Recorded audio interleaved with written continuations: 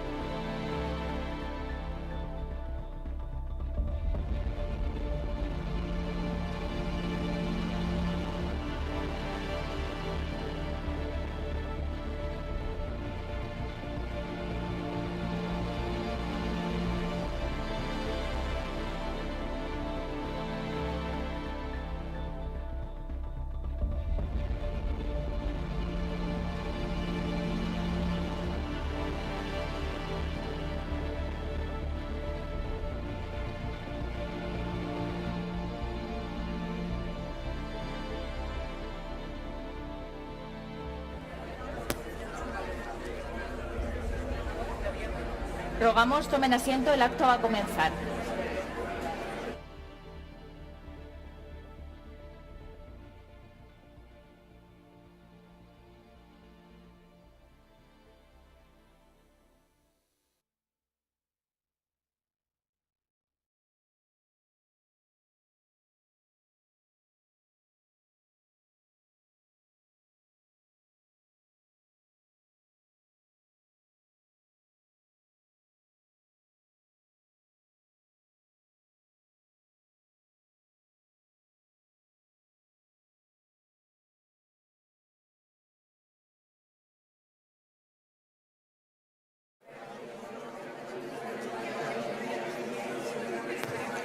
Rogamos tomen asiento, por favor, el acto va a comenzar. Please have a seat because the event is about to start.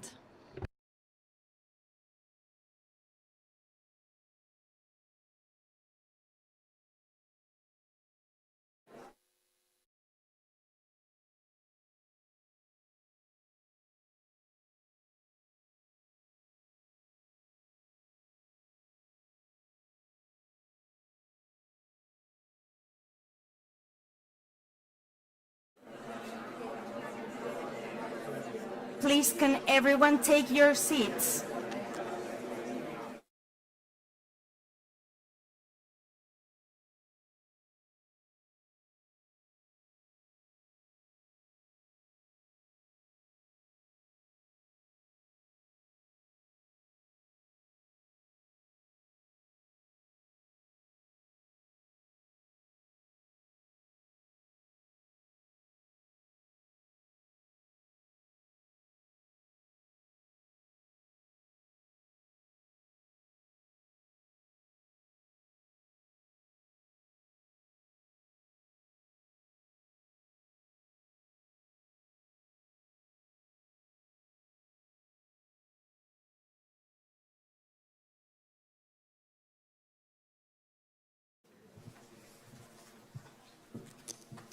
Muy buenos días a todos y a todas. Bienvenidos y bienvenidas al World Trade Center. Bienvenidos a Barcelona. Aprovecho para decirles, el video colocándose, por el canal 1 me escucharán en español, por el canal 2 escucharán esta conferencia en inglés.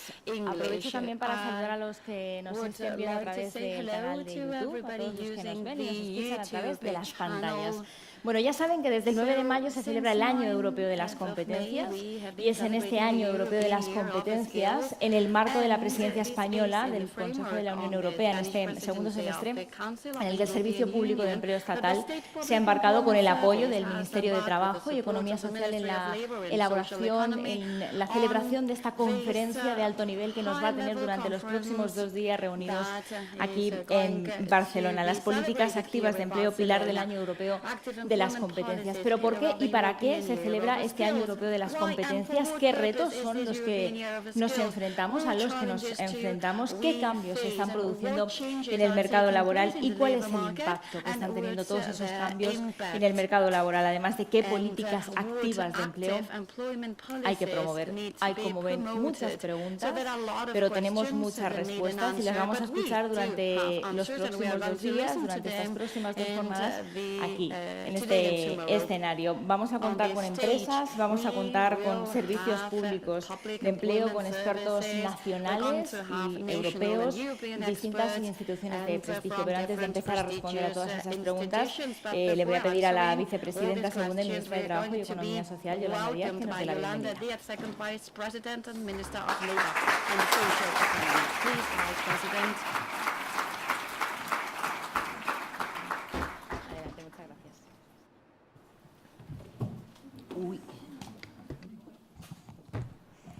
Buenos días, bienvenidos y bienvenidas a la ciudad de Barcelona.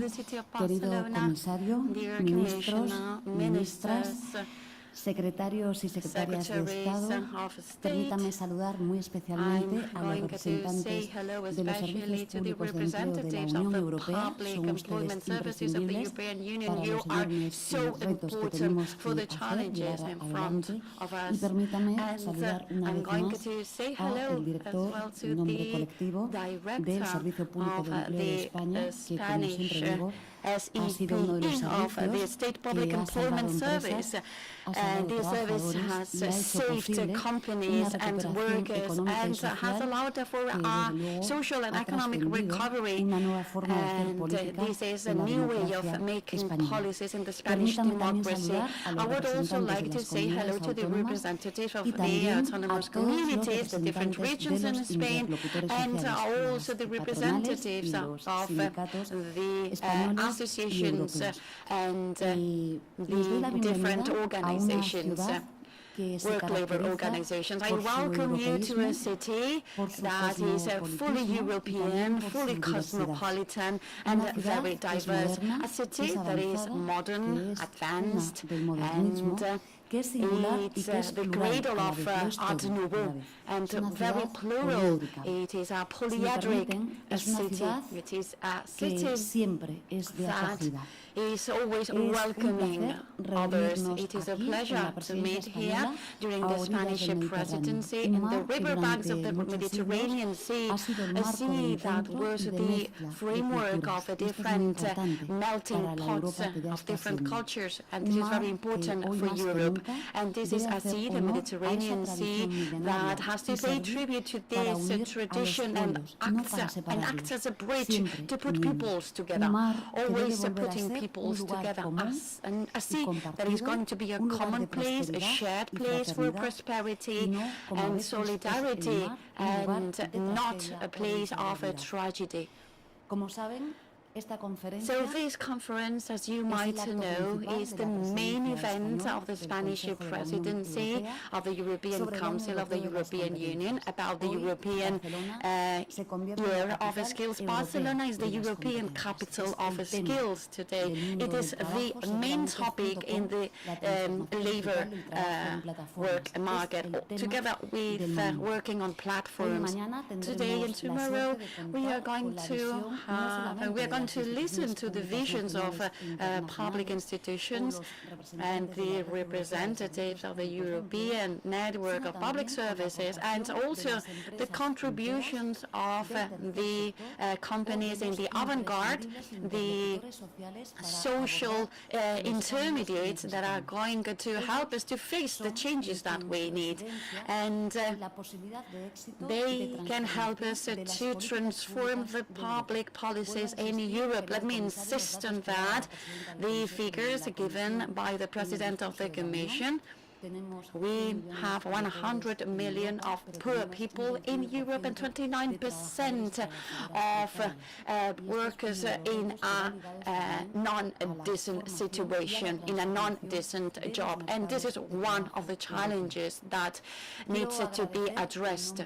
And I want to thank on behalf of the Spanish government during its presidency and the Commissioner Smith for his work, dear Nicholas. And we need to acknowledge that since he was appointed, he put skills as a priority.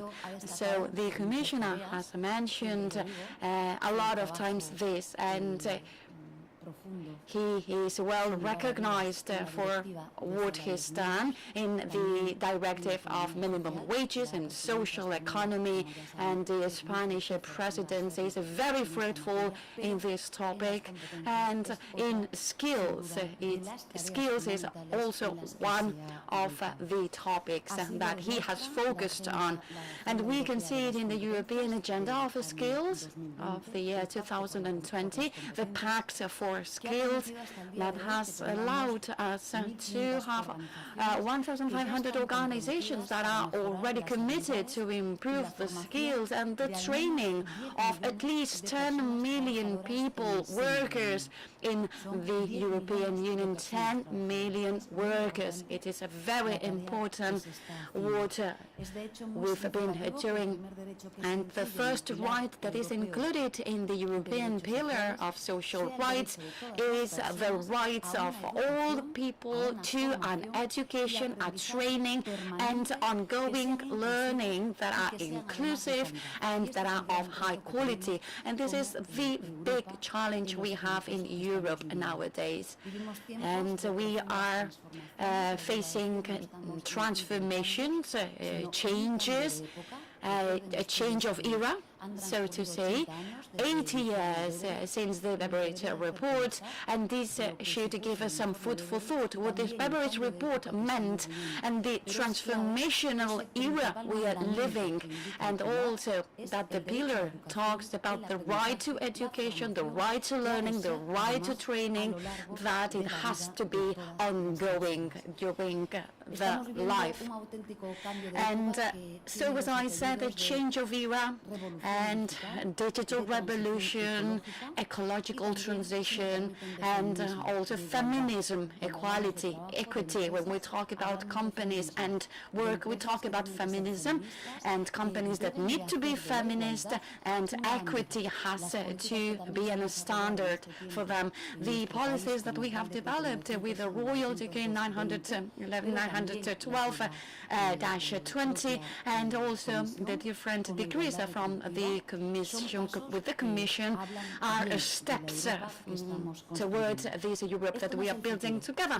And it is not the future, it is the present. Our responsibility is to make sure that there are no losers here, and that we don't leave anybody behind. And as Don Costas said, the president of CES, that we have to work towards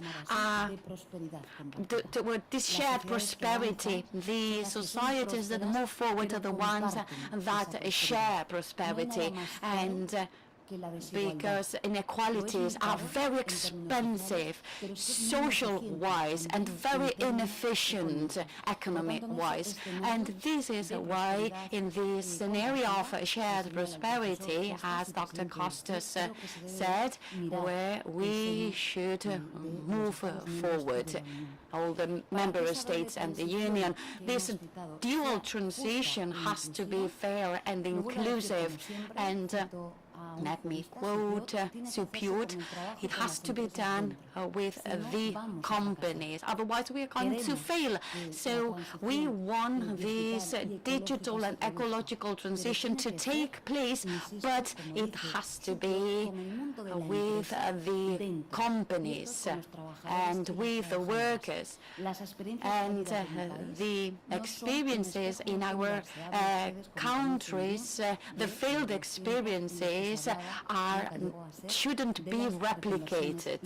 The industrial reconversions, this is what I mean, and this is what we need to do right now, so that all this is done with companies. Companies know and workers know how we should approach these big challenges. Innovation and algorithms and artificial intelligence are key also, so that we can talk about a better democracy, a better distribution, but it has to be at the service of common goods, and they cannot generate discriminations. Let me remind you of something. When we talk about discriminations, we talk about the breaking of rights, and we cannot afford it. And the challenge of this algorithm and digital work, apart from being very fruitful, it has to be accompanied by human rights and respect to human rights,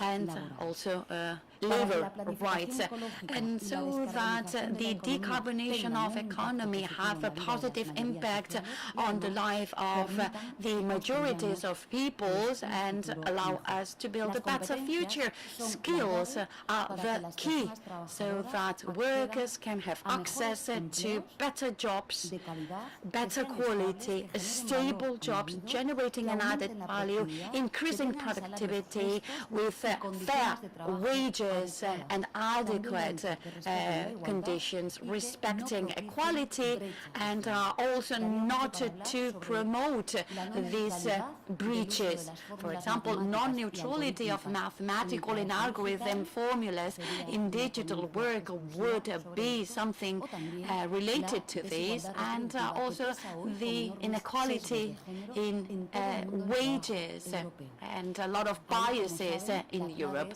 The key here is the adequate valorization of the jobs, and in this adequate valorization of the jobs is where sometimes we can see these gender biases, and sometimes in an unconscious way. So the scientific and technical work here is key, and it has to be done in the adequate way.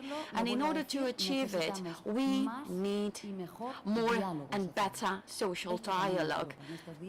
And I think that we've been talking about this in the past days, and I am very proud, dear Commissioner, because we are doing a lot of things. It is a new governance in Spain and in Europe. Europe also has to be in the avant-garde in this social dialogue in order to have this inclusive governance, because business people and trade unions are the best to find this balance between this design of the future labor market. And we are progressive, and we have achieved 18 big agreements in our country, in Spain, and I just want to say thank you again to the trade unions and associations, organizations, and they've been here. They've changed the paradigm of the labor market, and we have negotiated different regulations. The Riders Act was one of the hardest negotiations, and then we established a threefold agreement. And it was really complicated, but And also, it was done with detail, and it was done taking into account democracy and respecting our courts. Digitalizing or working for a platform has to go in hand with labor rights, and this is the best presentation for our country. 18 big social agreements having an impact on 21 million workers, and although we have a very high structured unemployment rate, despite the crisis, despite the GDP has gone down 11 points, we have the lowest unemployment rate in Europe, and it is true that the labor reform together with these agreements will help us to do so. And let me tell you, dear Commissioner, I remember the first visit I did to the Commission in order to draft the labor reform. It seemed impossible back then, Spain having the rate of European seasonality. Now, in the private sector, we have achieved it, and I think it is a collective success as a country. So we have achieved it. We were not doomed. With a social dialogue and the public policies, we can definitely move forward in this Europe that makes all of us better. So social dialogue is in our DNA, and it is the social flag of Europe. So it is a great satisfaction to take another step to put together the decent work and social dialogue in the European Union. It is very important what we're going to do today in the city of Barcelona, and as far as I'm concerned, in my humble opinion, it symbolizes this declaration, this threefold agreement shows this European Year of Skills and the importance of this European Year of Skills. This agreement is necessary after so many years without moving forward in the European Union in order to protect workers and to guarantee their right to ongoing training. We need to transform the active employment policies, and we've done it in our country with a new law, with a new employment law, and it was a very complicated regulation that combined the novelty and the rigor and the knowledge of active employment policies, and also the constitutional mandate in a country that has a lot of regions, and we needed to activate these public employment policies so that they are tailor-made and that they accompany the reality of each one of the regions in Spain. And also in the local level, we are in the city of Barcelona, which is a relevant city with its own design of public employment policies. This is why we have chosen this city to celebrate this event, and this is the key to have the changes that we need also in the labor market. We have also done it with a new system of incentives in the recruitment in line with the labor reform of 2021, and it multiplies by 5 the indefinite labor agreements, and also with innovative policies focusing on these transitions that I just mentioned, digital and ecological transitions. Let me finish by saying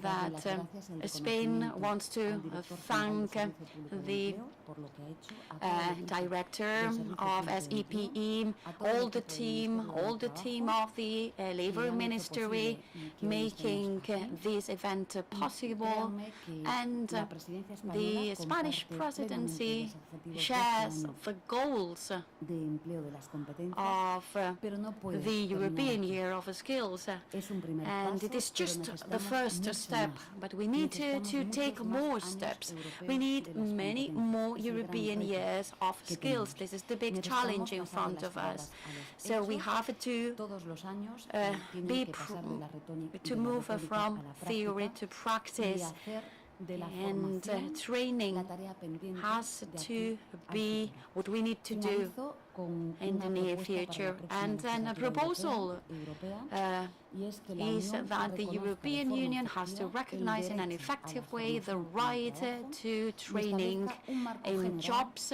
para el and ejercicio y also garantía de ese to derecho. Es guarantee un enorme this reto el que right. This is a tenemos, very pero es la important clave challenge, de but lo it que is vaya a key. pasar This en los ongoing años training venideros.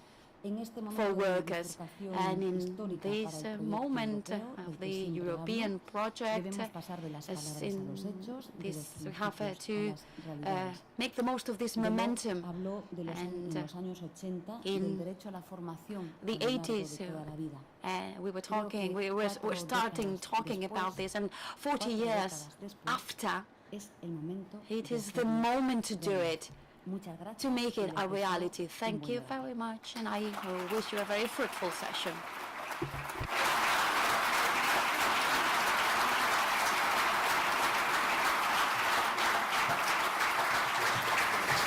Muchas gracias, vicepresidenta, por sus palabras de bienvenida. Vamos a seguir con este acto inaugural. Nos va a dar la bienvenida ahora Nicolás Smith, el comisario de Empleo y Derechos Sociales, que también participa en este Speech, acto and we are inaugural. going to Adelante, welcome Nicholas Schmidt, Commissioner for Employment and Social Rights.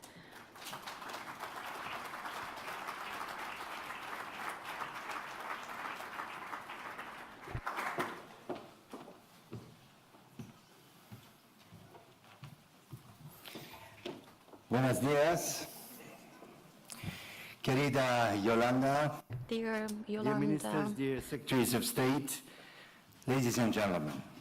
First, my thanks to Deputy Prime Minister Diaz and the Spanish presidency for bringing us together today in this fantastic city of Barcelona to speak about active labor market policies and skills. Well, labor markets have always evolved. This is not new. The jobs our grandparents did are not the same today, if they even still exist. What is different is the speed and scale of the transformation that we are currently witnessing. And therefore, the challenge we all face is to shape and adapt to the rapidly evolving labor market and bring everyone along. In decades to come, looking back, I hope the consensus will be that policymakers, workers, students, companies rose to the challenge thanks to smart and inclusive active labor market policies and a sustained focus on learning and training. Currently, the EU's labor market is experiencing high employment, low unemployment, and major labor shortages at the same time. The Commission's annual employment and social developments in Europe review, the ESD report, gives us a clear picture. Nearly 2/3 of SMEs are holding back in their activities because they can't find workers with the skills they need. The average EU job vacancy rate in 22 was 2.9%, the highest figure ever recorded, with some countries experiencing nearly 5%. The working age population is projected to decline by 7 million by 2030, which will further intensify these labor shortages. We also know that there are two other main factors behind these labor shortages. Workers wanting better terms and conditions, and people not having the skills needed for the available jobs. This year, as it has been clearly stated, is the European Year of Skills. with the aim of encouraging more investment, more collaboration, better matching, and attracting talent. And I fully agree with Yolanda saying that we need a lot of years of skills. I said we need a decade at least of skills for Europe to be ready for the ongoing transformations. Member states assigned national skills coordinators who coordinate both within their country and at EU level, exchanging best practice with their counterparts and sparking new ideas. I must say, when I look at all the measures member states, employment services and organizations are putting in place, I'm encouraged. The ideas are there, the momentum is there, the resources also are there. But we need to scale it up. We have to keep pushing, and not just while we are in the year of skills. And that, again, concludes we need a lot of years of skills. When you hear the next figure, you will understand my sense of urgency. There are nearly 8 million needs in the EU. 8 million young people not in education, not in employment or training. 8 million young people who are stuck in limbo, without a purpose, without an income, missing out on so much. And we all know the longer you stay out of a job, out of employment, the longer you will stay. So unemployment, especially for young people, is something like a disease which increases with time. We are missing, and we are missing out too. We are missing out on their ideas, their talent, their work, and the economy is missing out on their contributions, both in terms of productivity and financial contributions. During my visits around the EU over the past 4 years, I have been fortunate enough to meet many young people who perhaps did not thrive in a traditional school setting, but are now finding their way. This was possible thanks to dedicated people in different learning and training models, but also in companies who gave an opportunity to these young people. We had the second chance schools in some member states, including here in Spain, or specific training courses, notably in digital skills, not asking what is your diploma, what is your background, but how motivated you are. This is finally what counts. These projects are inspiring, so again, let's scale them up. We also know that a lot of the time, young people who become marginalized did not have a good start in life, the so-called cycle of disadvantage. Exclusion starts early, starts at the child age, as poverty reduces tremendously, precisely a child's opportunities. And I'm very encouraged by the measures being set up under the European Child Guarantee, which aims to precisely give all children, including those who are from families at risk of poverty and social exclusion, equal opportunities in school and in their social and professional lives. In 22, 20% of people who did a training course had a tertiary education. But people who only had up to a high school diploma accounted for just 5%. That shows that we are not always reaching the people who need our attention the most. When a person has been unemployed for a long period, it can be especially demotivating. That is why the Council recommendations on adequate minimum income and on the one on long-term unemployment insist on measures to accompany people who are able to work back to the labor market, to ensure active inclusion, meaning reskilling programs, incentives, and individualized support. It is the word active that is our guiding principle. We want to activate parts of the population who find themselves facing obstacles to enter the labor market. One such example is women returning to the labor market after having children. In many countries, there are simply not enough early childcare places available, or they are prohibitively expensive, meaning the mother often stays out of the labor market for longer than she would want. The same is true of women who are informal carers for relatives or those needing long-term care. And we still have big gaps in sectors where traditionally women are less prominent. For example, only 17% of ICT jobs in Europe are held by women. At a time where the economy is increasingly making use of artificial intelligence and digital technology, we must campaign for more women to take STEM subjects. We are complaining about labor shortages and do not offer women the same opportunities on the labor market, although they are well educated. Therefore, gender equality is one of the more important elements, and we have further on to combat discrimination and to commit to gender equality in all aspects and in all sectors of our society.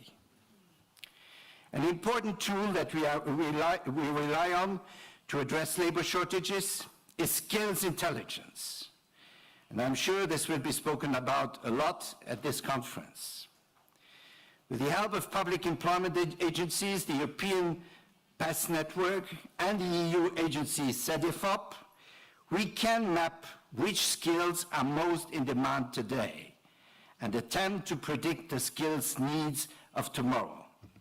In that way, artificial intelligence can help us to reduce the mismatches on our labor markets. And I'm sure that many PASS already use these tools of artificial intelligence. I have experienced it already in some place in Spain where these models are functioning. Employment growth is expected in some occupations that are already experiencing labor shortages, such as construction, transportation, electronic trades, as well as in growing sectors such as net zero technologies, water supply, waste management, engineering. A great example of matching up skills gaps with training commitment comes under the Pact for Skills. I'm very proud of this initiative that we started in 2020, which is already showing promising results. The Pact for Skills brings together employers, workers, public employment services, regional authorities, and others to identify what skills are needed in different sectors of the economy and to make pledges to provide and implement training. So far, the Pact has more than 1,500 members with 18 large-scale partnerships in place. Members of the Pact have invested around 160 million into training activities so far, with 2 million people already having benefited. This is a great example of bottom-up initiatives providing effective. But, I repeat my message of today, we need to scale it up. Member States have allocated around 65 billion of EU funds to invest in skills programs. This is an unprecedented amount, and each euro has to be put to good use. We have to do as much as we can to incentivize people, to motivate them. People should feel accompanied, encouraged, and most of all, valued. From when we are starting out as a trainee to when you are near retirement. This, of course, means that jobs have to offer adequate terms and conditions. This is what we mean by quality jobs. A quality job does not have to mean highly skilled or even highly paid. It means you are treated and paid in a fair and decent way. Too many workers in the EU still do not enjoy decent working conditions. They struggle with low wages, lack of job security, and few opportunities for advancement. Precarious jobs do not offer a real prospect, especially for young people who have a bad start in their professional life. And that's why this idea of it's better to have a precarious job than no job is not an alternative. We have to provide good jobs with high level of skills for everybody. Ensuring decent working conditions means investing in safe workplaces, reducing precarious work contracts like zero-hour contracts, enforcing labor rights, and guaranteeing equal opportunities. We must also improve work-life balance. The EU has put forward several initiatives under the pillar of social rights to improve working conditions.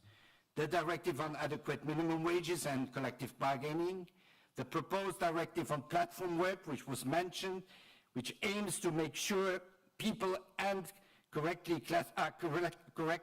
classified and receive the rights they are eligible for.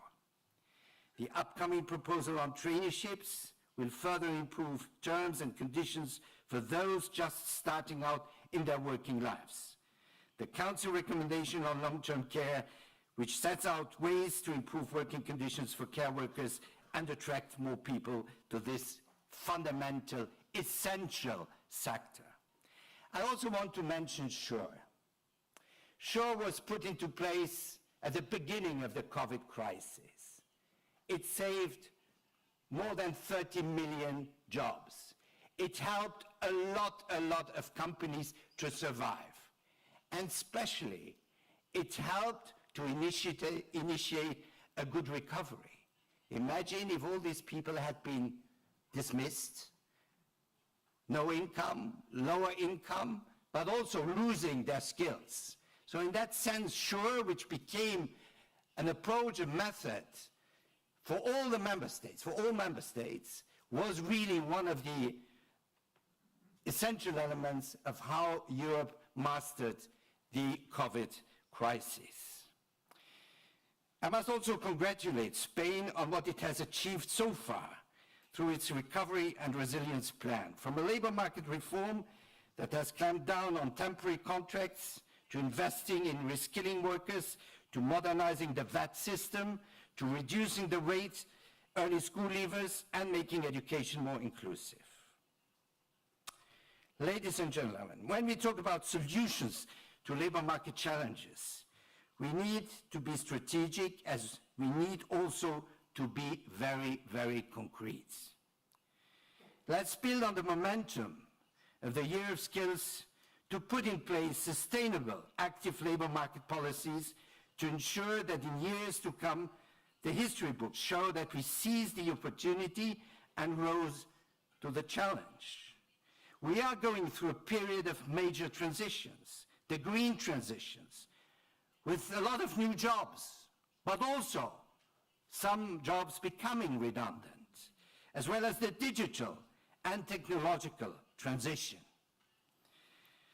That's why we have to renew and adapt our labor market policies, putting skills first. And this means we should not just manage unemployment where it appears. It is about building bridges between the former job and the new one, giving workers who have to change their jobs confidence and security.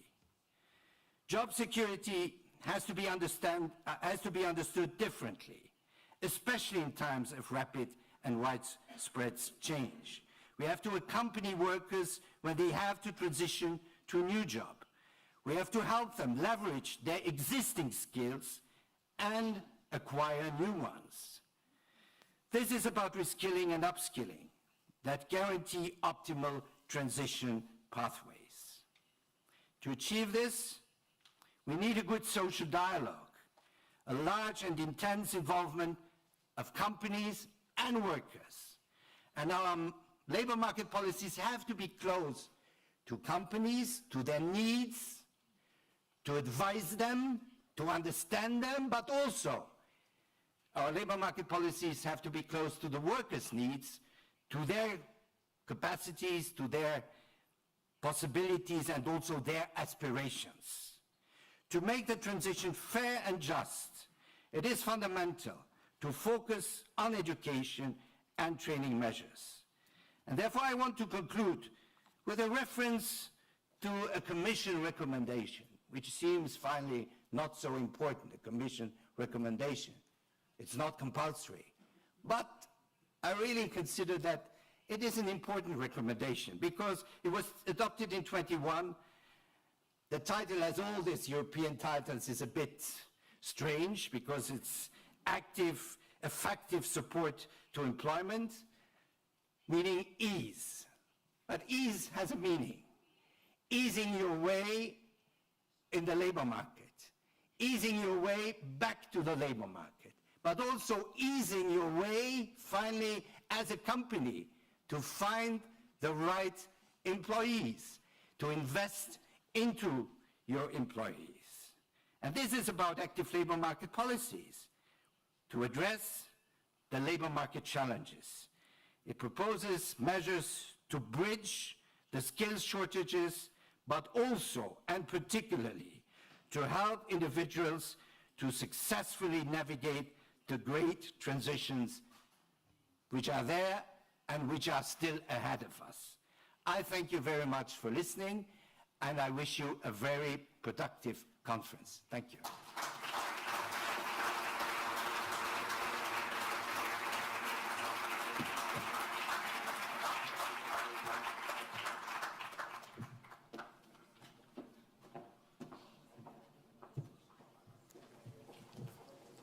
Gracias, comisario, por sus palabras de bienvenida. Gracias también a la vicepresidenta. Bueno, pues tras esta bienvenida, tras las primeras palabras, vamos a empezar el día con la mesa El Pilar Social y el año Europeo de las Competencias, en el que van a participar ministros, ministras, secretarios y secretarias de Estado. Va a ser María Emilia Casas, catedrática de Derecho del Trabajo y Seguridad Social, presidenta emérita del Tribunal Constitucional y consejera electiva del Consejo de Estado, encargada de moderar esta mesa. Y junto a ella van a participar desde Bélgica Christine Moreal y ministra de Empleo, Formación, Sanidad, Acción Social, Igualdad de Oportunidades, Training, Health, Social Action, Social Economy, Equal Opportunities and Women's Rights. From Sweden, Johan Persson, Minister for Employment and Integration, and from Spain, Yolanda Díaz Pérez, Second Vice President of the Spanish Government and Minister of Labour and Social Economy.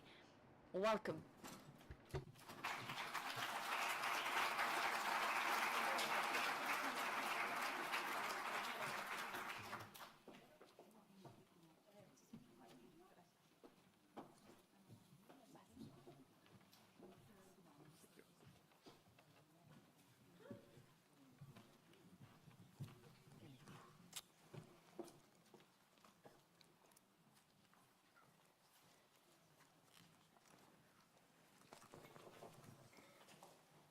Buenos días.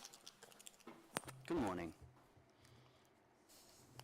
Señor comisario, Dear Commissioner, señoras ministras, ministros, dear secretarias de Estado, ministers, secretarios de Estado, secretaries of state, señora vicepresidenta dear del Vice Gobierno de President España y of the ministra Deputy Vice President of the Government of Spain, de Trabajo y Economía Social, and Minister of Labor and señor Social director Affairs, dear del Director Servicio Público de of the Empleo Public Estatal, Service of señora State secretaria Employment, del Ministerio de Subsecretary Trabajo, señor of the Ministry presidente of del Labor, Consejo Económico y Vice Social, President of the Economic and tantas caras Social conocidas, en fin, el Council, equipo so del many Ministerio familiar de faces, the Trabajo y whole Economía team Social of y the en concreto Ministry of del Labor and Servicio Social Público Affairs and de the Empleo Estatal, que ha realizado un trabajo State ímprobo Labor y muy Service, exitoso which has en la carried out a preparación great job de when esta preparing ponencia marco de esta this conferencia sobre speech, el pilar this social y el conference año europeo de las around the competencias. social Quiero pillar and saludar the igualmente European a Year los of servicios Skills. I públicos de would like empleo to europeos also say My desde luego congratulations a to los the interlocutores European sociales que nos social acompañan y que entities and the las social ambas intervenciones de la vicepresidenta y del organizations that comisario ya se ha accompany us, señalado as la we pointed importancia de out, su presencia the para importance abordar that las it is transformaciones that we have them here que to take in order to necesariamente approach the tenemos que transformations we abordar will para require to enfocar el futuro. approach for the future. Yo tengo que agradecer que me hayan I need to ofrecido esta I'm posición de grateful moderadora. to be the Como tal sé moderator. lo que hace una moderadora, es decir, no ocupar tiempo ni quitar As protagonismo I a quien don't tiene want que to be the hablar. protagonist, Pero of sí me course, gustaría decir algo gonna give muy the floor breve, immediately to my aparte de guests, agradecer but, este altísimo honor de encontrarme I aquí am con personas tan very relevantes grateful to be y con here with la you today vicepresidenta del Gobierno de España, with Fernando notable Fernández. personalities and with the Vice President of the government. Leyendo When I was un autor, no sé reading si han leído, an Lawrence author, David, Lawrence este David, es un autor de la modernidad, ¿no? is a De la modern author industrialización.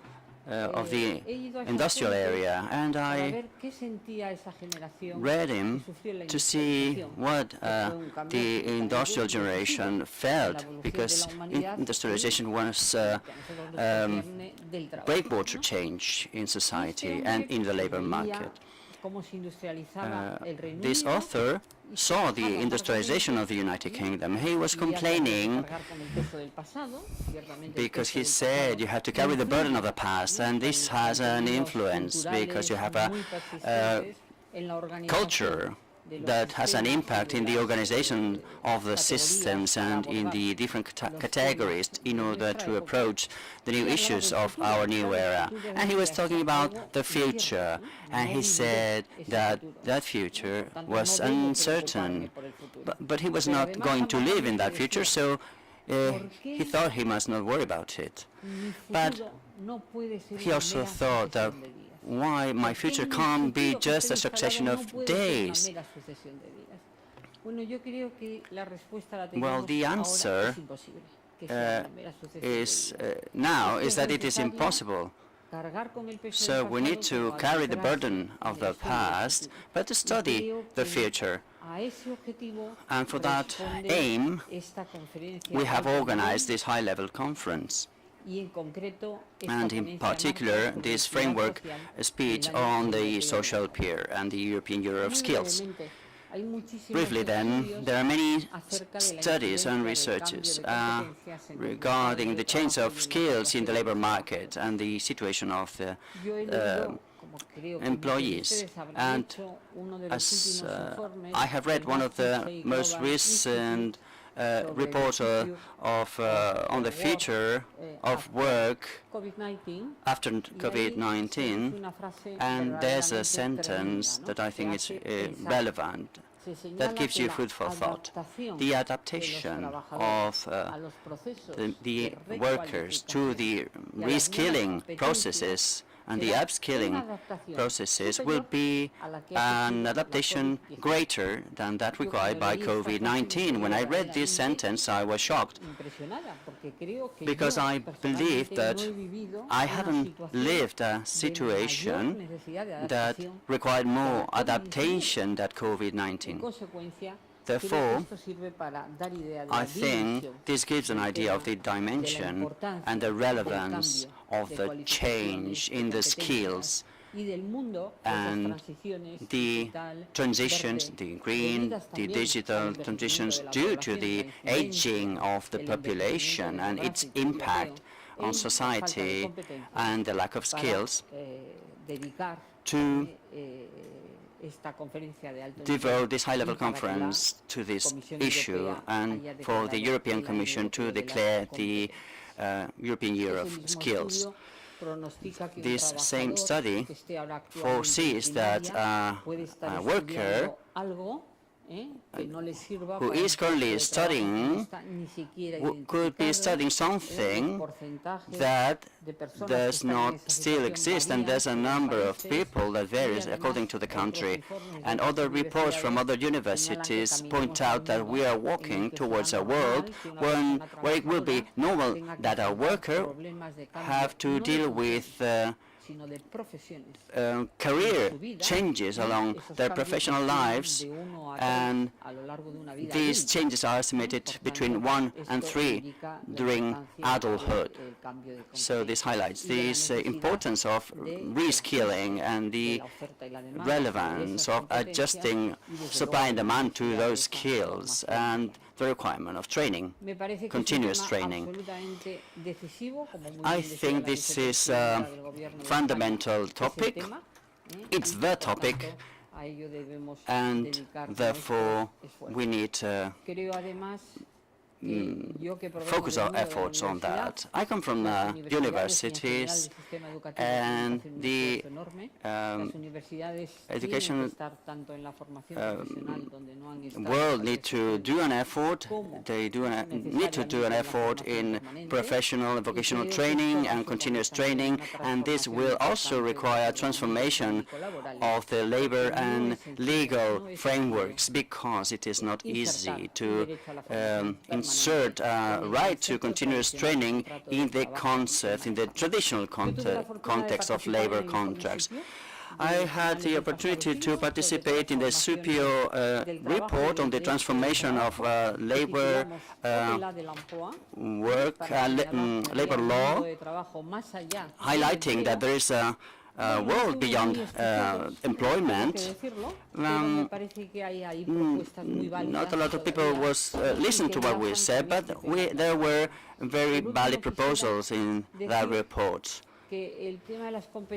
So the issue of skills is an issue that affects all countries, all member states, and we need to prevent a polarization of the labor structure in high-level jobs based on STEAM technologies, with new technological jobs, and a lower level with care-related jobs, with a more than likely increase in the gender gap.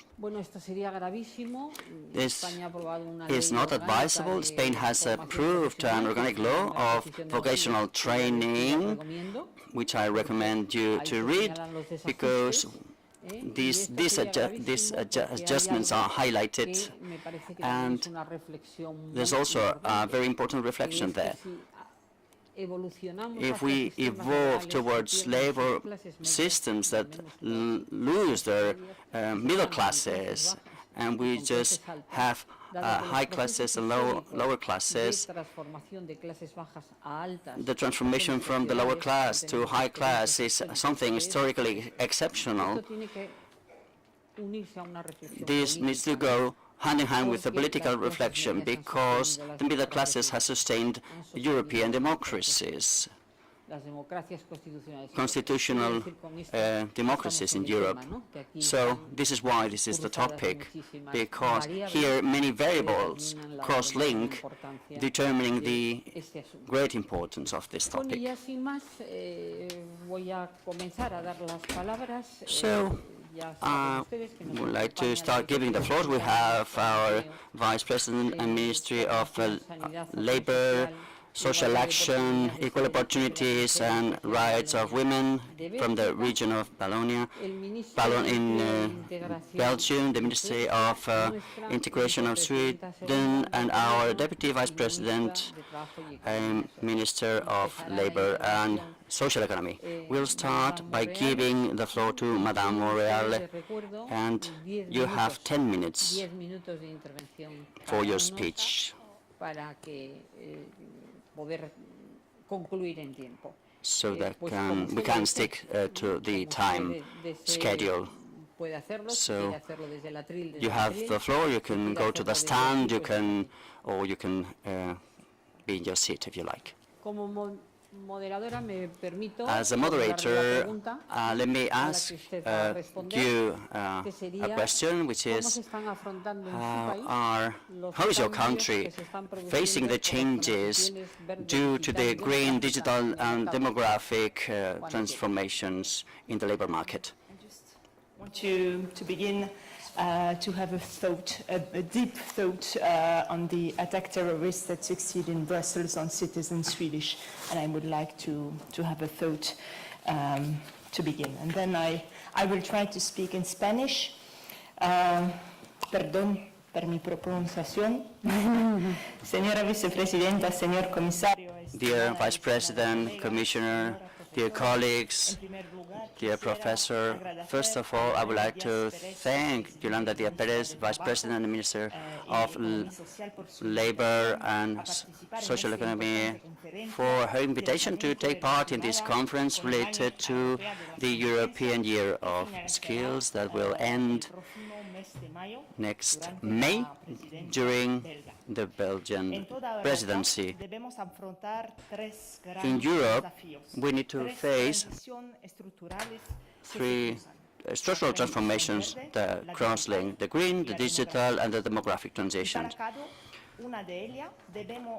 For each of one, we need to make sure that no worker is left behind. Therefore, the responses we give as ministers of labor need to guarantee that these transitions are fair through active policies to support the skills of the workers and job seekers, even those that are more far away from the labor market. In a global competition labor market where the challenges are many, whether they are present or future challenges, the policymakers need to respond and react to these changes, and also to anticipate and innovate to provide a more sustainable and digital future. Belgium, following the spirit of the Green Deal and the recommendation of the Council to guarantee a fair transition to climate neutrality, proposes different responses to the changes in the labor market, including the green and the digital transitions. These reactions and responses start from a prerequisite that the quality and gratuity of professional training and the access to recognition and validation of skills, included key professional skills, are essential for all the working population and need to guarantee for everyone with a special focus on the youth, on the young people and people who are more disconnected from the labor market. Based on this prerequisite, we undertake the challenge to be successful in the green transition and in the digital transition with giving a response and the deployment of long life orientation system together with training offer. It is important that workers and active population, including employers and candidates to being employers, have an access to quality training, which will contribute to a better use of teaching and better results in the labor market and the promotion of professional and career transitions. Two, to increase the skills of the citizens and to strengthen the access to training and learning, continuous learning, by financing the project which allows the acquisition of the basic digital and green skills that are not only necessary to be a part of the labor market, but also it's essential for the citizens and quality of life. To develop leverage as an incentive for the training and the recruitment and continuous training of the workers through the validation of skills before and during and after employment. It is also a matter of promoting the social dialogue, developing a training offer coordinated with the social organizations and taking into account the social fabric, the local social fabric, with structural guarantees, the quality of training, the validation of the content of the training, the recognition of the skills and qualifications at European and national levels, the Francophone level of certification, and equality between men and women, and an emancipated society requires that every citizen, without taking into account their gender, is supported, and promoting through public action the deployment within companies of a strategic role and in digital and sustainable transition issues. This is why the 3 regions in Belgium have created converging initiatives: the digital appropriation plan in the Brussels region, DigiBank in Flanders, and the recovery plan of Walloon, which responds to the twofold challenge of access to digital technologies and the reduction of the digital breach for the population. Training of the young population and job seekers needs to be adapted to the latest digital developments in training and orientation process that is permanent. It is also fundamental that the stakeholders that have the training tools can support digital transition and join efforts to make them available. Belgium and Walloon have experience in this respect within the framework of a project called Start Digital, carried out within the framework of the Europa Easy program. I know there are some initiatives in other European regions, in particular in Spain, with the initiative Numerizate. So changes in the labor market, adaptation of skills, continuous training, green and digital transition are priorities in Europe and in Belgium. We will have the opportunity to explore this topic in 2024 during the 21st and 22nd of February, I think, yes, when Belgium will host the Skills Summit of the OCDE 2024 in Brussels on the topic Skills for the Future, building bridges towards new opportunities. I hope that you haven't suffered too much with my Spanish pronunciation. Thank you so much for listening to me.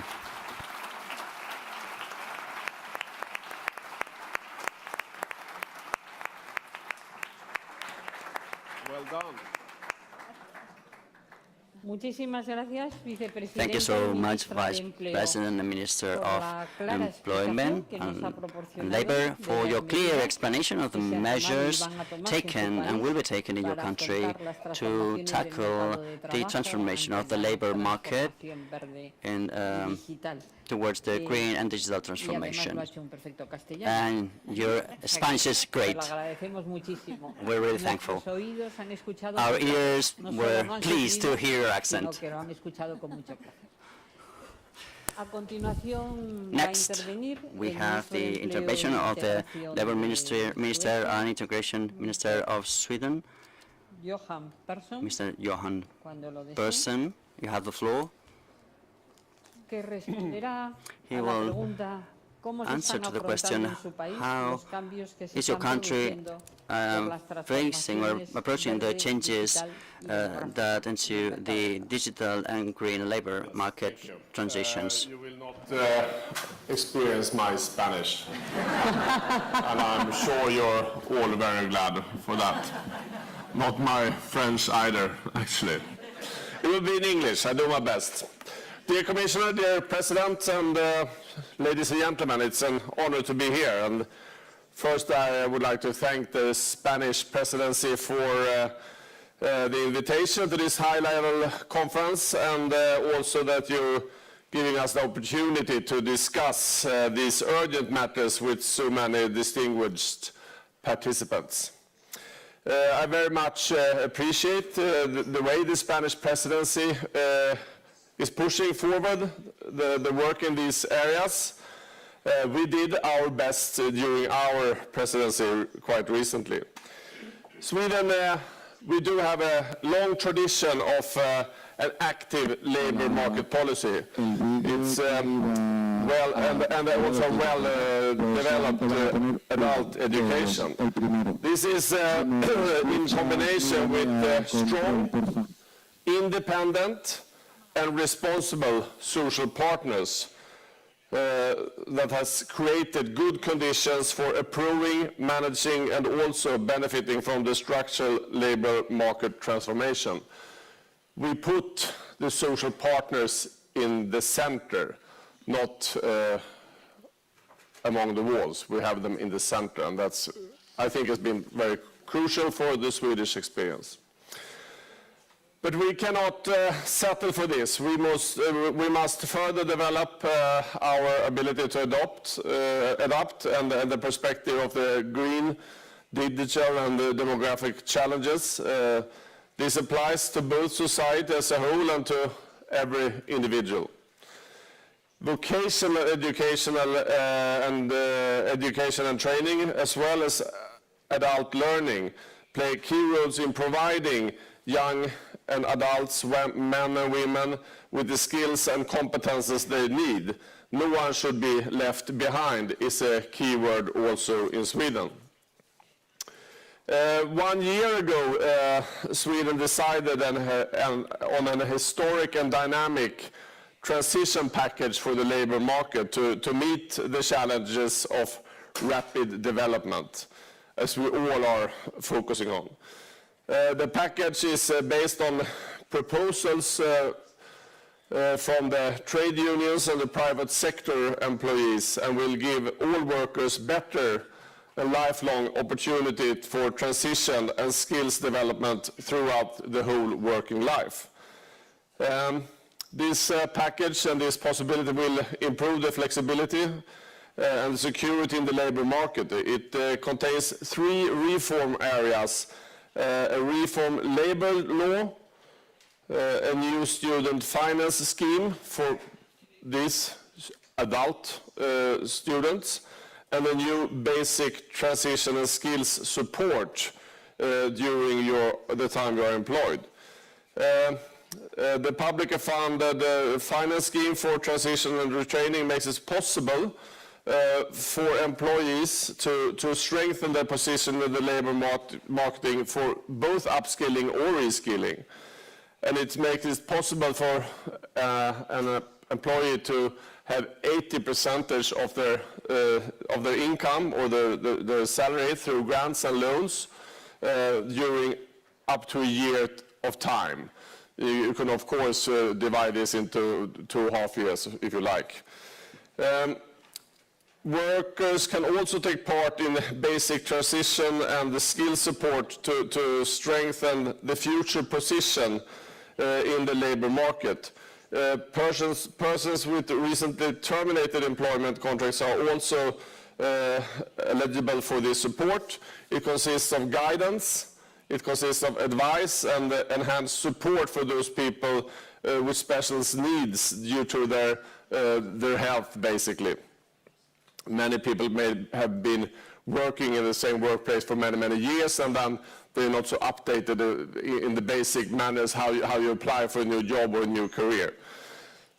These policy changes have been possible by a tripartite responsibility for the funding of the reform. So the unions and the companies and the public organizations and the politics have all funded, been part of funding the reform. A cornerstone in the Swedish policy is also an active labor market policy. You should focus on being hireable, being able to get a new job, instead of focusing on that things always change. The labor market is in constant transition and will always be. In my home university, they say that, oh, you're still talking about AI here. That's old stuff. We're talking about something else, which I not really understand, of course, either. However, the focus on the Swedish labor market policy is also there should always be profitable to work, to have these incentives, and also make it easy and possible to work where there are huge changes in the labor market. It could be in a more sad way that companies move, or a positive way that the companies really develop, as happening right now in the north of Sweden.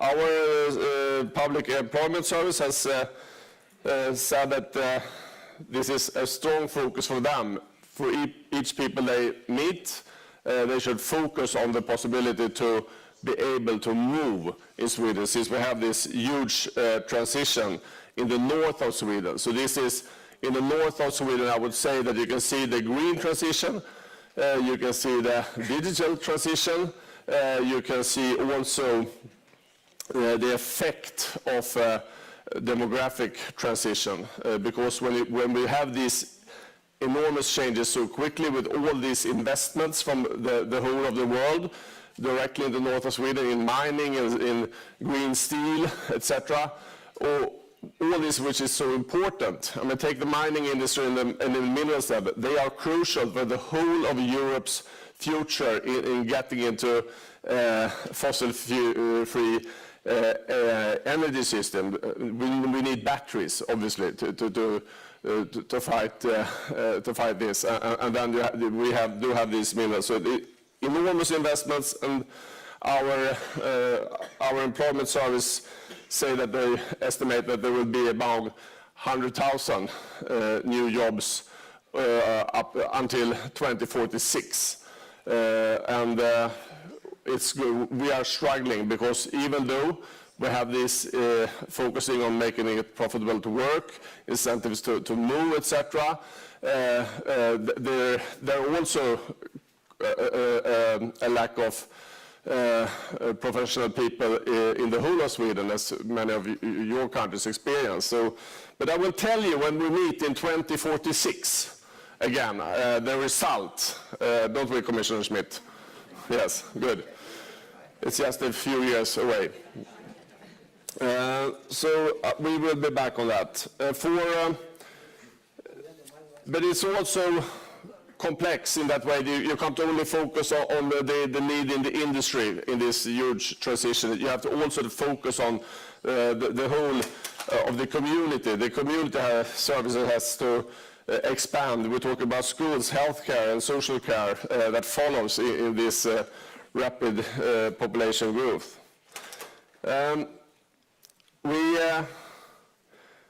We think it's very important that our Swedish public employment service work together and try to bring all local, regional, and national authorities together, and they work with that very hard. And we do have special offices up in the north to focus on this, to make this transition as strong as possible.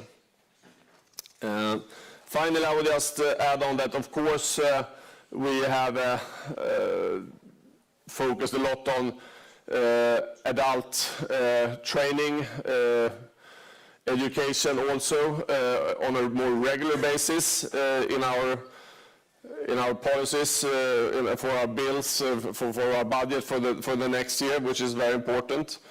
And that's also follow up by someone told us before about this STEM strategies. Its focus for Sweden. We are a nation built on engineers, by engineers, and we have to continue to do that. And that's also an investment in the future, because these skills are crucial. If we don't have them in Europe, if we don't have them in Sweden, they will be somewhere else. All the new developments will happen. And finally, I just would say also that I heard about the focus on trying to breach and change this cycle of disadvantage, this ongoing situation with so many people, young people, not in education, not in employment, not in, basically nothing. We focus a lot in Sweden on preschool activities. That's the answer. That's not basic child care, because preschool activities with a curriculum with a strong focus on bringing young people forward do have a double focus. It's only a win-win situation, because it makes it's breached this cycle of disadvantage through which families have been living in, maybe in Sweden, for generations. You start with the kids. It's a long investment, costly, but the price is cheap compared with doing nothing. But it's also the way that makes it possible also for men to work in Sweden. We were talking about equality between men and women. In Sweden, a preschool activity, a focus on early, that you can have this for a cheap amount of money. It's good for the kids, but it's also important for all men in Sweden. Otherwise, the men will not be able to work, because they have to be home taking care of the kids. Or sometimes also women have that situation in Sweden. Thank you very much.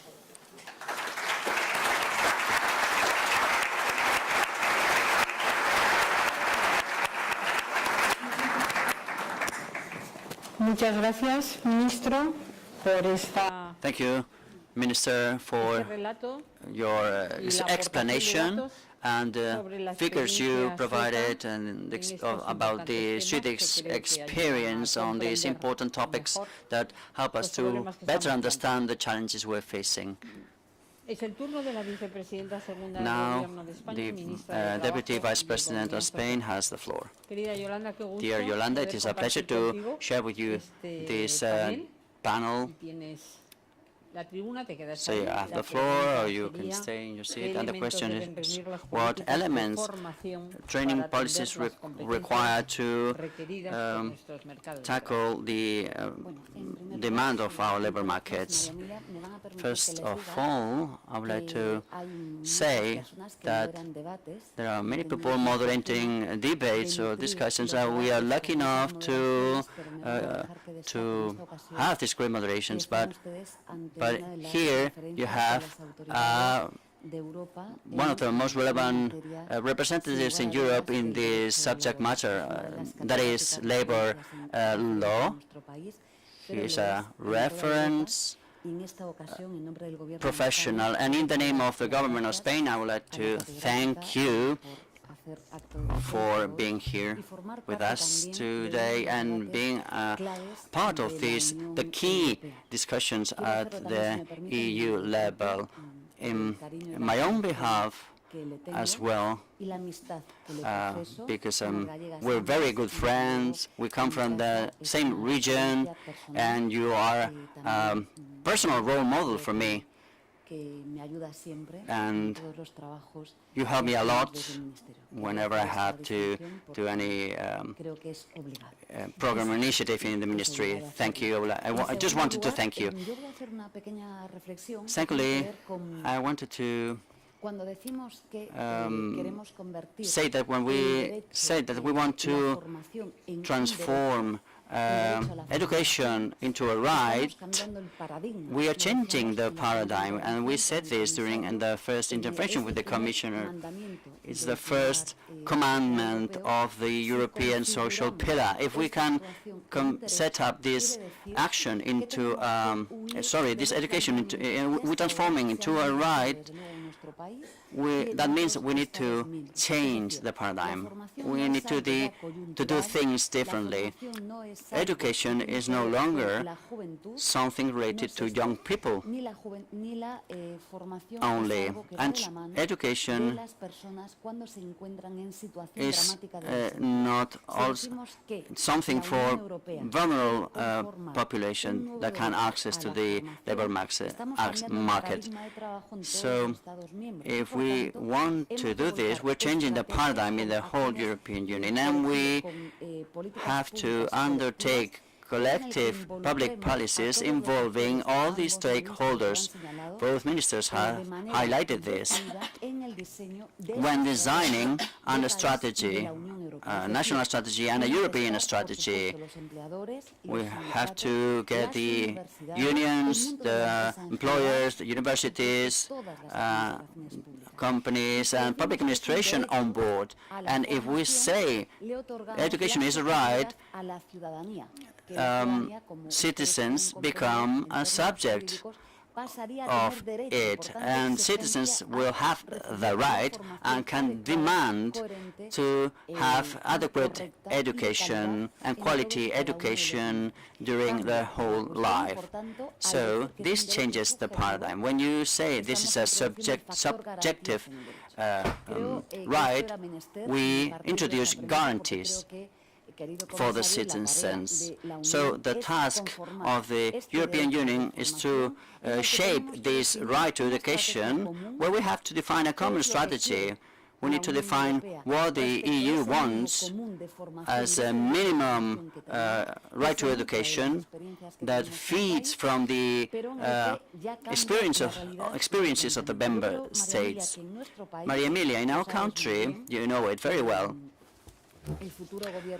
the future of the government of our country has to approach the reform of the labor statute for the 21st century. And it needs to approach the configuration of the labor market. It's not a statute of the employees, it's a statute of the labor market. In our most recent labor reform, we have created Article number 11. It has to do with a training contract. It's a change of paradigm compared to dual training model.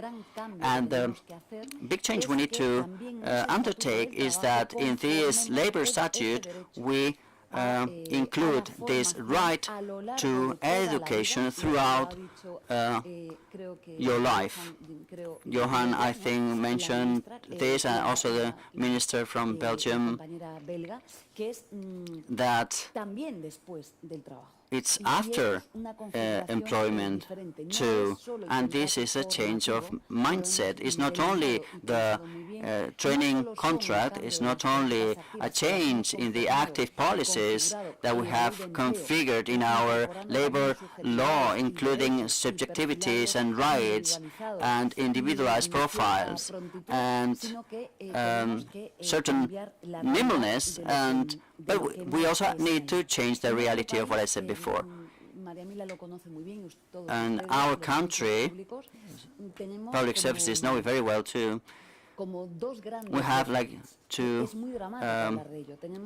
big deficiencies. We have people which are hyper-qualified. Our Secretary of State always is telling me that we should not be talking about hyper-qualification, because when a country says that it's not good to have hyper-qualified citizens, means that we're doing something wrong. But the Spanish labor market has this duality. We have hyper-qualified workers that are expelled from the labor market just because of that, just because they're hyper-qualified. And on the other hand, we have the opposite situation. We have underqualified population. And this has to do with the middle class and its disappearance.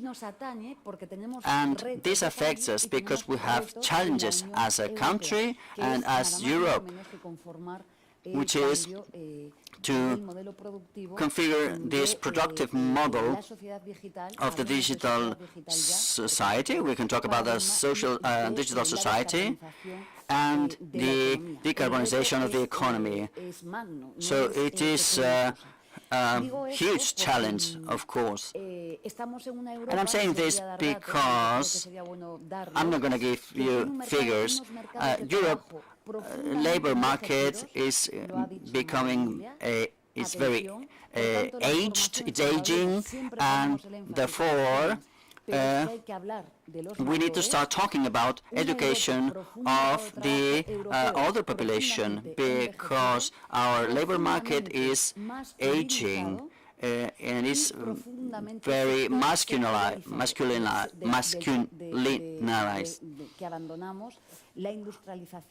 And industrialization is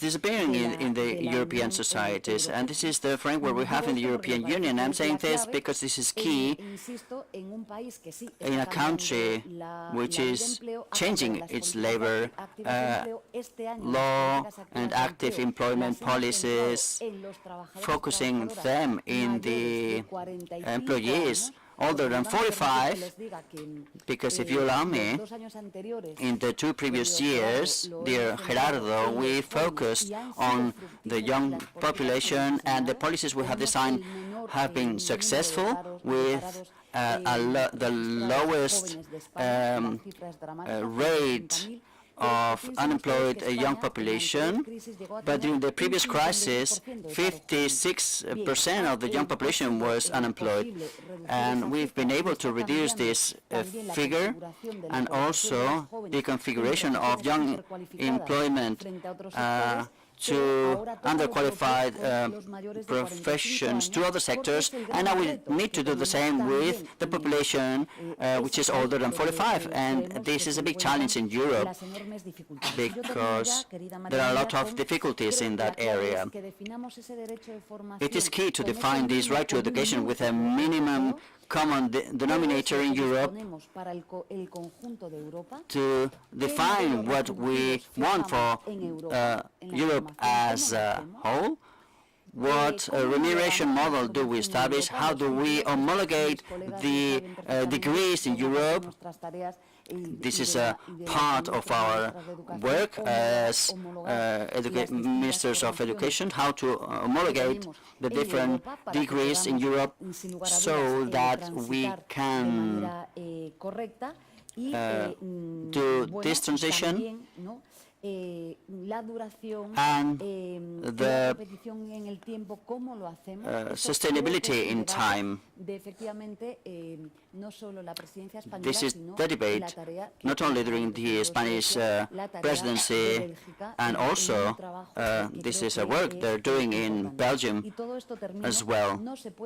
And this cannot be achieved without the social stakeholders.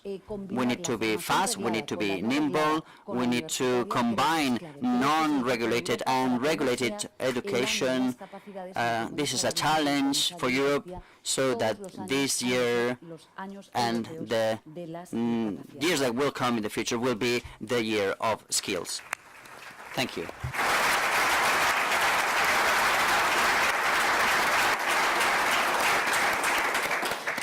Well, thank you very much to these 3 speakers. We are going to conclude this first roundtable. We can say we reached 2 conclusions. The need to have these active labor market policies to approach everything related to aging, and also the transitions, and also the acquiring and renewal of skills for all workers as something crucial. The workers have to be used to have this permanent training, always always thinking of acquiring new skills, and also the need to incorporate all the social intermediates, and also the different training education policies outside the labor contract, but also following maybe the models about conciliation contract, and how we can establish this relationship, and how we can introduce this element that is going to change, it's going to transform the social pact, and that's why all have to be there, also companies, because this has an impact on everybody, on companies interested in having good workers, and also on workers because of their professional heritage, so to say. This is very important.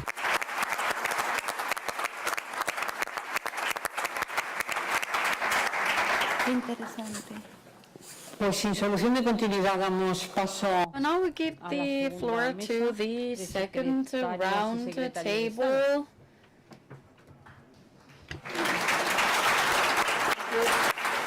Thank you very much.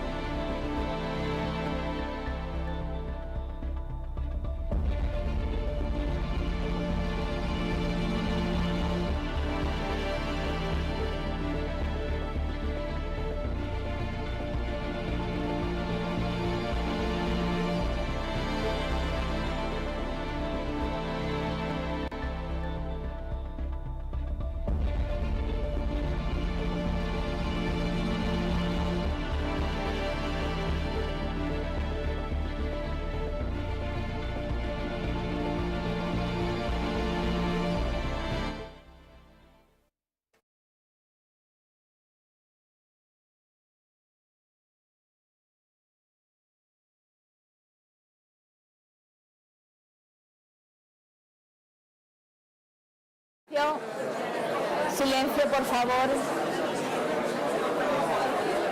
Silencio, por favor. Un segundito.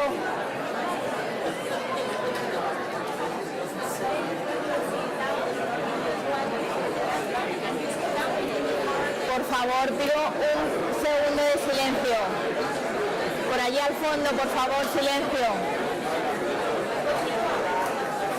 Silencio, por favor. Voy a agradezco en primer lugar al ministro y a las ministras su participación en esta primera mesa. Thank you very much. Primera parte de la mesa de pilar social el año europeo de las competencias. Y vamos a dar all paso the al ministers, silencio, por favor. thank you. And now we're going to move Un on segundo de silencio para dar paso a la segunda to parte de la mesa. the Van a participar los secretarios y secretarias de Estado. En second primer part lugar, of desde this first Alemania, round table, and Leonie welcome to the Gebers, Secretaries of permanente del State, Ministerio Leonie Federal de Gebers, Trabajo y Permanent Asuntos State Sociales, Secretary at the Federal desde Ministry of Portugal, Labor Miguel and Fontes, Social secretario de Affairs. Estado de Trabajo, From Portugal, Ministerio de Miguel Trabajo, Fontes, Solidaridad Secretary y of Seguridad State for Social, Labor, desde Ministry of Rumanía, Labor, España, Solidarity and Social Madeline Security Cristian from Basicovi, Romania, secretaria Madeline de Cristian Estado del Basicovi, Ministerio de Trabajo y State Solidaridad Secretary, Minister Social, of Labor y and desde Social Eslovaquia, Solidarity, and from secretario de Slovakia, Estado del Jurek Ministerio Kacher, de Trabajo y State Asuntos Secretary at the Sociales, Ministry of y Labor, familia, Social y Affairs, Servicio. and family. Welcome to you all. Muy bien, pues ya saben ustedes Well, qué personas so integran. you know the name of all the panelists. Es un placer recibirles It a is todos a aquí en pleasure to Barcelona y have en esta you sala en all concreto. here in Barcelona in Vamos a this seguir el beautiful programa para room. We are cumplir going con to los tiempos. continue with En the primer lugar, tendrá agenda. la First of palabra, all, we're going to give the floor Leonie Gebers, to Leonie Gebers, secretaria de Permanent Estado State Parlamentario, Secretary adjunta al ministro federal de Trabajo y at Asuntos the Sociales Federal de Ministry of Alemania, Labor and Social Affairs from Germany.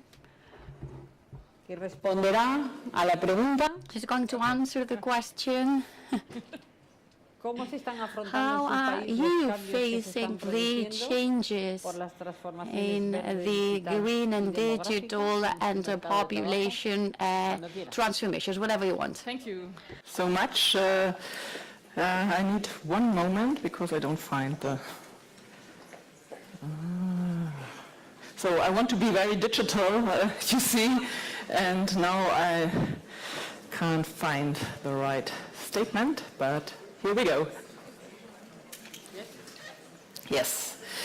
Dear Second Vice President, dear Commissioner, ladies and gentlemen, structural change is transforming our labor markets, as we already heard.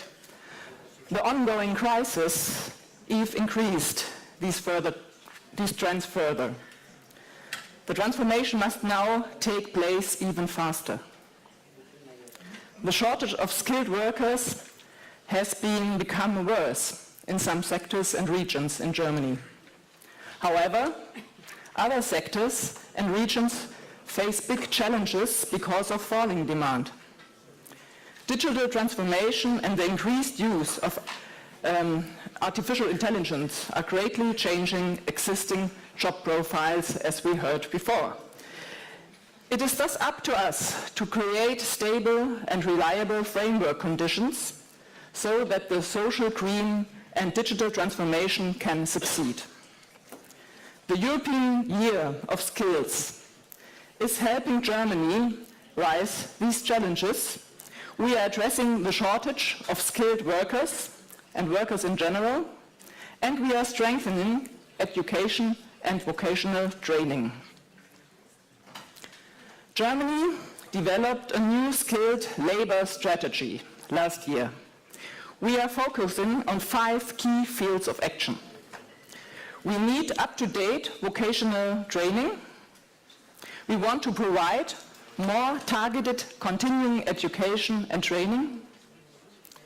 We will make more effective use of labor potential and increase labor force participation. We will improve the quality and culture of work, and we are working on a modern immigration policies, and we want to reduce emigration from Germany. Based on the strategy, we have already launched several legal initiatives. For example, we have modernized our law on skilled immigration. Moreover, we have increased support of vocational training, and we have made our labor market more inclusive. Let me briefly describe some measures in the field of continuous education and training that have been introduced recently. In order to give all young people without a vocational qualification access to full training, preferably in a company, we introduced a vocational training guarantee. It includes various advisor and support services for young people. Advisory and support services for young people. We support vocational orientation by funding travel and accommodation costs for internships so that young people can get no career options in other places. Young people who start a vocational training far from home can be supported with mobility grant. Another initiative is the Citizens Benefit Act.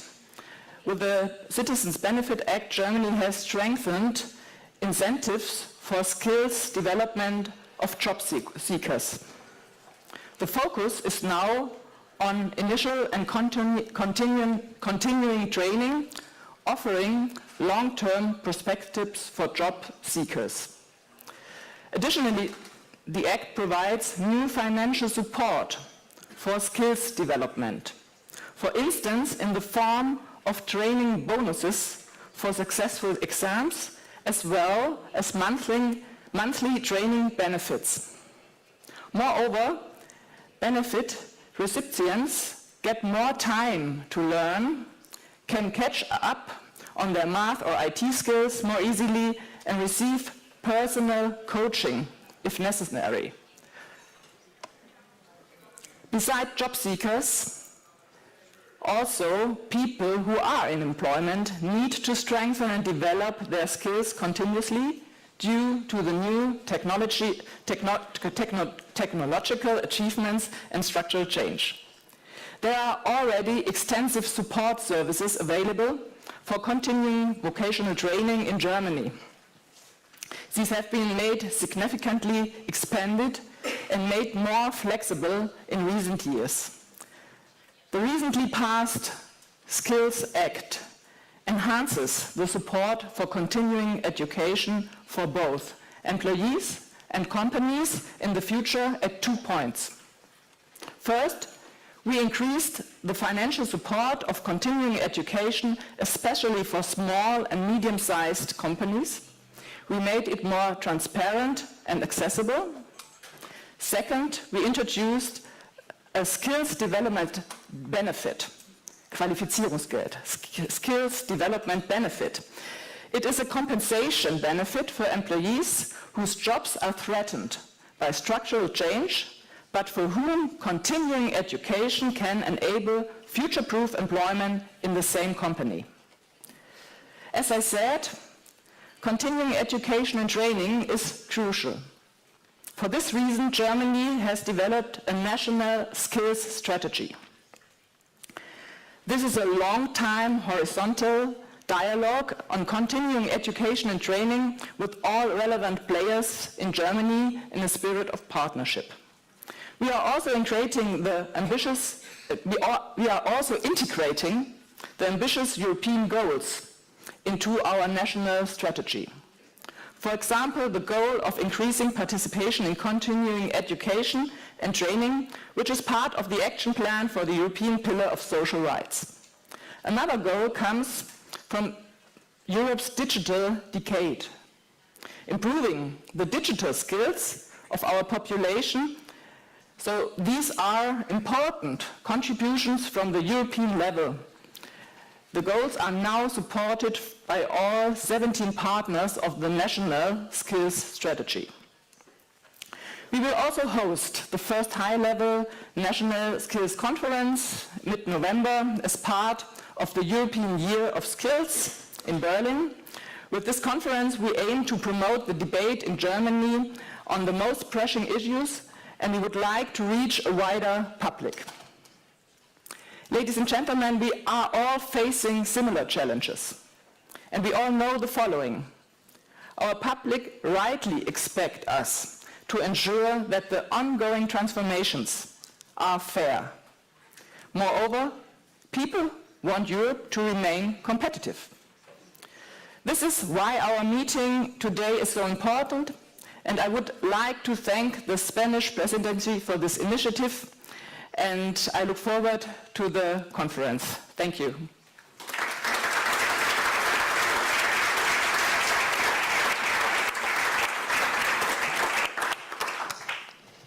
Thank you very much for the information that you gave to us and the important regulation activity developed in Germany about skills and this ongoing training and this conference that you're going to organize in November to keep on discussing this very important topic. Thank you very much for being here and for your contribution and information about Germany. Now we give the floor to the Secretary of State for Labor and Ministry of Labor, Solidarity and Social Security, Miguel Fontes.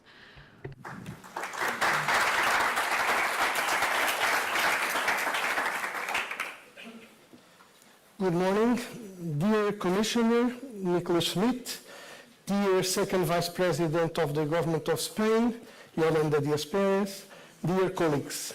Firstly, I would like to thank and congratulate the Spanish presidency for this initiative, which encouraged the sharing and discussion of ideas and policies on such relevant topics, since we live in times of profound change and transformation in our societies and economies, with decisive challenges and opportunities that we must collectively seize.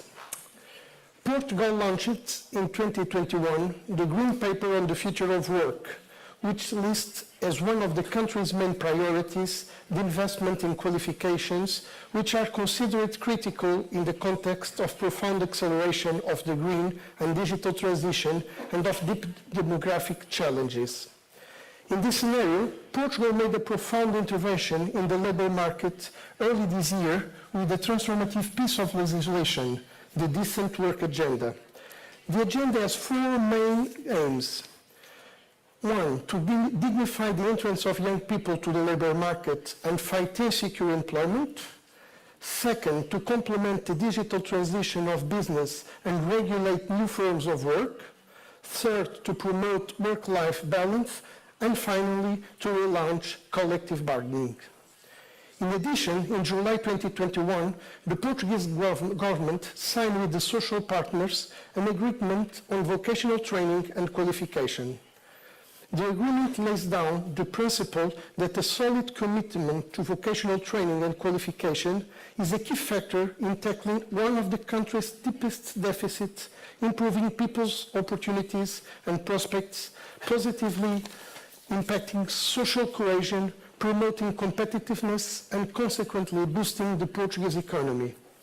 Moreover, these months, another agreement was signed with the social partners, reinforcing the already enforced medium-term agreement to improve incomes, wage, and competitiveness, promoting the design of a new strategic framework for vocational training with the objectives of aligning the training offer with the challenge of the future of work and acting preventively in situations of future unemployment and skills obsolescences. In the green transition field, Portugal has been making an important effort through the adoption of a series of significant measures. The creation of a training center for the green transition, which aims to promote vocational training and the recognition, validation, and certification of skills to provision of service and technical support to entities in the areas of the energy transition. The creation of the program Green Skill and Jobs, whose strategic objective is the vocational training and requalification of workers employed by entities which are directly or indirectly affected by the increase in energy costs, in order to prevent the risk of unemployment, to promote the stability of jobs, and to boost job creation. Regarding the digital transition, Portugal's priority is to implement a set of public policies, namely vocational training and other initiatives aimed at developing the digital skills of the Portuguese population across the board. In this context, the Recovery and Resilience Plan, approved by the European Commission, aims to make the economy and society more sustainable, resilient, and better prepared for the challenges and opportunities of the green and digital transitions. This plan served as a basis for adopting policies in this area, and the measures that are being considered have been put in practice in Portugal. Portugal therefore intends, on one hand, to act in the field of upskilling, reskilling of assets in the labour market. As part of the upskilling of assets in the labour market, Portugal has been working on adopting measures at three levels. First, at the workforce level, implementing measures for vocational training in the digital area and also implementing a check, which is awarded to workers who wish to increase their skills and qualifications in the digital field, regardless of their level of digital proficiency, promoting their employability conditions.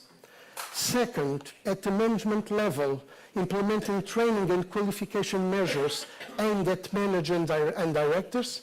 And third, at the vocational and educational training level, implementing measures to promote the training of trainers for the digital transition. As far as skilling is concerned, Portugal has adopted a program which aims to reskill working and unemployed people, promoting the development of digital skills as an instrument to promote the employability of working people and implementing the creation of training courses and the respective participation of young and unemployed people with the aim of improving their employability. Finally, with regard to the demographic transition, the Portuguese state budget for 2023 has set as one of its priorities the design and implementation of an action plan for a healthy and active aging for 2023-2026, which is currently being drafted and discussed, and which will surely play a prominent role in defining aging. This plan is a strategic document to support implementation of measures aimed at immediate action and preparing society for its inevitable aging. The Portuguese government, within the framework of this plan and the dimension reinforcement of the medium-term agreement to improve incomes, wage and competitiveness, has committed to develop a partial retirement mechanism promoting the gradual and progressive transition from the labour market, allowing access to part-time retirement before the legal retirement age, contributing for intergenerational exchange of knowledge and experience.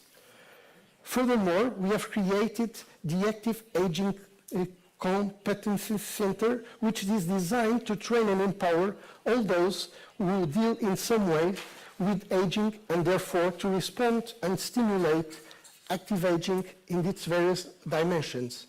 And we also have created the Center for Economy and Social Innovation, launched jointly with the Spanish government, which aims to build the capacity of social economy entities. Dear colleagues, in short, every transition, be it green, digital or demographic, represents simultaneously a tremendous challenge and a great opportunity. It is therefore crucial that in the process of its implementation, we remain rooted in the values that guide us in our political action: solidarity, equality, social inclusion, and social justice. My fellow colleagues, development is only worth it if we make it happen together as a society, bringing each other forward in the process. No sort of development can be considered progress if in the process we forget those who most need it. This is why this transition must continue to be realized in such a way as to give people the necessary security and the tools to improve their working lives, thereby dignifying their working conditions. And this is why Portugal is deeply committed to ensure that these transitions are implemented in a solid, consistent and fair manner, guaranteeing economic and digital development while firmly assuring that no person is left behind. Thank you very much.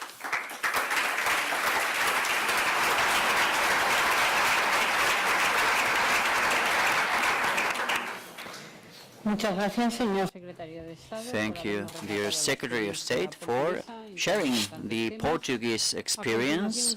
Next, we have the Minister of Solidarity and Social Affairs of Romania, Mr. Basilcoiu. You have the floor. Thank you. Gracias.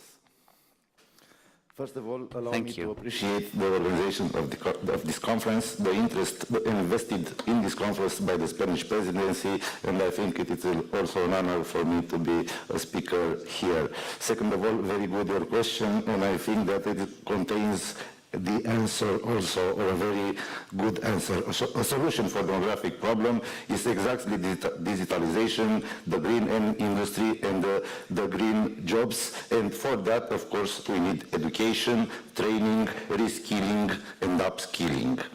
The Romanian Ministry of Labour has initiated actions to intensify and improve governance and policy coordination in the field of adult learning by expanding collaboration between relevant actors in this field. In this context, the development of the National Adult Training Strategy 2023-2027 has started, which will be financed from the European Social Fund. The overall objective of the strategy is to increase the participation rate of adults in learning by 2027 up to 12%, and which process a series of measures and actions to respond to the challenges recorded in the last period by the national system of education and professional training. In order to respond to the gap between the demand and the supply of skills, and to adapt the offer of initial and continuous training to the requirements of the labour market, the Ministry of Labour and the Ministry of Education are implementing a large joint initiative called Reconnect through which an integrated mechanism is developed for anticipation, monitoring, assessment of the labor market and education, strengthened by the interoperability of the databases in the areas of education and labor. The project includes three major components: monitoring the insertion of graduates, anticipating the need for skills of the labor market, and the evaluation and monitoring of national policies of active measures and professional training.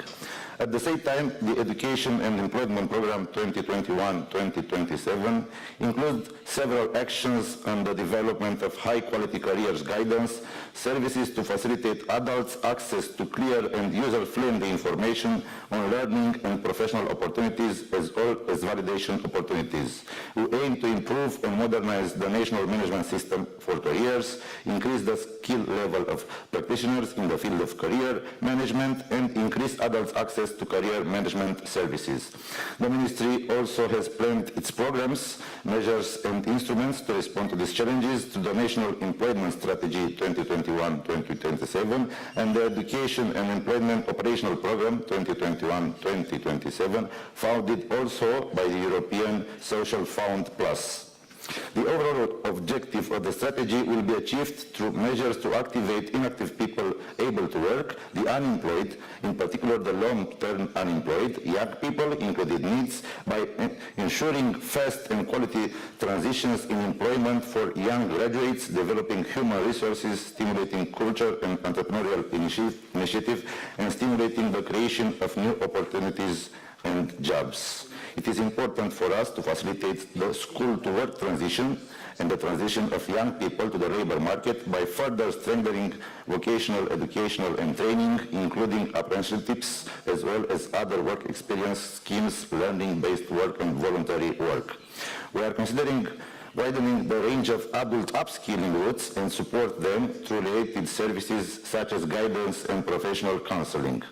The process of regulating the transferable credit system in adult vocational training has also been completed, and the methodology for granting them has been finalized. Increasing skills is a shared source in terms of fairness, as slow-skilled workers are more vulnerable in the labor market. In this respect, the Ministry of Labor has developed a digital tool to validate the transversal key soft skills of adults with low education and training levels, particularly from disadvantaged groups who are mostly job seekers. At the same time, the aging of population, which also characterizes the demographic evolution of Romania, inevitably attracts the aging of the workforce, which determines the need to adapt the economy to the labor market to this change. In this respect, Romania adopted national strategy for long-term care and active aging for 2023-2030. The strategy aims at prolonging working lives, promoting active and dignified social participation for older people, and achieving greater independence and safety for people with long-term care needs. At national level, we work to further promote a reskilling and upskilling mindset, ensuring that no one is left behind. But in the same time, we are convinced that at European level, we can identify together best solutions to face the challenges that lie ahead of us in the labor market and the best support of our citizens in economies in a rapidly changing world. Thank you, gracias.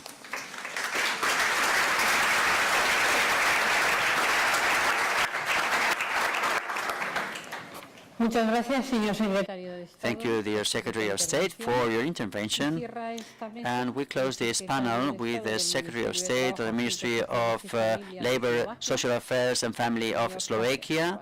Mr. Kasser, you have the floor.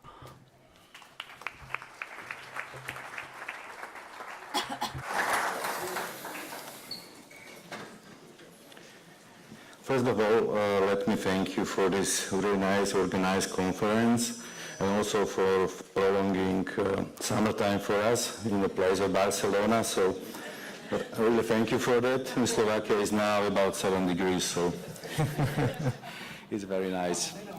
Okay, so seriously, dear Vice President, Ms. Vice President, dear Commissioner, dear colleagues, the Slovak Republic actively supports development and improvement of digital skills of active labor market participants. Therefore, the National Digital Skills Strategy of the Slovak Republic and the Action Plan were adopted. The national digital skills of the Slovak Republic is divided into six priority areas. It's namely its institutional background, its ICT specialist, its digital skills of young people and teachers in the educational process. Next is a digital skill of active labor market participants, then share of girls and women in ICT sector, and digital divide and digital exclusion. The effort is to develop digital competencies and skills at all levels of education and for all population groups, including surely the most vulnerable. The opportunities and challenges of digital transformation, the impacts of automation and robotization, especially in the conditions in Slovak Republic, must be actively captured by all relevant entities. We actively support the development and improvement of digital skills of active participants in the labor market. Such support is a part of a strategic document related to the employment sector of the Slovak Republic, responding to the key challenges for the development of employment, which include green and digital transformation, alternative impacts of Industry 4.0 and structural changes in the economy or education for the needs of the labor market, of the open labor market. The Slovak Republic has also adopted a national strategic document focusing on the target of long-term unemployment citizens and young people under 30 years of old, in which the acquisition and development of skills for the needs of the labor market in the context of green and digital transformation is an important pillar of implementation. A long-term challenges for Slovakia is also the lack of qualified workforce and the unemployment structure. Long-term unemployment and people with low qualification have a high share of total unemployment in Slovak. Compared to the EU, there are still too few people with disabilities placed on the open labor market. Young job seekers face specific challenges when entering the labor market with regard to the lack of work experience. The needs of the labor market are constantly changing, so it's necessary to apply measures that reflect these changes. The application of the system of acquiring skills as a part of lifelong learning, according to the needs of the labor market, is also among these measures.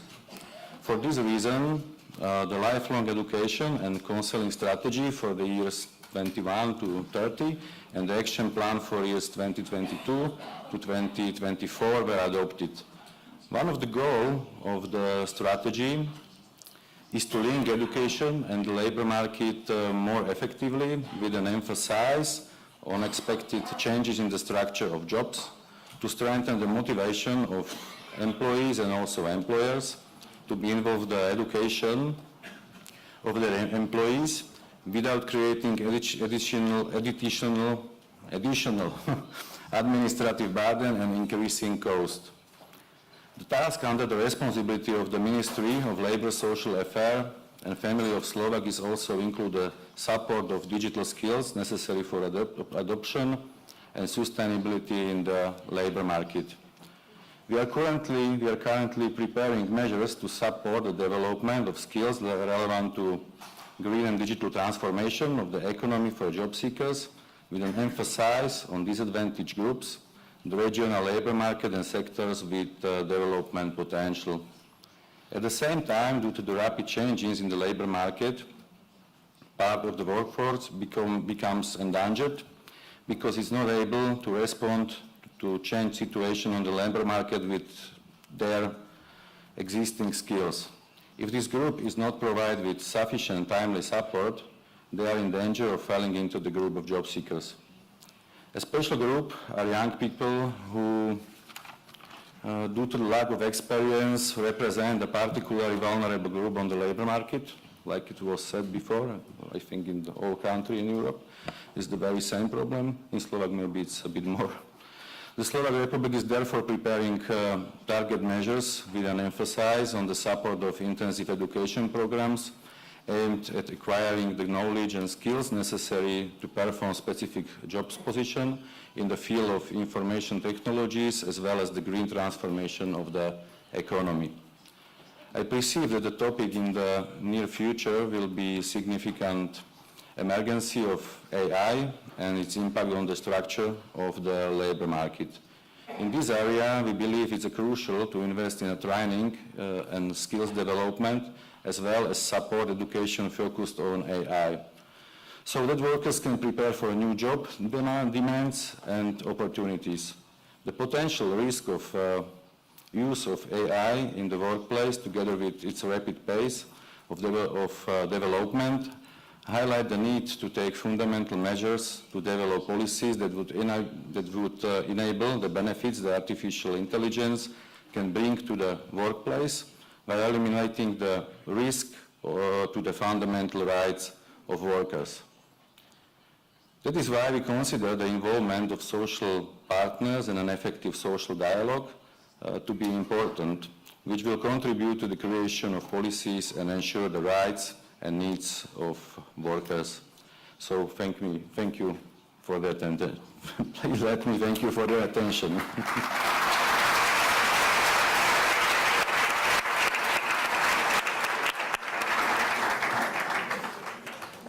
Muchas gracias, señor secretario de Estado. Thank you, Secretary of State, and we finish these two first panels with ministers, vice presidents, and secretaries of state on the topic that gathered us here today. And let me conclude by congratulating the Spanish presidency of the Union for organizing this Congress, and especially the Labor and Social Affairs Ministry. And I just wanted to say that after these interventions we can reach the conclusions, well, if not my call to do it, but I think that during these two panels we can conclude that there is consensus in the European Union and in the member states represented in these panels around the importance of the topic and the requirement to detect the needs, the needed skills of the labor markets, and the need to establish a link between employment and the education system also in early stages of education and the education of adults at universities. And I think there's a consensus around the need of continuous education so that citizens are skilled to tackle or face the requirements or the new jobs that will appear during the green and digital transitions and in face of the loss of certain skills that elder population has and young people don't have anymore. And they also the importance of taking into account young and older population, and this consensus and the participation of the social stakeholders and the companies that have a lot to say on the topic, on the subject matter, because they need these skills. Therefore, we need to get them on board. La Cortina professor said that companies in the future will be social or won't be. And this is revealing because companies need to take care of the professional assets of their workers and be a part of the social project. Also, I draw a conclusion that we need to use active employment strategies and also education givers to reinvent themselves, because employers need to have continuous education. And we also heard that Germany talked about migration, and we could discuss this a little bit more, and also the role of social security policies, but we don't have time to go over these topics because social protection coverage systems need to move forward towards the new risks that can be covered, which is professional obsolescence. So that what we've said today, that no one is left behind. So thank you so much, and let's go on. We need to have take a family picture. Gracias, moderadora. Gracias a los secretarios de Estado y ministros. Thank you, speakers, secretaries of state, ministers. Esta conferencia la forman. This conference Les voy a pedir un segundo. Esta conferencia la forman todas las personas que están pasando por este escenario. ¿Se me oye ahora bien? Has a number of speakers están formando todas las personas que forman parte de este escenario, which are part of these panels, but also the testimonies we're going to see. Let's see a short video around active labor policies.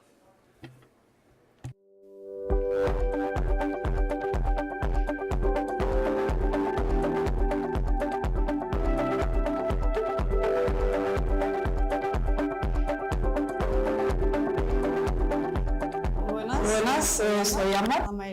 Oh no, my name is Anna. Y soy de SEPE. He estudiado toda mi vida aquí. Yo solamente tenía un graduado escolar.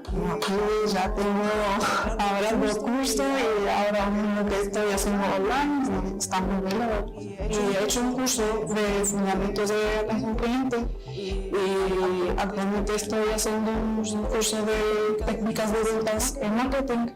Y actualmente estoy informándome de competencias digitales avanzadas y con mi asesoría estoy realizando una búsqueda de empleo activo.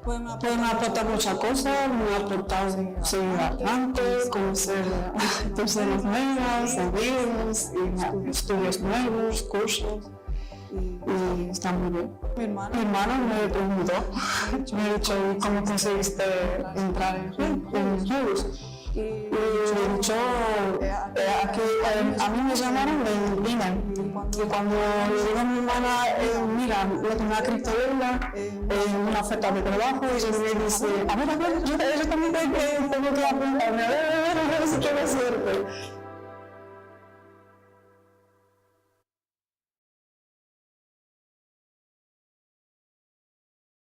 Las políticas activas de empleo. Active employment policies.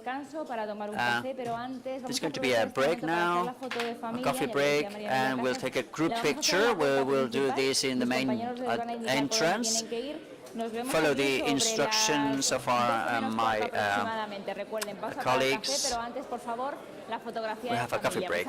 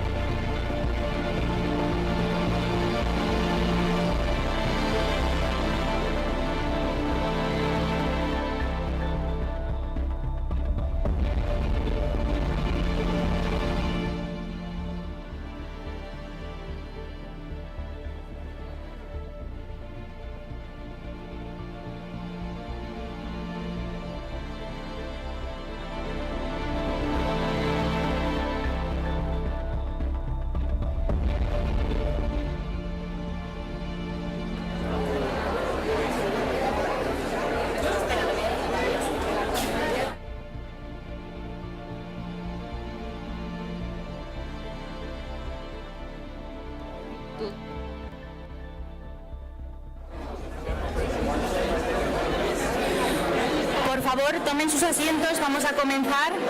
Please have a seat. Everyone take your seats. We are going to continue.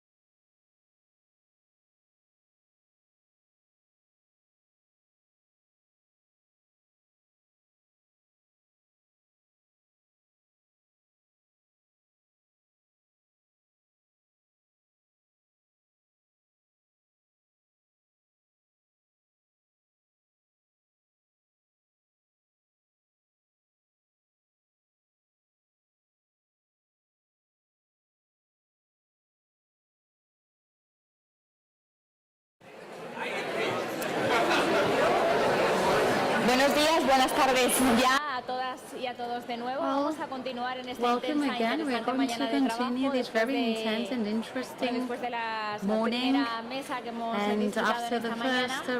Vamos a continuar en este momento desvelando algunas o más de las claves de la situación actual del mercado laboral. Ya se han dado muchas claves de las políticas activas de empleo, como decíamos, vamos a seguir desvelando claves de cómo está la situación del mercado laboral. Vamos a dar paso al panel las empresas europeas y las competencias que necesitan, porque es importante estar enfocado en las personas, pero también en las empresas y en sus necesidades. Vamos a dar la bienvenida al moderador del panel, Antonio de Luis, Acevedo, director Managing Director of the Fundación Estatal para la Formación de Empleo.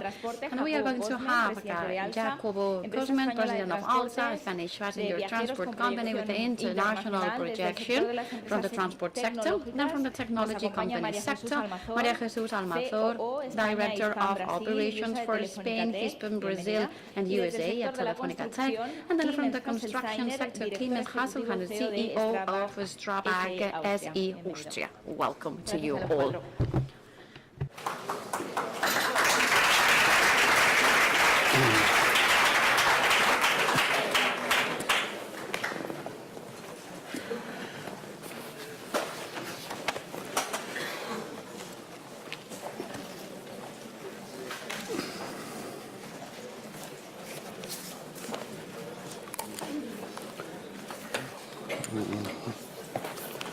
Hola, buenos días a Hello. todas y a todos.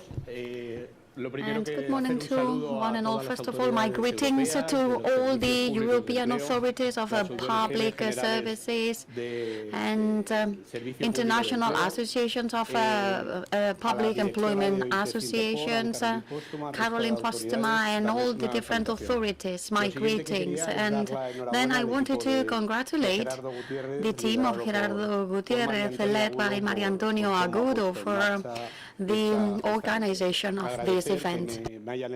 Thank you for having chosen me as a moderator of this roundtable, and we are going to talk about European companies and the skills they need. We have Jacobo Cosmen, president of ALSA, and we have Maria Jesus Almanzor, director of operations, Telefónica Tech in Spain, Brazil and United States, and from the construction sector, Clemens Heiselsteiner, he is the CEO of Strabag SE, a consulting company. So during the morning, we heard a context, training from different perspectives, and training as a right, and the training that is needed. All public and private organizations are looking for talent, and we want to build talent, and we want to keep the talent in our organization. So from an industrial society toward a knowledge society. So during the morning, as I said, we know the context, the need for training, and change in the labor work, the relationships in the labor work, and the labor market. We have talked about sustainability, and we have a new generation that are going to have access to the labor market and who do not agree with the first approach, the traditional approach. And now we're going to focus on the needs of the companies.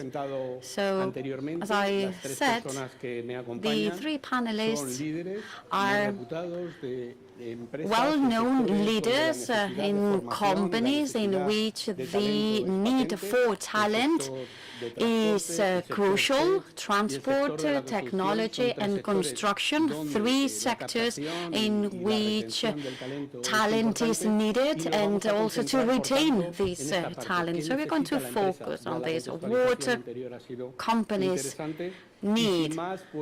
And without further ado, first round of presentation, they are going to introduce their companies, their general strategies, and this way we will get to know the panelists. So whenever you want, Jacobo.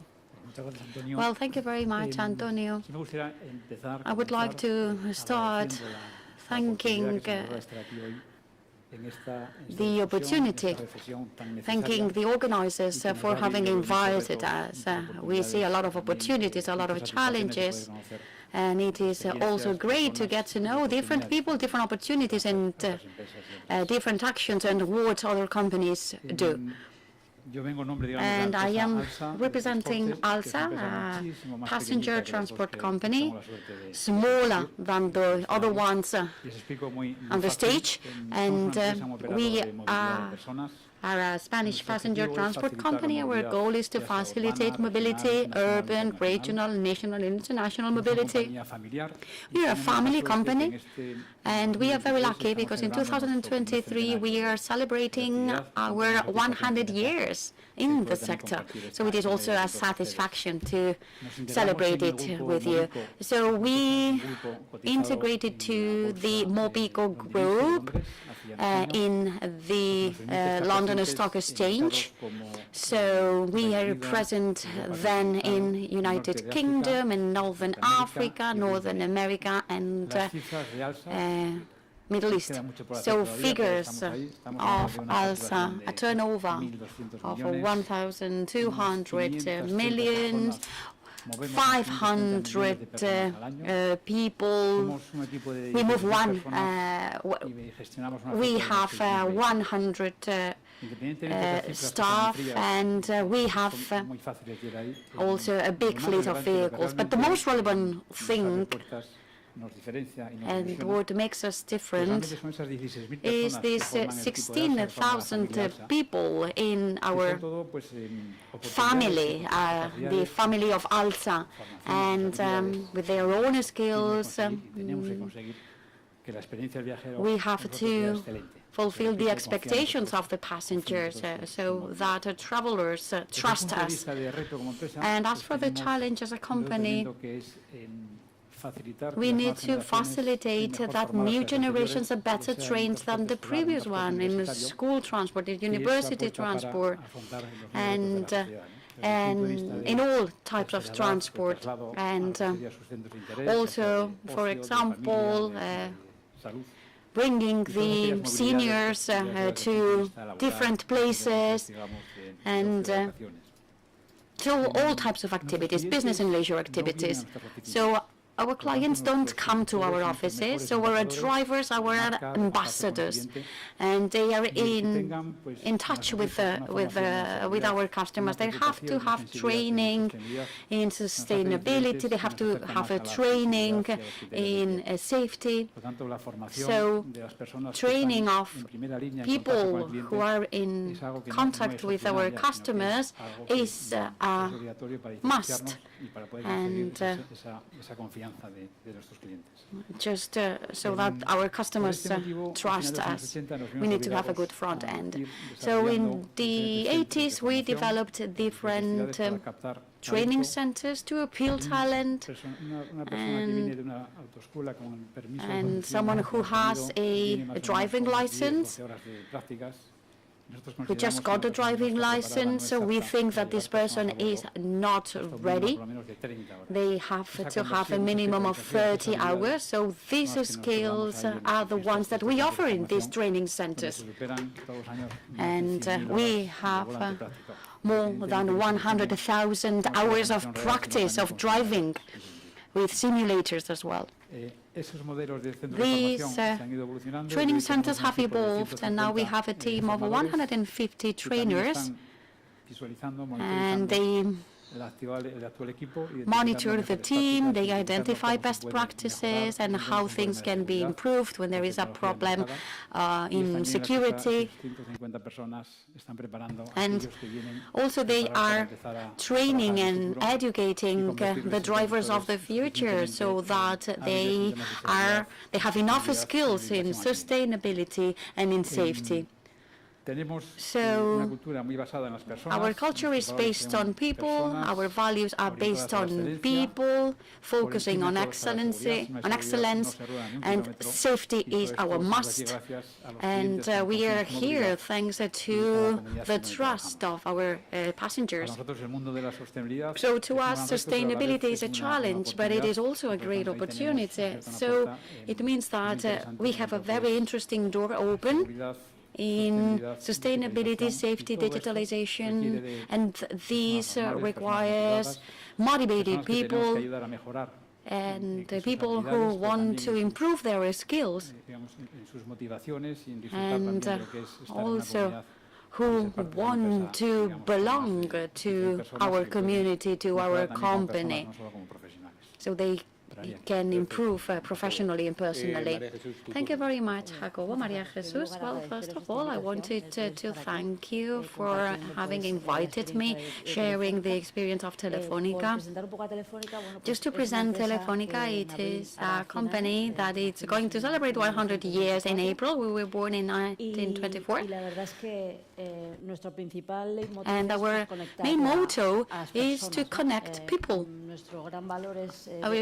Our added value is to improve the life of people providing connectivity. We are leaders of connectivity in all the countries where we are. And I am representing Telefónica Tech here, and this company is the digital business section in Telefónica. We were born in 2019, we are pretty young, and we focus on cloud, cybersecurity, IoT, big data, blockchain, and artificial intelligence. So, as I was saying, digital business department of Telefónica Group, and our main goal is to accompany all companies in this digital transformation that they have started or they will have to start in the near future to be more competitive. So, in this journey, we need to decide which technology they will use. For example, migration to the cloud. We are not aware of the importance when we decide the technology, because we are deciding our future business model depending on the technology we are going to choose. So we help the companies as consultants about the type of business model that they need, and this is something fundamental for their future. Sometimes we are not aware that technology is the means, not the end, and these type of decisions can condition your businesses. And in this journey, it's important to have these companies like ours and others, and to help companies to do this journey so that the process is more agile and more effective. And why should we support them? Well, in SMEs, it is a must because they don't have this knowledge. So we train SMEs in digital topics, in the digital field. Just to give you a figure, 70% of cyber attacks is to SMEs nowadays. Sometimes we think that cyber attacks are focusing big companies, large companies, but no, it's SMEs who have the greatest impact, and we need to raise awareness. All the staff has to be aware of these threats. So this is the motto of our company, being leaders in this partnership towards digital transformation. And just to conclude, we have more than 6,000 staff. We operate in more than 17 countries, and we have more than 5.5 million customers B2B. And we are supporting them in this transformation, and thank you very much again.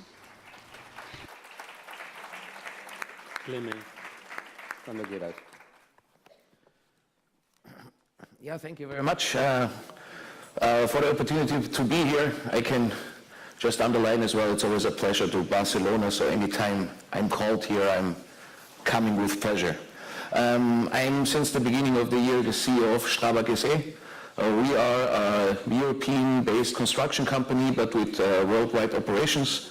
We will just fall short of 19 billion in sales this year, and we do this with about 83,000 people. The main core is classical construction, where we basically build the whole portfolio, high-rises, infrastructure, bridges, tunnels, but also some niches like water treatment plants or geothermal power plants. But not only that, we try to expand our value chain around the construction process, and we basically cover the whole value chain. So it begins with our own network of quarries we have in our core markets, asphalt mixing plants, concrete mixing plants. We have our own fleet of construction equipment that has to be managed. Then we have an in-house design bureau with over 1,000 people, so the design process, the whole business aspect of project development, be it private or in PPPs, and then it goes all the way to the facility management aspect. We are operating in more than 50 countries, but with a clear focus on Central and Eastern Europe. Biggest market is Germany, followed by Austria, Poland, Czech Republic, Hungary. So those are our core markets, but we are also in the UK, in Canada, Africa, Asia. So, and now to bring the full circle to the reason why we're here, those 83,000 people are basically our main asset. It's very important for us because construction will remain with all the hype about artificial intelligence and automation. We're convinced that it will stay a people business, and we have to find ways to be an attractive employer, to find the best talent. So the whole issue war for talents, employee retention, is something that is probably our main challenge. And I'm happy to talk about how I see the situation and how we can improve. So, but I think this is a short summary of our company. Again, it's a pleasure to be here. Thank you very much. Thank you, Clemens.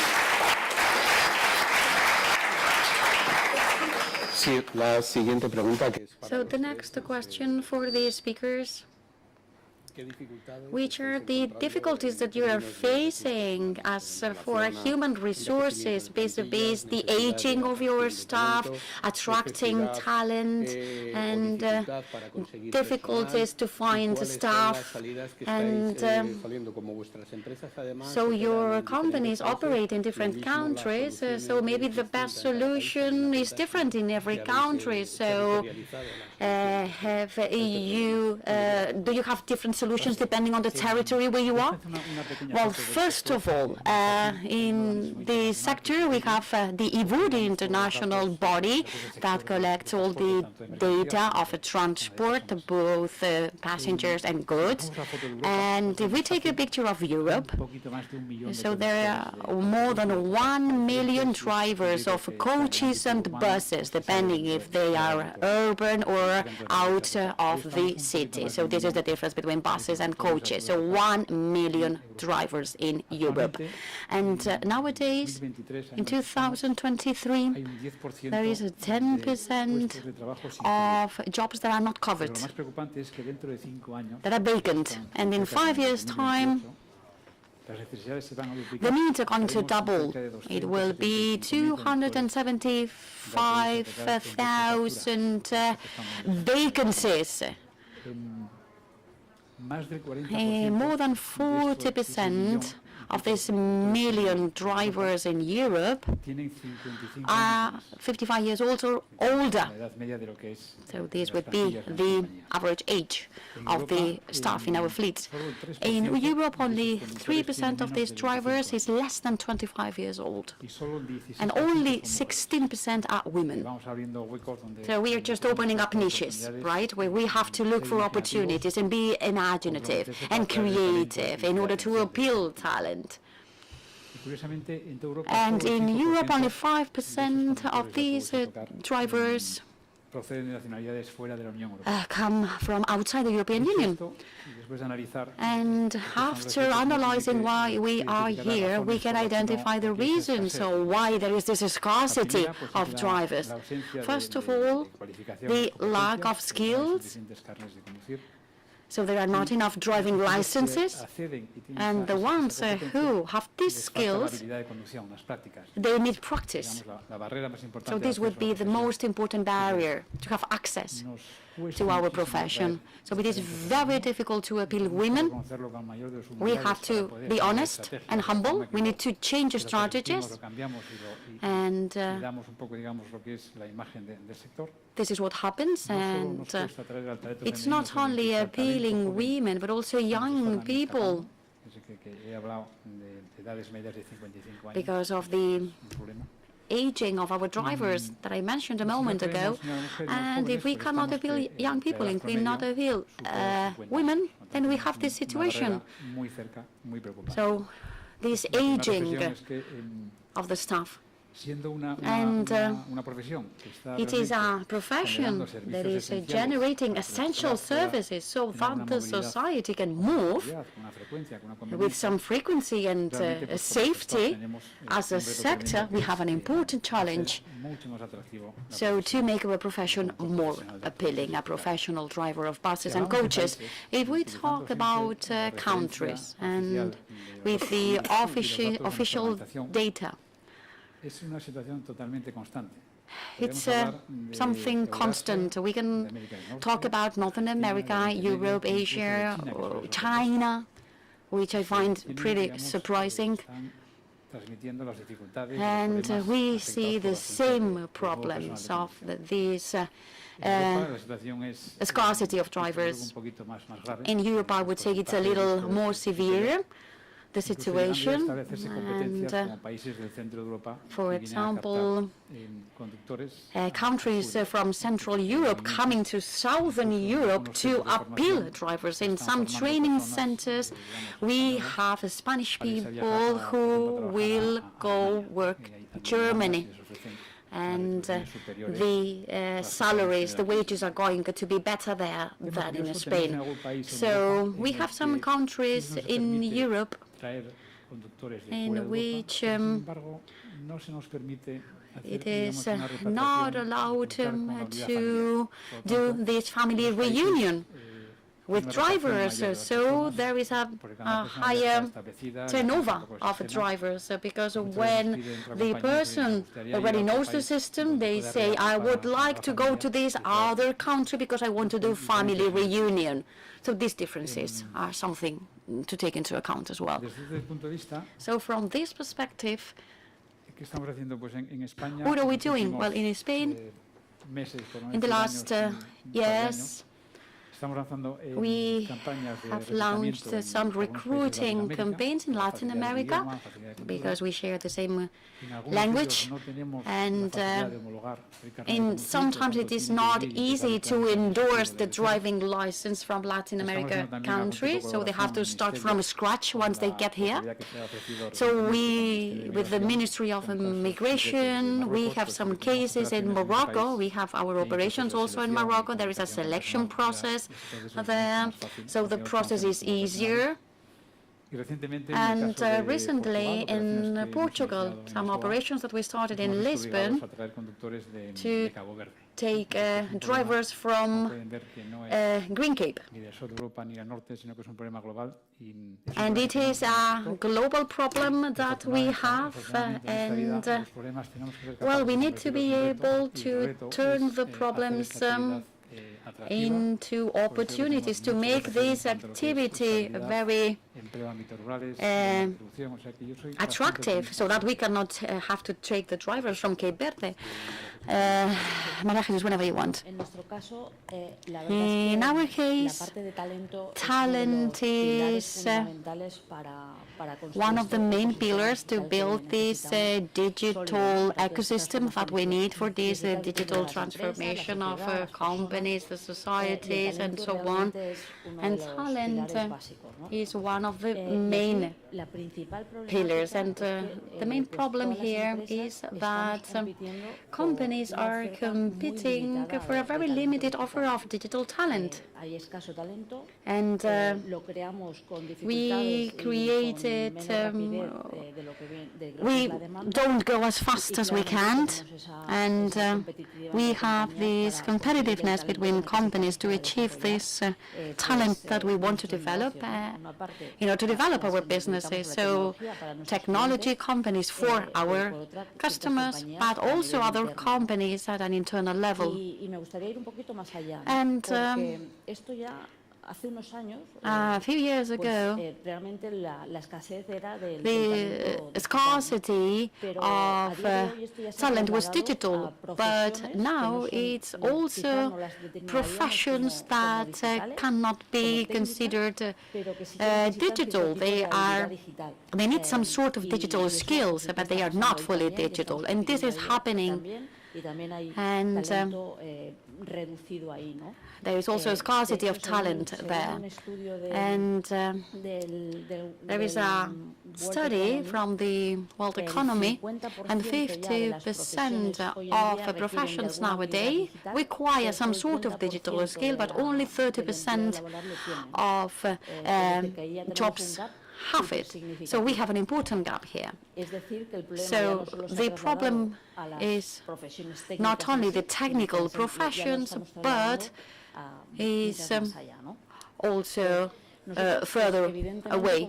So as a technological company and a technological partner of our customers, we have an important need of all these type of profiles. And if we see it,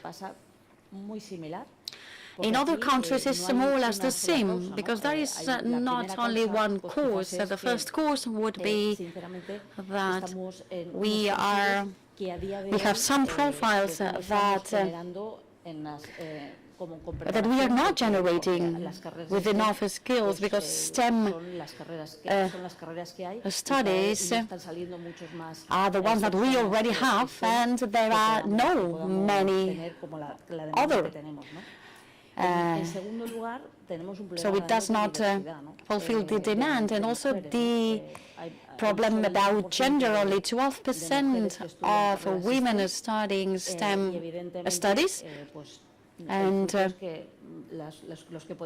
this means that in our case, for example, we have 30% of women in the company. We are above the average, but it's not enough.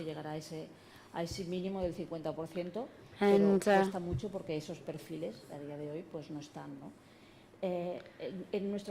in our case, aging is not a problem, because it is true that this type of profiles are young people, but we have to have specific measures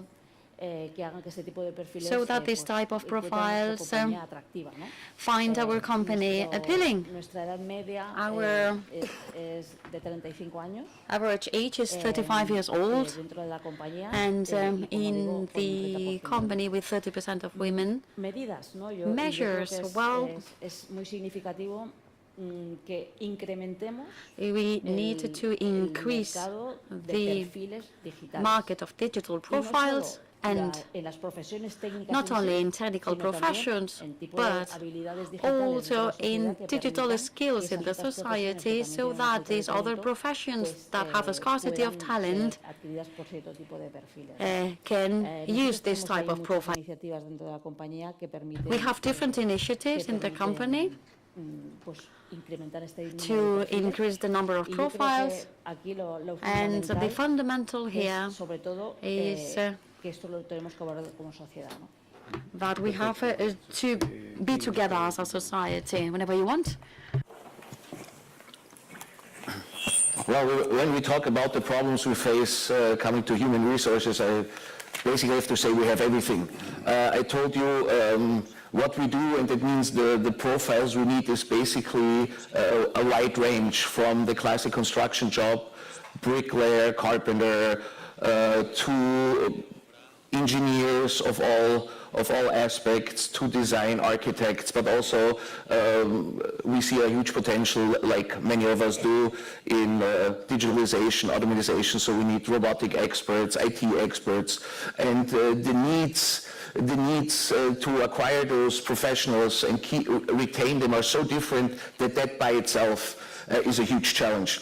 But I would emphasize 3 points. The first big one is demographics. A general issue, a big issue for us. If you look at our age curve, we actually have a slump between the ages of late 40s, early 50s, so we have another 10 years, but then we will really run into a problem. And if you look historically, it was a hard time back then when those people came into the workforce, and we didn't invest in employee, not retention, but creation, or you know what I mean. So, and we feel those effects today, and that is a big issue. The second big issue is diversity. And gender is only one aspect. For me, this is also the aspect of a good mix between old and young people. We have the problem, as many big companies do, the management layers are quite older, and the young voices are not heard as much as they might be. So that's an important issue. And we do half of our sales are in Germany, and another 20% in Austria. So in the DACH region, we are very strong, and our employees there are very self-aware, so to speak. So it's a big discussion about English as a corporate language, for example. But also this diversity of we have very good people in Eastern Europe, and getting more of those, giving them the chance to rise up into the management ranks. We can be better, and we should be better, because that is just lost opportunity. It's and I don't think we can afford this in times like these. A specific issue when it comes to construction, and I don't know how it pertains to you, but obviously new work is also a big issue, like home office, flexible working hours, and all that stuff, where we have to provide solutions. Because otherwise we don't find the people. But we have the issues that there is at this point a gap, so to speak, between our office jobs, so the back office, that's very important, and the construction site. So there were, when COVID started, there were funny pictures where the bricklayer sent from his kitchen table 5 bricks with and said, okay, that's my home office. So what I'm trying to say is there are new requirements for that the young people have, that you have to provide for, but at the same time the people that do the physical work on the construction site, you cannot provide that in the same way, and this is also a big issue for us. So it's a multitude and a big challenge, but we're trying our best, but I guess that is the next question. Thank you. Thank you. It was great. I wanted to know what companies are doing to improve these issues of training, conciliation, sustainable development, customer care, all these topics that were talked about during the first round of questions. Well, this sensibility and awareness of the management team of our company leads us to carry out a number of actions and work plans that are excellent, in my opinion, and that are very exciting, because we achieve a very low turnover of employees, and we focus the issue in the attraction of new employees. But we want to be identified as the best places to work, to have a reputation as an employer. What are we doing in-house? Well, we are below the average regarding the number of women drivers. We're below 10%, but we're doing an effort to increase that figure.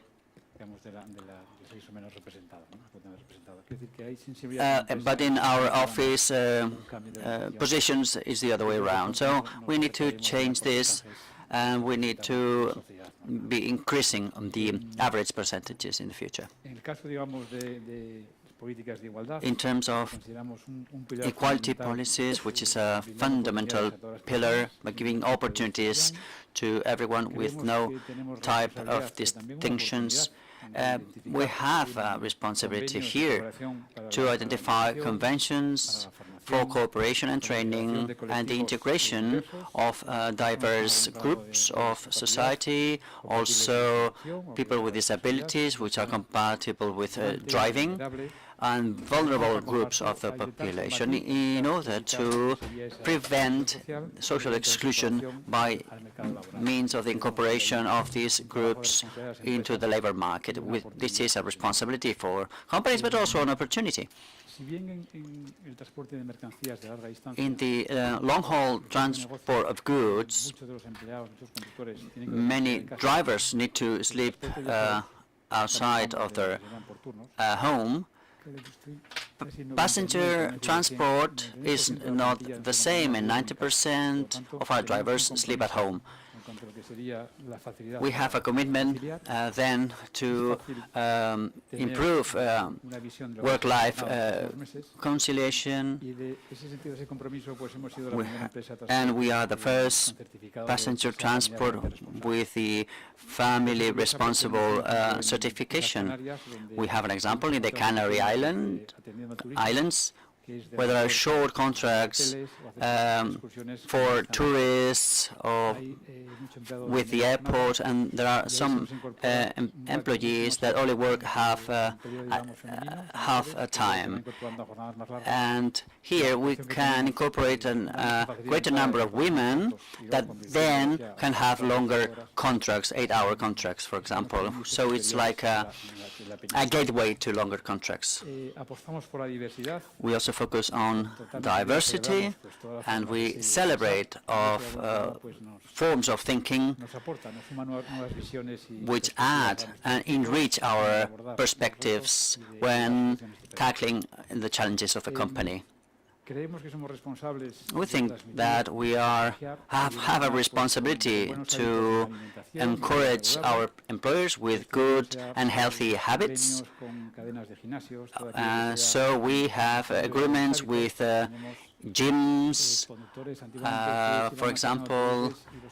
Before, coach drivers used to be fatter, and now we have drivers which are very, very fit, almost athletes. So these guys now have better and healthier habits, and they are ambassadors of good practices themselves, because we can give them some time to do these activities, these healthier activities, and we try to promote these good practices and healthier habits among the drivers. We also have on board people who like to cook, and we try to encourage healthier menus to promote better practice in order to generate better health among our staff, so that they are ambassadors of the company, of the good practices of the company.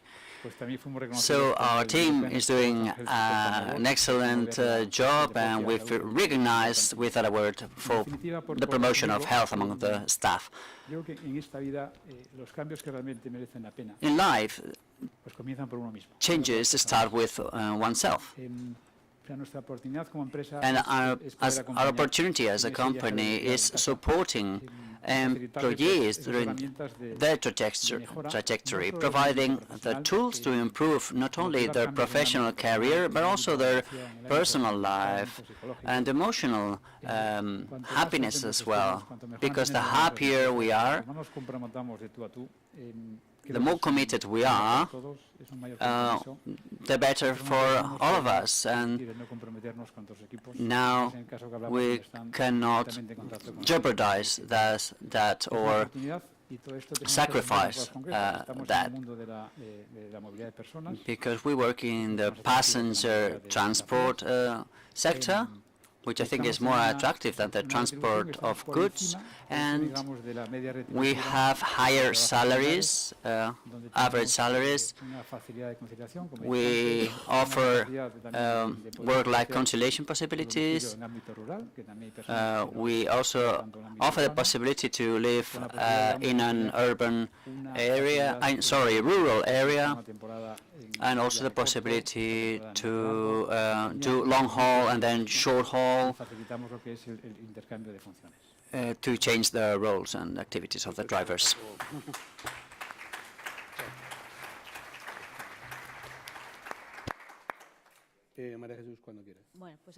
Maria Jesus, well, in our case, as I said before, we find ourselves in a situation where we are competing for talent among our companies or with other companies. So we need to do things to make our company more attractive, to retain the talent we already have and also attract new talent, because we are hiring more and more people because our business is growing. And here we try to do a combination of things, because I think it is good for the staff to have some possibilities to do upskilling and other roles in the company that are more attractive to them. Therefore, we developed a strategic plan to know the skills we're going to be needing in the next 3 to 5 years. We have done a survey or a list of all the skills we have in our staff, so that we know the training, experience, certifications, and with all these lists, together with the training we're going to be needing in the next 3 years, we developed a reskilling plan for all of the members of our staff. And in order to know about their needs and provide training in those areas they found more attractive. We have developed one of the most ambitious reskilling programs in Europe with more than 16,000 employees, which has helped us to retain talent, because these staff are doing things that are more interesting to them, and this is in line with the needs we have for the next 3 years. And obviously we have added on top of that outside talent attraction, because we still don't have the diversity we should have or like to have.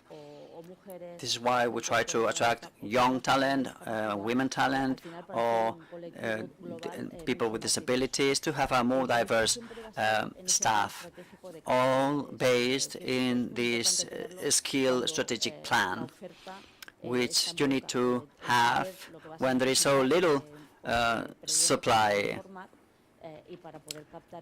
This way we have the guidelines we need to do the training. This program is very successful so far. In our last corporate survey, 78% of the staff said that our company takes care of the well-being of our employees, and that we are very motivated. And we will continue to work on these plans, because focusing or putting the lives of our employees at the center is fundamental for the company. Yeah, what is Strabag doing to alleviate some of the problems? The first, what we are very proud of, is education, lifelong learning. We have over 2,500 courses we provide in-house, and I think we are just short of 30,000 courses have been completed by our employees last year. So this providing the necessary skill set, this training on the job for new requirements like artificial intelligence or digitalization is crucial. But not only that, it pertains also to the blue-collar workforce. We have a training center in the middle of Germany, and we just opened one 3 years ago in Austria, and we are planning to open one or two, it has not been decided yet, also on the location in Eastern Europe. So we also think the training of our blue-collar workers is very crucial, and if we wouldn't do that, the problem would be much bigger, or the challenge would be much bigger. That's one thing. The second thing, I already talked about this, we have to provide modern solution to wishes of the young people, but not, I'm not a big fan to just say that it's only the young people, but having a modern home office possibility and all these things. We always test what is possible in the context of a construction company and the fact that a lot of our work is done on site. Then obviously the issue of mobility is crucial for us, so we support our workers, our employees when they go to projects with all aspects, including moving the whole family, because some projects go for years, and having your family close by just makes you a more productive employee at the end of the day, so it's in their interest and in our interest. What else do we do? As I said, we do so much. No, but then I already come to the wishes. Yeah, I would say this is the most important things that we are doing and continue to do. So maybe, sorry, I still have, now I remember one thing, and this pertains to the issue of diversity. I'm sorry, I'm a little nervous, I admit. No, it's an issue of transparency, and that's very important to me. We will not be able to solve all the issues. For example, why so few women choose to do a STEM study. I don't think we as a construction company can change that. We work that construction as an industry becomes more attractive. I think we do have an issue here that construction is not seen as very interesting for many young people, so we're working hard on that to show that you can have a dignified job, as we heard today, in construction. That's the first thing, to show a message: come to us, you can have a career, also to women or to Eastern European in our case. And the second is transparency. So just to give you one number, and it's different in each country, but engineers, we have 20% women. So it's not enough, we would like to have more.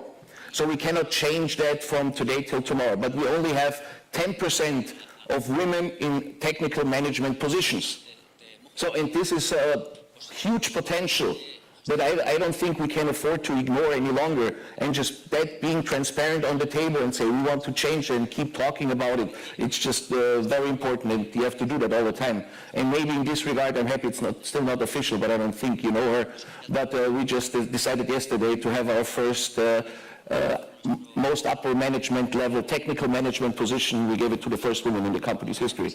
So something to be proud of. Thank you. Thank you, Clemens. Let's go with the last question.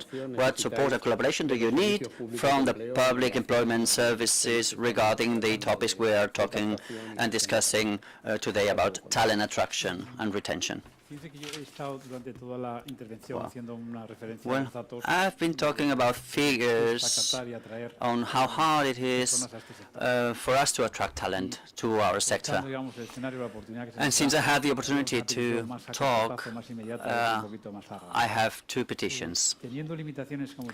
We have limitations when attracting talent, and according to the figures of the employment services, we have 26,600 people working as that have a coach driving license, which are job seekers. 60% have less than 1 year of experience, which is not enough for us to transport passengers in our company.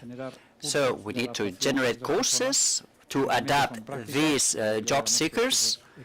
We have the license already, so that they can work for us.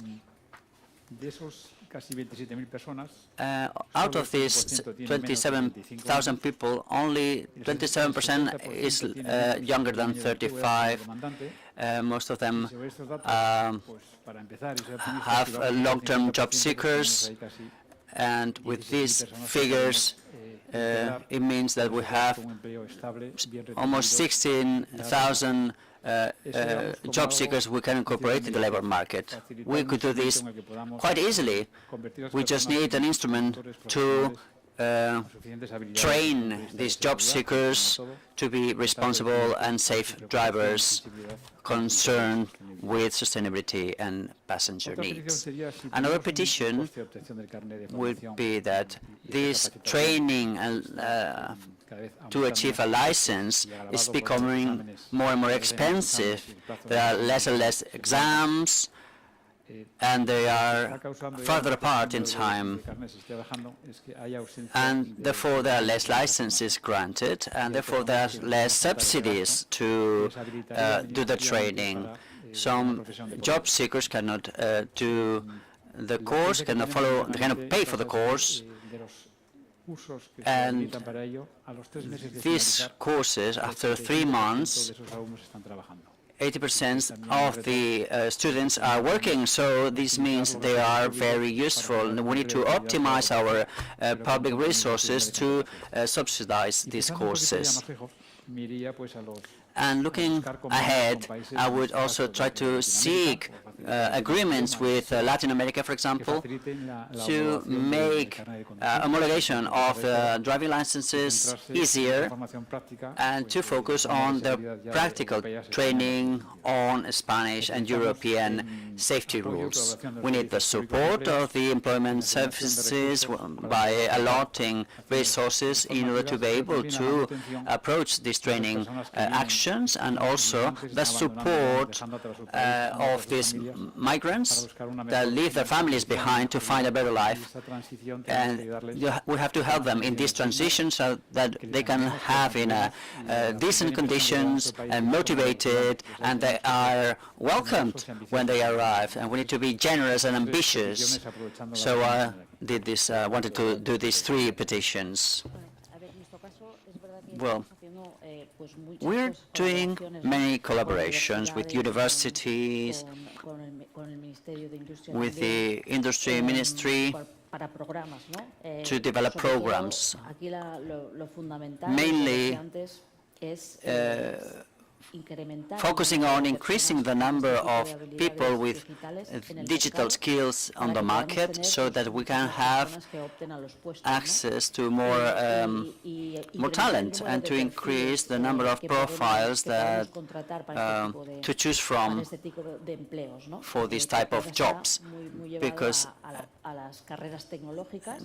everything is now very focused on tech courses or studies, but there are other roles that don't specifically need a tech training, but only some sort of digital training.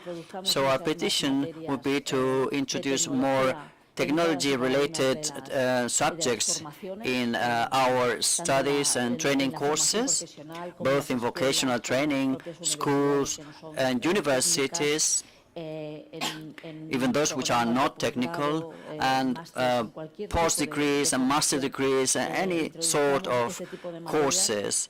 We need to introduce technology because it's key for the jobs of the future, and they will allow us to increase or to widen the labor market and also the choice of people to have a quality job. It is true that companies need to collaborate because the public administrations alone cannot do it.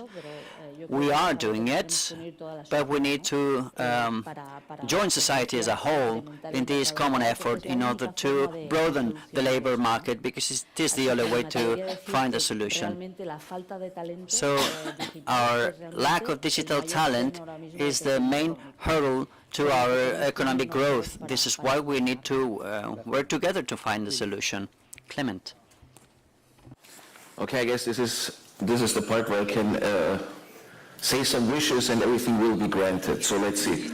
Well, the first is more of a plea than a wish.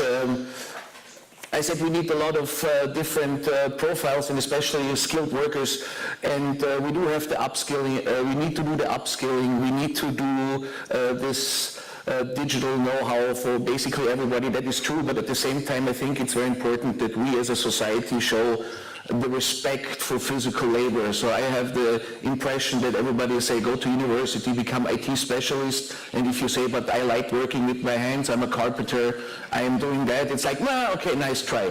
So I think we really have to change that. I think that is really important. So when it comes to policy and so forth, I know this is not hard here to say because I hope I have a lot of fans, but my answer is always we need more Europe and not less Europe, whatever that means. And before I say about the future, which is my last wish, I want to talk about the past, or better said, about what we have achieved. So we depend on mobility, yeah, very much so. And even though it didn't come to pass in 2020, April 2020, we were really not sure if our workers from Poland could even cross back over the border to work in Germany. At the end of the day, it didn't really affect us. So everything went well. Okay, but there were a couple of months where it was really an existential threat. So it just goes to show how fragile this whole system is, and it makes me personally, but also our company, a little nervous if you look around and you see these protectionist tendencies around Europe, where we're like building new walls instead of defending the freedom of movement of people and goods, especially of people, which I think is one of the pillars of the European Union. And last but not least, we have to do a lot of things. We're doing a lot of things, making the construction company more interesting, getting people interested. But even if we do all of that, it will be a big challenge to meet the needs of the future, and that brings me to targeted migration. Has been mentioned. It's a hot topic, I know, and let me be perfectly clear, it's not the point that we want labor dumping or anything like that. On the contrary, we want the highest possible standards, because we don't want international construction companies to come in and with these practices. So given that highest standards, but then we think there should be a standard that we can rely on, how we can get good people that just want to work, be a good part of society where they work, and bring them into the country. At this point, if we bring them into one country of the European Union, it might be possible, but then moving them from this country to another country because the need or there's a new project there is very difficult and in some cases impossible. So I know also this is a hot issue because it's probably something that the member states will not give up that easily, but my hope is that the European Union can here,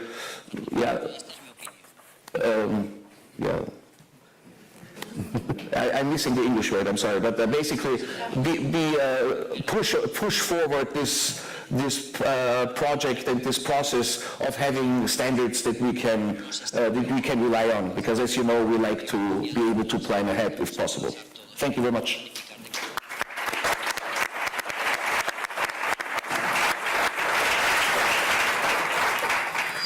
Muchísimas gracias, Clemens. Thank you very much, Clemens. Well, so the panel talked about the practices, and I'm going to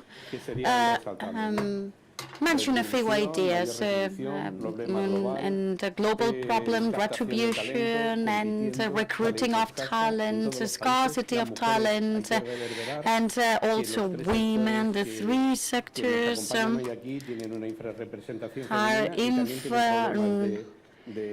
represented, and we have talked about social responsibility, corporate responsibility, good remuneration, diversity in companies, responsibility, training, see the needs of young people, and how we work, and also with different profiles. We have a population problem as well, and we also have to combine young talent and senior talent in companies and see how we organize the remote working, how we organize the recruiting of talent, and the family professional relationship, and how can we have better technological profiles, and that all the people have technological skills. And also a good idea from Clemens, more Europe to be here. And now I wanted please a round of applause for the panelists.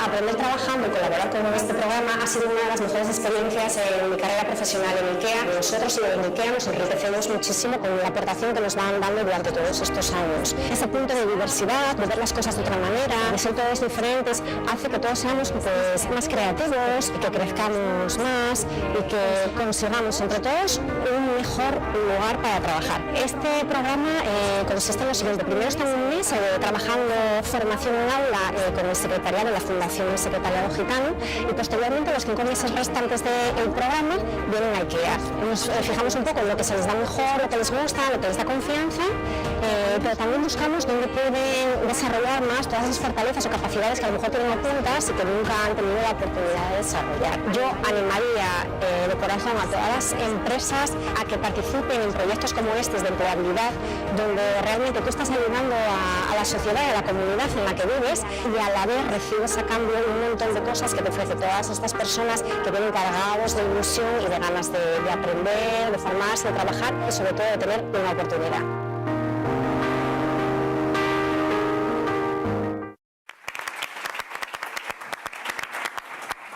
Hola, soy Ariana Martín, tengo 21 años y estoy participando en el proyecto Tandem de la Fundación Laboral de la Construcción. El programa Tandem me está ayudando a hacer de mi hobby mi profesión y tiene muchas oportunidades de trabajo y no solo en un solo ámbito. Me ha ayudado el programa a mejorar mi responsabilidad y mi compromiso en el trabajo y también conmigo misma. Antes de incorporarme aquí me encontré muchos obstáculos a la hora de encontrar empleo, ya que las experiencias que te piden son consideradas y nadie te puede ofrecer la oportunidad de formarte. Las habilidades más útiles que creo que son más útiles para poder incorporarme en el sector ha sido adquirir la responsabilidad y el compromiso, aparte de haber podido adquirir unas habilidades como montar andamios, montar en plataformas elevadoras y haber podido aprender un poco más sobre la pintura. Me está dando también la oportunidad de poder utilizar la formación que estamos aprendiendo en poder practicarlo en un edificio público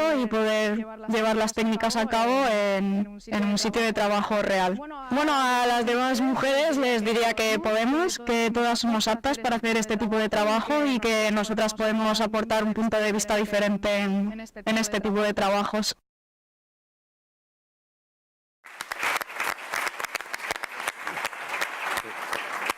A continuación viene...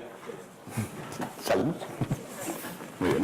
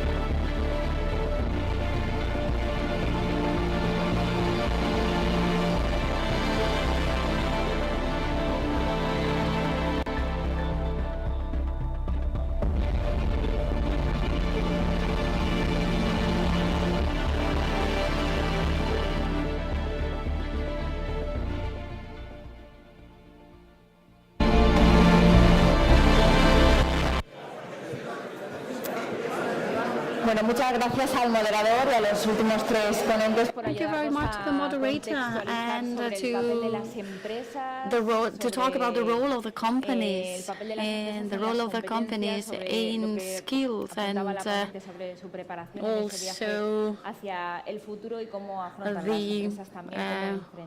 their journey towards the future, how they face the problems in front of them. And now we are going to offer another reflection, as I said in the beginning, and when we started this high-level conference, why and for what, and during the morning the different panelists have already given keys and answers to this question, why this European Year for Skills, and now we are going to have the presentation of Alba, del She Año Europeo is de the las coordinator Competencias of the 2023 European del Year of Ministerio de Trabajo y Economía Competencies, the Social. why and the what for. Bienvenida. Welcome, ella van a Consolación estar Rodríguez Jürgen Alba. Siebel, el And then we director have ejecutivo Jürgen del Centro Siebel, Europeo Executive para el Desarrollo de la Director Formación of Profesional, con the la ponencia Las CEDEFOP, with the presentation of skills in transition from the European year to a decade-long skills revolution. And Stefano Scarpetta, Director of Employment, Labour and Social Affairs of the OECD, to give us the key insights on skills needed for demographic, digital and green transition OECD data. Welcome. Gracias, Alba. Well, thank you very much, Alba. Bueno, en primer lugar, Well, buenas tardes first a of all, todos y a todas. Good afternoon. First of all, I wanted to thank a este evento, al evento, you for having invited me, and also because you asked me to be the moderator of this. And pregunta decisiva. My Las question respuestas son preguntas is, decisivas. Y no lo digo solo porque quiera darme lucha, como coordinadora I'm nacional not del only a Europeo de las national Competencias, coordinator of sino the porque creo que es European Year fundamental of dar Skills, because it is respuestas, entre fundamental to give an answer. para saber por qué es importante And visibilizar todo aquello que ya se ha hecho. we have to make everything visible, the things that we've done, and also to be aware of the things we need to do. Okay, so I think that when the President of the Commission said that 2023 is going to be the European Year of Skills, it means that we need to have the proper attitudes from the workers to continue the productive growth of our companies, and also to correct all the misadjustments of the past.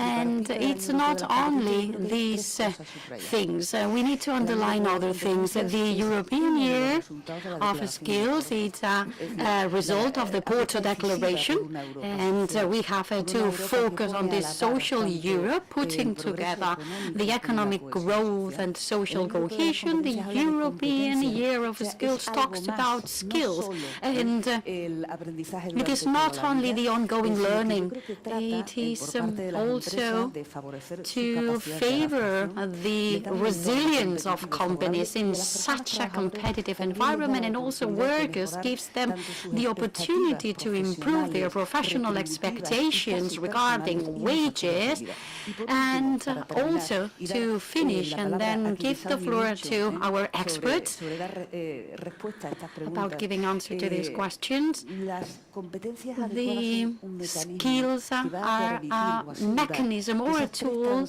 that will make these three transitions possible: green, digital and demographic, and that it's done in a fair way, in an efficient way. And I wanted to underline something else that was said by the Vice President and other panelists before. The digital revolution, the decarbonization, the increase of the care industry, and need a new visibility of the work of women. And now I'm going to give the floor to our experts. First of all, I wanted to thank them for being here. We have Jürgen Siebel, who is Executive Director of the European Centre for Development of Vocational Activities, and then Stefano Scarpetta, Director of Employment, Labour and Social Affairs of the OECD. It is a great pleasure to share this table with you. Jürgen, whenever you want. First of all, hola. That's about all I can say. Thanks for having me. And indeed, we're already at the middle of this Euro Skills. And I think it's really good to emphasize that the overriding, the overriding market megatrend of this decade will be skills upgrading. And the year is a fantastic start to do so, and we can simply not afford to lose the focus and the momentum that is created. I think that was already said before today, and to make and shape the just and fair twin transitions, we will need a skilling revolution. and that takes, of course, much longer than a year. Now, SEPE is a decentralized European agency focusing on vocational education, training on skills and on qualifications policies. We humbly often say we are the agency for skills. So in this year of skills, it's nothing special for us, because for us every year is a year of skills, and in fact every decade is a decade of skills for us. I would like to let you in on some of the findings that we have in this context, and I think if we look at the broad outlook until 2035, we can say there will be some more jobs, so that means additional employment, but within jobs there will be far, far more skills intensity. That is what we observe, and to see how fast things are moving, you only need to look at the total job openings that we forecast, so that is new jobs as well as replacement jobs, and here we see that out of 100 job openings up until 2035, 57 will be for people with a university or higher VET qualification, 41 will be for people with medium level qualifications, and only two will be for people with lower qualifications. So the digital and green transitions are about innovation, inventing and implementing digital technology and green tech, but it's also as much about putting skills up and reskilling front, right, left and center stage. I'll share some slides with you. I hope I'm pressing the right button. Yes, thank you. And here I would like to give you a first insight from our research on the digital transition. I'll later come more to green. And we also look at how we can make sure that it's just and inclusive.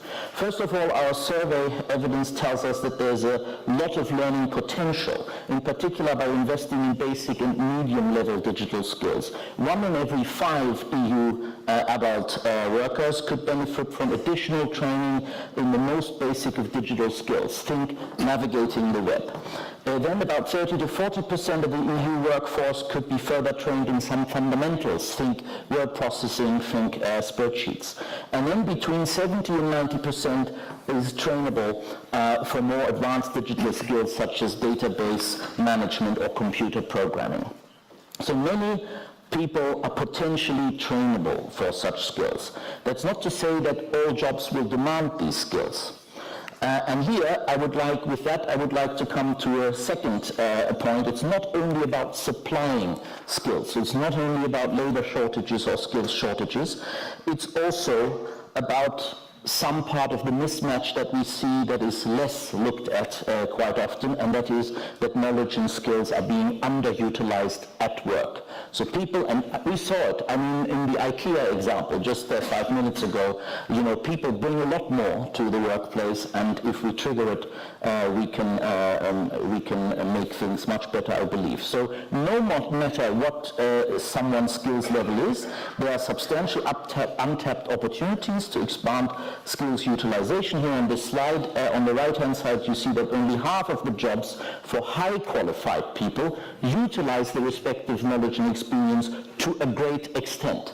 And you see that this goes across the board of the skills requirements of the respective jobs. In other words, we need to upgrade jobs by designing jobs in smarter ways, by improving work organization, and by giving more people opportunities to use and expand their skills at the workplace. So investing in skills and in jobs actually go together.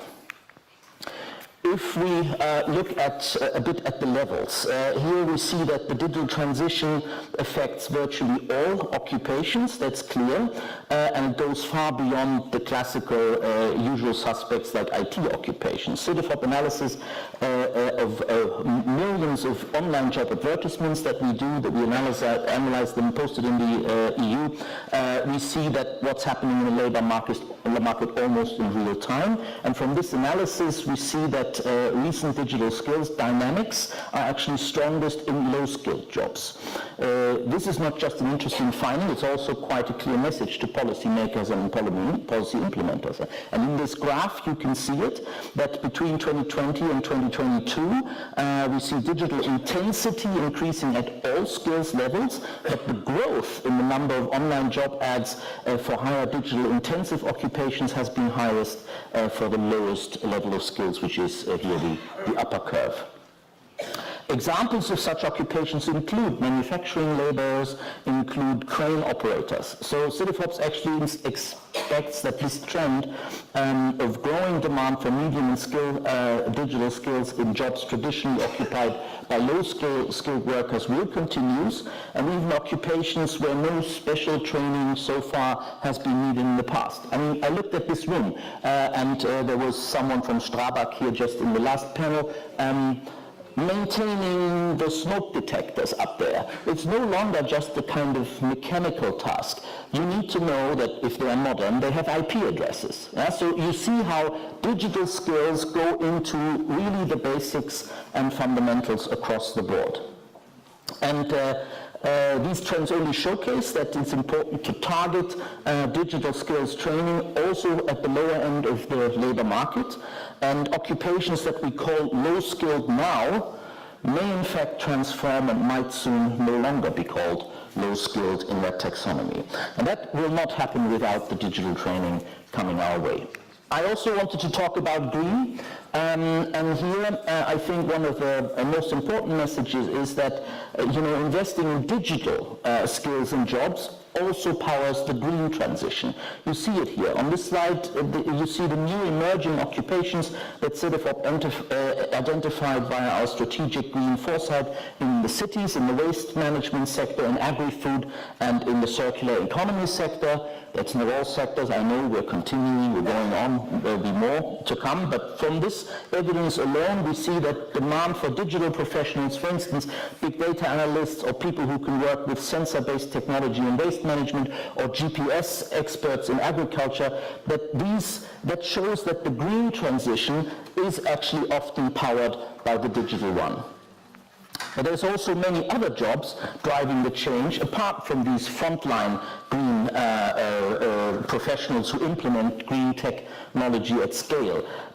So we also need experts with green technology expertise who develop it. So that's the higher end of the spectrum. Think hydrogen or urban space specialists. We call these kinds of occupations thyroid occupations because they are crucial, but a small number. I'll come to that in a moment.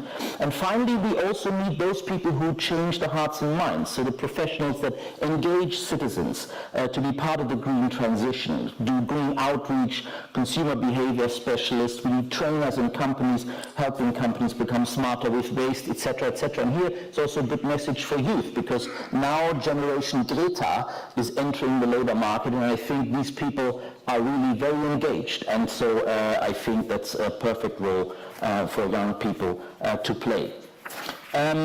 Then also on green, I would like to highlight that we also look, of course, at the online job ads that I mentioned before in the context of green skills that are emerging. We do that by using the green skills defined in the ESCO taxonomy, and when we look at all skills, on average 1 out of 20 skills is actually a green one. And we can also group these online jobs according to their greenness. High green skills intensity is about 13% of the jobs advertised, 25% for more medium levels, and then there are, jumping because my time is up, sorry, 46 of the job ads have no green skills that are mentioned at all. We believe this will not stay in this way. This will have to change, because ultimately every job will be able to contribute to the green transition. And this brings me to maybe the final point for my first intervention here. Greening alone is a job engine. According to our estimates, it can create 2.5 million jobs in Europe. But, here comes the but, this is assuming that we implement the ambitious objectives of the European Green Deal. Then it will create that much. And to do so, we need the skilling revolution, and, as was also mentioned in the last panel, we need really labor market participation of all groups, in particular females. Sorry to repeat a joke, but to paraphrase Bob Marley and the Wailers, no woman, no dream. So really, this is what we should be focusing on. I'll pause here and maybe have time for the debaters who can give this. Muchas gracias, Jürgen. Thank you very much, Jürgen. Yes, we are a little behind the schedule, but I really loved your contribution. 4 things I would underline is that every year has to be the year of skills. I totally agree with you. And that it is important to say that the digital revolution is not only digitalization, but it also has an impact on all jobs, and also this transition, all transitions, digital and green, need an agreement, a pact, so that nobody is left behind. So Stefano, whenever you want, you have the floor. Well, thank you very much, and good morning. Why and for what? I think after all the discussion we had today, the answer to these questions should be clear. But let me just start by quoting the second Vice President and Minister of Labour. She said that it is important that skills is actually the first element of the social right, the pillar of social rights. And then Commissioner Smith said that we don't need 1 year of skills in Europe, but we need maybe 10 years to ensure that the right for everyone to quality and inclusive education, training and lifelong learning. Here I'm quoting the first element of the pillar of social right. So what is really different? I think Commissioner Smith made it very clear that skills have always been at the center of public policies. And I think he pointed out to 2 elements which in my view are crucial. One is the depth of the transformation in our economies, in our labor markets, and second is actually the speed of this transformation. We can no longer rely on education to build the skills and competence that the workers will need. We need actually to make sure that workers already into the labor market can adapt the skills to the new needs that the labor market actually requires. So let me take you, if you like, one step back and go into some of the major transformations that we observe in our economy. The first one is that digital is actually the demographic change.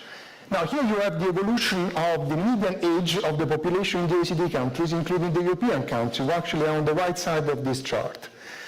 Today, the median age in the OECD is 40 years. By 2050, so 26 years down the road, it will be 45 years. In some of the European countries, the median age will actually be 50 years. This is a major transformation in our economy, in our society, in our workforce. So what are the implications of that? Of course, this will affect both the supply and the demand for skills. The traditional view is that, of course, when we have more people, older workers, some of the skills may become obsolete. Maybe they will be less motivated to invest in training and retraining. Maybe companies will be less keen on investing on their skills because the return of that investment will be short. That's a traditional view. But I think the digital transformation is also changing that because it offers new tools to actually tailor-made the offer of training. And actually, the good news is that, yes, we are aging, but actually we are living longer and actually in good health. And this, of course, also means a lot in terms of the potential for the worker to continue to give a contribution. The second, and I think you're going to refer to that, our labor market is changing because of the digital transformation. Here are the estimate from the OECD about the number of jobs that will be profoundly transformed by the digital revolution. 27% of the jobs. You see that actually many of these jobs are jobs for young people, will change significantly. We have seen that with generative AI. But actually many jobs for the middle age and job for the older workers. This does not mean that this job will disappear. This means that this job will profoundly change, requiring new tasks, new competence from the worker to be able to perform them. What is in demand? I think, again, you're going to refer to that. Some of the skills that were in high demand only a decade ago or so, to some extent, are declining in intensity. Because I think artificial intelligence is actually potentially developing also cognitive ability, the ability to solve problems, and actually to some extent to really help us not only summarize information, but actually provide solutions to problems. I think it's very difficult to talk about what are the skills in particular which will be in high demand because, again, of the fast speed at which things are happening. Only in November, before November 2022, our views of what will be the skill in high demand or those in lower demand would have been different than one of today. Because we all discovered that generative AI can actually do a lot of things that we wouldn't think maybe artificial intelligence would have been able to do. But actually, here's the good news. Maybe all the workers would have some of the fundamental skills that will remain very important. Experience, critical thinking, the ability to actually draw from a lot of knowledge and experience accumulated over time. Now, let me turn to a third big revolution, which is the green. Again, here, the good news is that employment will grow in Europe, despite a very significant effort to the Fit for 55 transition by 2030. But you can see that this will generate different type of demand depending on the type of profession and skills in the jobs, in the labor market. Some of the more basic blue-collar jobs will decline further because of the green transformation, and other professions and those requiring medium, if not high level of skills, will actually increase. So again, there is another dimension that the green transition will bring about, and this is actually the mobility of workers, not only from one job to another job, but from one location to another location, which I think affect not the discussion of skills specifically, but the discussion of skills together with the discussion about active labor market policy and how to promote the innovation and the investment in those regions affected by downsize because of the decline of brown activities, and at the same time the potential investment in new, greener, renewable energy type of activity. So again, there is also a geographical dimension that comes into the fore. I think Jürgen and I were supposed to give a sort of a presentation also focused on policies, but looking at time is up over there, which is becoming red and red, and so we start flashing. I think I stop here. I hope that we can, both of us have the opportunity also to get into the so what in terms of the policy. But over to you, by Consolation. Muchas gracias, Stefano. Muchas gracias a los dos. Yo creo que con las intervenciones tanto de Jürgen como de Stefano estamos en disposición, si no de dar una respuesta entera o completa, hemos avanzado bastante en el por qué y en el para qué. Y yo creo que no escucha Jürgen. ¿Sí? Hello? ¿No escuchas? ¿Ya? Yeah. Vale. Yo creo que estamos, I think me ha gustado de la exposición, the most interesting thing of your presentation, thank you both. Yo creo que lo importante ha sido, The important thing, I found it curious when you talked about digitalization. You said first that it's not only digital jobs, purely digital jobs, but digitalization is everything. It is something cross-sectional, affecting everything. But it has a positive aspect. The broadening of the skills is, and digitalization here is an instrument that allows us to go beyond in our training by training people that in other situations will be excluded from training, this re-skilling. So I think you have given a cross-sectional perspective of digital and green transitions, and the demographic transition are sides of the same coin. And as Jürgen said, this pact, this transition, in order for it to be fair, and in order for the labor market not to be impacted or damaged, we need a big deal. You talked about the Green Deal, but it could be any other type of relevant pact at a European level. And the European year is like the tip of the iceberg for a future pact in that sense. So let me thank you again for your presentation. We're going to see a short video to see the faces of the people who are working on this and the importance of continuous education, wherever you like. Hola, buenos días. Mi nombre es Carmen Caballero Clín. Soy licenciada en Filosofía y Letras en la rama de Historia y Geografía. Desde el 2002 estoy llevando escuelas y talleres de empleo subvencionados por el actual Servicio Público de Empleo Estatal, y en la actualidad coordino un proyecto tándem denominado Procesos y Procedimientos Digitales para la Conservación y Difusión del Patrimonio Histórico Documental. Mi trabajo tiene dos objetivos fundamentales: el de la formación teórico-práctica de los 64 alumnos que lo componen, 8 por cada uno de los 8 archivos estatales ubicados en diferentes comunidades autónomas. Esta formación es una iniciativa a destacar en el Año Europeo de las Competencias. El proyecto tiene dos fases. Una fase de formación intensiva teórico-práctica, en el que se aplica la archivística, la paleografía, la diplomática, la historia de las instituciones y su producción documental, la legislación, el tratamiento de la documentación, la conservación, etcétera, etcétera. Los principales objetivos de este proyecto del plan de recuperación son, por un lado, la formación teórico-práctica de los alumnos que lo integran, que para mejorar sus posibilidades de acceso al mercado laboral a través de la formación y enseñanza de una profesión, en este caso la del archivero. En segundo lugar, es la recuperación y difusión del patrimonio histórico documental.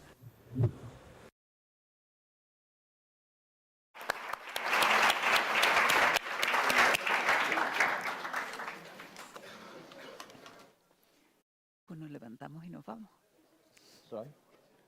¿Sí? No hay tiempo de... I think we're done. No more time.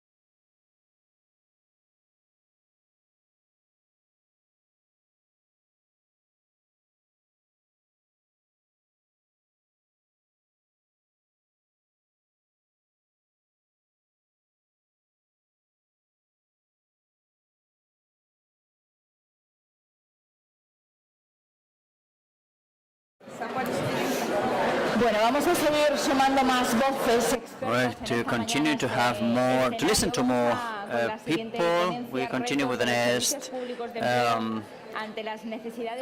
session, the challenges of public employment services. During this morning, we've been talking about the issues that become challenges and the needs that become challenges as we live in a global world, a changing world, where we need to adapt constantly. We're going to have Emilio Rustichelli, is Director of the Employment Committee.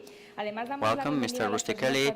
And we also have the members of the panel from Belgium, Caroline Mansell, President of the European Public Employment Services Network, and Director of Actiris Brussels. From Germany, Vanessa Huya, Director of the German Public Employment Service.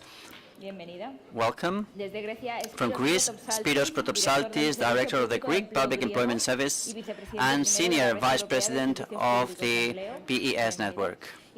And from Australia, Catherine Madla, CEO of the National Employment Services Association. And from Spain, Gerardo Gutiérrez Ardoy, Director General of the SEPE and Second Vice President of the SPE Network.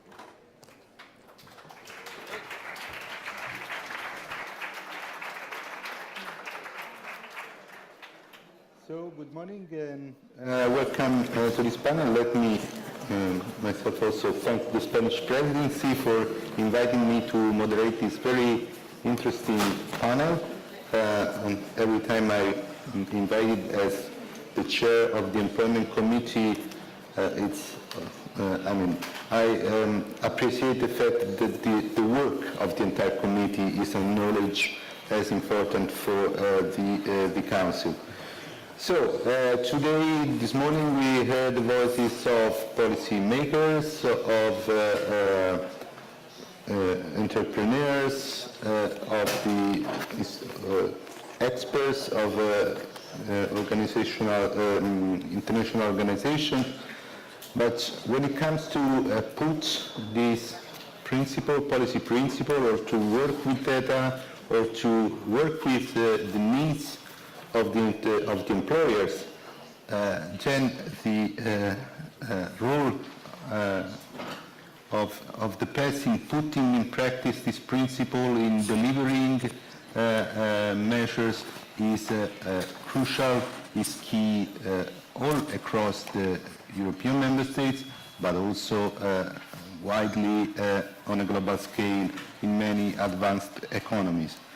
So I think it is very important to listen from the voices of public employment services, how they address the challenges we are talking today, this morning, about the challenges that the digital and green transition, but also aging societies are putting on public employment services.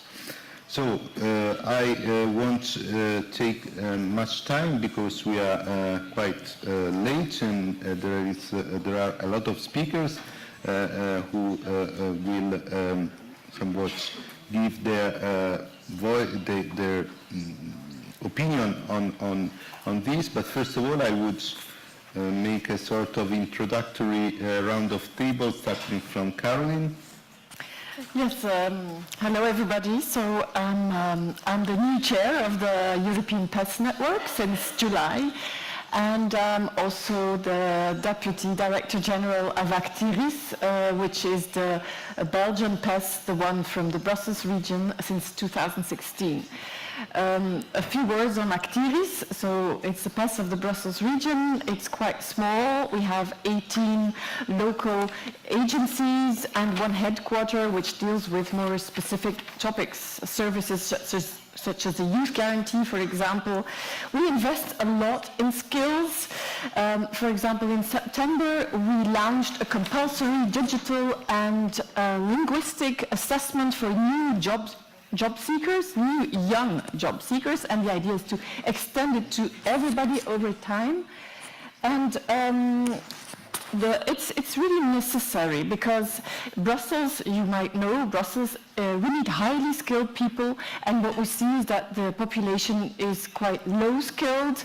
We need multilingual people, but people don't speak languages, so there's a mismatch. And the idea is that we offer tailor-made trainings to improve this job matching. Thank you. Thank you, Caroline. Now, Vanessa. Yeah, thank you, Emiliano, for the opportunity to briefly introduce the German Federal Employment Service, Bundesagentur für Arbeit, and for having me here today. It's a great honor. The German Federal Employment Service, Bundesagentur für Arbeit, BA, sees itself as a customer-oriented modern service provider on the training and labor market. The BA is one of the largest public sector institutions in Europe. It consists of 150 employment agencies with their 600 branch offices as well as 301 job centers, 10 regional directorates, and the headquarters in nice Nuremberg. In addition, there are the BA's family benefits offices with around 100 locations and other specialized offices. The number of employees nationwide is around 112,000. To understand our organization, it is important to take a look at our task portfolio. The BA consists of 3 task areas with different governance and different financing. The first one is benefits from the unemployment insurance system, Social Code 3. The second one is benefits from the basic security system, Citizens Allowance, Social Code 2, also known as Bürgergeld. And the third are the family benefits. We have got a strategy 2025 today for tomorrow, and we have some guiding principles I would like to introduce to you. And the first principle, I think that is for all of us, is that the employment agencies and the job centers are institutions that offer their customer individual guidance, job placement, qualification and financial support, of course. And we share responsibility for social cohesion, and we want to improve the participation opportunities for our customers. That is our task. And we develop the training and labor market in close cooperation with our network partners, and we offer digital services in the interest of our customers, but also in the interest of our employers.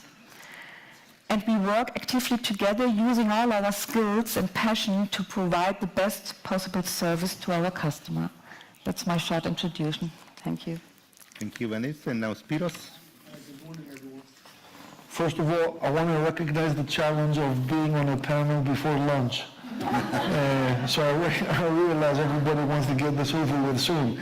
So I'm going to be brief. The Greek PASS is about 5,000 employees, 116 job centers, 50 vocational schools, 38 training centers, 26 child care centers, and has a presence all over Greece. I also wear the hat of being the national coordinator for skills for the European Year of Skills in Greece, and also the president of the National Council for Labor Force Skills. And I think that the PASS are at a very critical point because all of these conversations that Europe is having around shortages, changes in the labor market, digital and green transitions, skills, etc., that's the bread and butter of what the PASS do. And active labor market policies, I think, are more important than ever, and that's why they have risen on the agenda. And we see issues such as skills that have catapulted to the top of the macropolitical agenda, not only at the European level, but at a global level.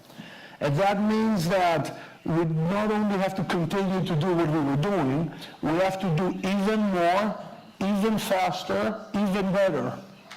And the challenge here that I think we're facing, and what needs to be a focal point of our conversations, is how do you do things at scale? In other words, many times we do small projects, high quality, high impact, but small. as we've heard today from the presentations, even from the panel right before this, we're facing a crisis in Europe like we've never seen before when it comes to the skills of the labor market. And if we want to ensure that nobody's left behind, then we need to do big things and do them fast. And so in this new environment, the Greek pass, like all the pass, I think we're going to have an even more important role than they've had in the past. And that obviously is up to us to take advantage of that opportunity and use it to transform ourselves and have a real impact. Thank you, Spiros. And now I think that we are all curious to listen from a total different perspective, that of Australia, from Catherine. Hola. Please forgive me if my English is hard to understand. I've spent 31 hours in airports and on aeroplanes, so I'm very, very jet lagged. So like many of you, Australia is dealing with major skill shortages. For us, it's of a magnitude we haven't seen in over 60 years. We've got record low unemployment of 3.7%, but our employment services caseload is very, very complex and comprises a very high proportion of people who are long-term unemployed. So in Australia, this might resonate with you. There are 4 key challenges that we're facing at the moment.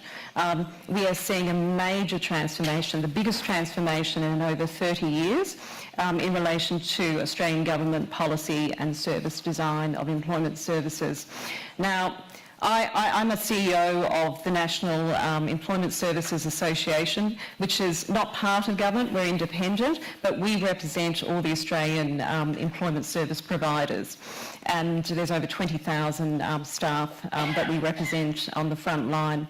And I used to be in government for most of my working life, and now I'm the advocate to government. And so there is a big shift in Australia now to co-designing.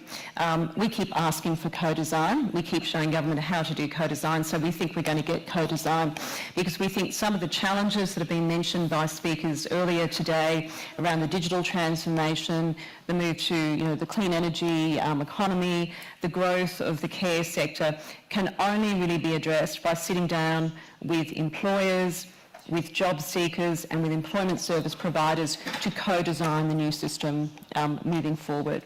Very, very important. And that's not traditionally something that governments like to do in any country. So the policy settings in Australia are changing quite radically, and I'll talk very quickly about that soon. The system fragmentation across Australia is quite high. And so for us being such a big country, so some of our cities are bigger than some of the European states. Transportation in rural, remote and even regional Australia is a big issue. People will travel 100 kilometres to go to school, to a doctor, to work. And then if you don't have access to public transport, because it costs too much in Australia because we're so big, we don't have the high-speed trains that you have in Europe. So it costs, everything in Australia costs a lot more. But this requires us to be really, really good at longer-term national system and policy planning. And thirdly, because Australia is so dispersed with its geographical population, the need for access to local data that's relevant to that area where the skills shortages are now and the projections for the future is absolutely critical because people don't always live where the jobs are. And fourthly, the need for an evidence-based policy. Because we're such a big dispersed country, we really need to nail it with what actually works to get people into jobs and to keep them into jobs. So there's a number of policy shifts that are occurring in Australia at the moment. Australians released a white paper which it calls Working Future. It was released earlier this month, and it aims to create an economy in Australia where everyone who wants a job is able to find one without having to search for too long. And the new government policy covers sustained and inclusive full employment, job security, sustainable wage growth, productivity growth, filling skills needs and building a future workforce, and overcoming barriers to employment and broadening opportunities. And it signals 3 major policy shifts for Australia. So employment services, there is a view now, are an investment in people via jobs and skills. It also signals our move away from work-first approaches. Australia was quite good at getting people into jobs, but then that churn was an issue for us. So we're moving towards human capability models. And we are acknowledging that public employment services are not always sufficient to overcome complex barriers to workforce participation. So people facing multiple barriers also require tailored help from multiple support systems and inclusive employer practices. And finally, Australia is moving to more place-based, genuine place-based approaches, which will require us to start to empower people in the local communities on the ground to find solutions to some of the skills shortages. And just very, very quickly, the Australian government has also released another key policy paper, again this month. It seems to be Employment Month in Australia. It's a national jobs and skills roadmap, which will be calling for a joined-up national skills system. And there's 3 key pillars in that roadmap.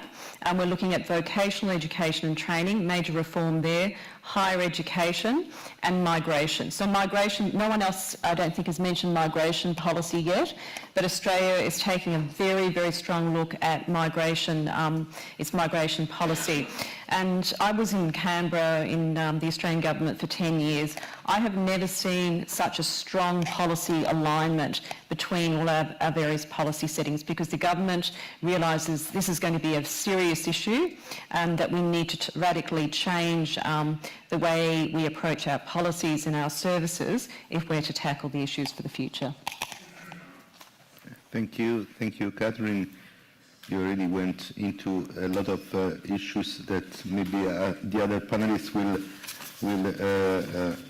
approach in the second round. Gerardo, if you want to introduce yourself and SEPE, which is hosting us, by the way, co-hosting us today. Muy bien. Muchas gracias, es un placer. Thank you so much. It is a pleasure to host you here in Barcelona. Our National Employment Service is an autonomous service with 46 years of history. We are transforming ourselves into an agency in order to be able to give a more flexible administrative response according to our competencies. On the one hand, we manage the unemployment benefits, where we manage this all over the country. Based on this management, we can give you a good example of what our SEPE did in 2020, when during the pandemic our country had more than 35 billion euros transferred to millions of people. We did this with all the regional and provincial managers we have here today, so we could recover from the crisis in a better position. Things would have been very different if we didn't have had 35 billion euros for 8 million people. This was a service we gave. And another part of our competencies is integrated within the National Employment Service, together with the autonomous community employment services of our 17 regions, of which we have the representatives in this room.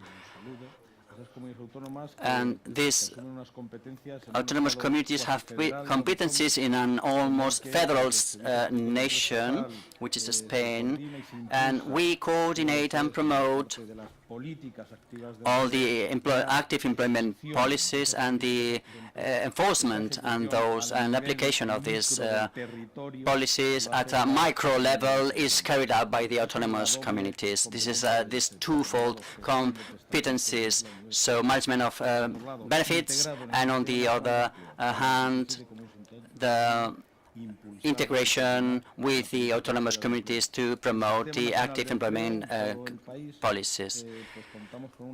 We have around 28,000 employees, collaborators. The figure given by our German colleague is a stimulus to increase our human resources as well. We all know well the case of Germany is very, well-staffed public employment services, though of course there are a lot of other, let's say, tasks that they perform. Of course, there is this mix between the managing insurance policies and public and labor policies. So, very different approach, very different institutional settings. For instance, also in the case of Italy, you have this regional management of active labor market policies. We will know the differences of the systems. I now would start with some more, more in-depth questions on the challenges, but maybe Caroline, who is here somewhat in her capacity of the PES network, may answer to a more general question. What are the main challenges for PES to better meet the skills needs of their customers, of their recipients? Thank you, Emilio. Well, I'm afraid to tell you that there is no one-size-fits-all solution, unfortunately, because you will have heard that we're all very different. PES have different competences. VA does it all. Brussels does very little compared to other PES. For example, we don't do training, but we use partners for that. But 1/3 of the PES have training centers. So upskilling and reskilling, it really differs from one PES to the others. But one thing is for sure, we all do job matching and profiling, but there too, we all do it in a different way. Some of us do it in a very classical way, using degrees and diplomas as a basis, and many of us have transferred to a skills-based approach, using classification and looking really at the real skills and abilities of job seekers that are not always on paper. So that's the way to go. That's the way forward for the PES. We need a kind of change of mindset if we want to face all the future challenges that everybody's been repeating all morning, the green and digital transitions. We will have to think out of the box, past degrees and diplomas.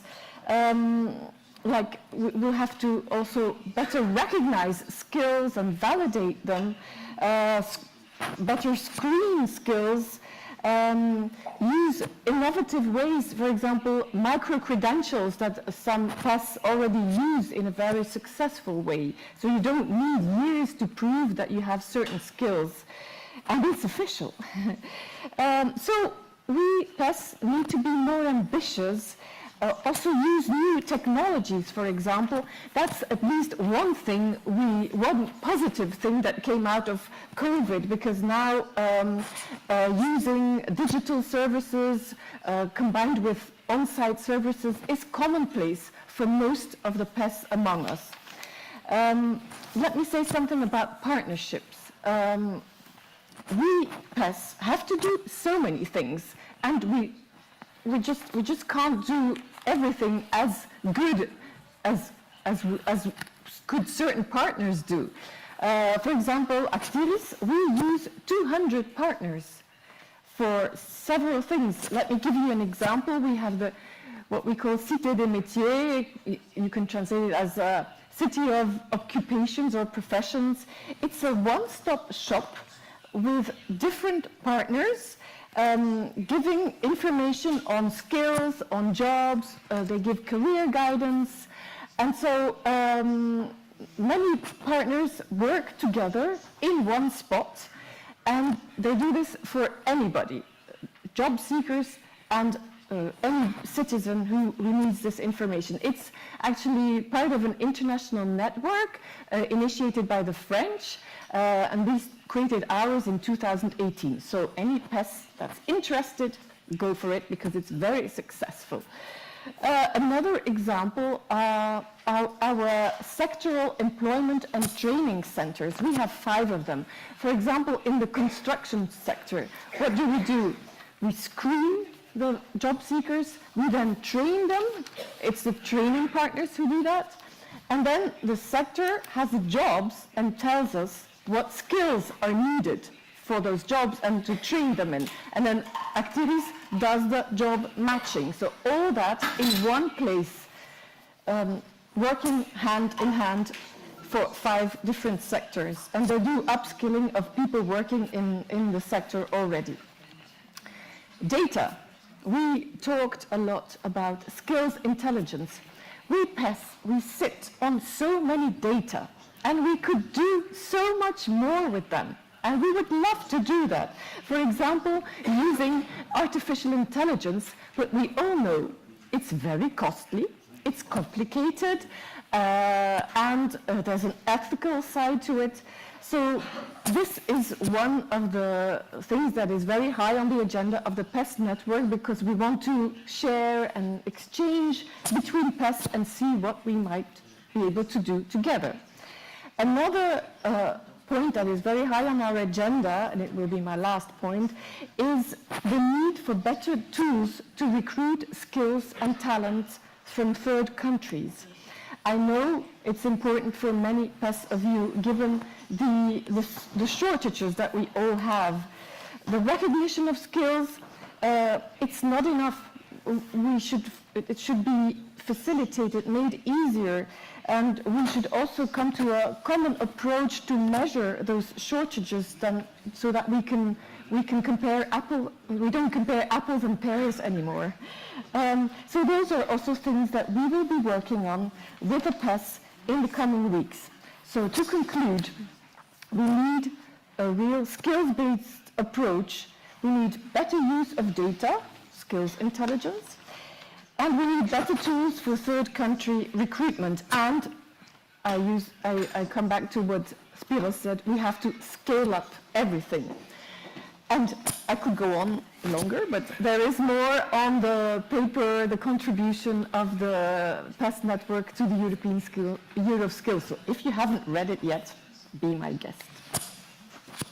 Thank you, Caroline, for this, overview, I would say, of several changes that public employment services are somewhat experiencing in light of the changing world of work and the needs that are changing on the side of employers, but also on the side of job seekers.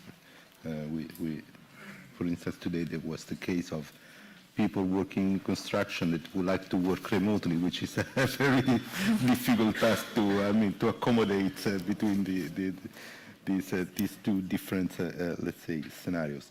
I would now go to the other panelists with a quite different, maybe more specific question on how do PES effectively address the challenge of responding to this need, to the need of these tailored services for job seekers, for those currently employed who need upskilling or reskilling, for employers and enterprises, and especially today there was some, the case of small and medium enterprise was mentioned quite sometimes, because of course for them there is the need of very tailored and specific services. I would start with Vanessa. Thank you, Miliano. Yeah, the challenges of securing the workforce and skilled professionals can only be met successfully through collective efforts in the network with our stakeholders and partners on the labor market. Therefore, it is crucial to better utilize existing potentials and explore new ones. I would like to outline 4 key areas of action. The first one is facilitating the entry into working life. Career entry plays an important role how employment biographies develop. Good support and guidance on the path to a career is crucial. So joint action, considering a stereotype-free career orientation, an increased number of internships, and the facilitation of dual training opportunities for different performance levels are key factors here. The second field of action is strengthen vocational further training. The promotion of continuing vocational education and training makes an important contribution to meeting the demand for skilled workers and preventing long-term unemployment. Active labor market policy plays a key role in shaping structural change. A forward-looking and strategic qualification policy becomes the linchpin of employment and labor market policy in transition. We invest around 2 billion euros annually in further education funding, of which around 900 million euros are for the qualification of employees in employment. Targeted guidance can help workers to adapt their skills and knowledge to the new reality of work, or to train for occupations and job profiles created by new technologies. For the unemployment, an additional set of tools was recently created to strengthen vocational further training and provide additional financial incentives. The BA also offers qualification counseling for employers. The aim of the qualification counseling is to sensitize employers, especially small and medium-sized enterprises, to the introduction and implementation of strategic personnel planning and development in the company itself. The third field of action is unlocking domestic potential. Women, older workers, people with disabilities, people on basic income support, and those with migration background offer untapped potential. Measures to activate and retain these groups include flexible working hours, reliable childcare, and good healthcare infrastructure. Stronger support and advice are essential for people with disabilities, and employers should be encouraged to embrace an inclusive labor market. Opportunities must be increased for people on basic income support, and language courses and improvement in recognizing foreign educational qualifications are crucial for integrating those with migration background. Field of Action 4, facilitating immigration. Long-term economic growth is only possible with immigration from third countries. What is needed are strategies and instruments that take effect quickly and are effective in the long term. In 2011, 21% of the increase in employment was due to foreigners. By 2022, this figure had already risen to 67% in Germany. We are well on the way to further reducing bureaucracy in immigration law and speeding up professional recognition issues. Thank you. Thank you, Vanessa. Now, Spiros.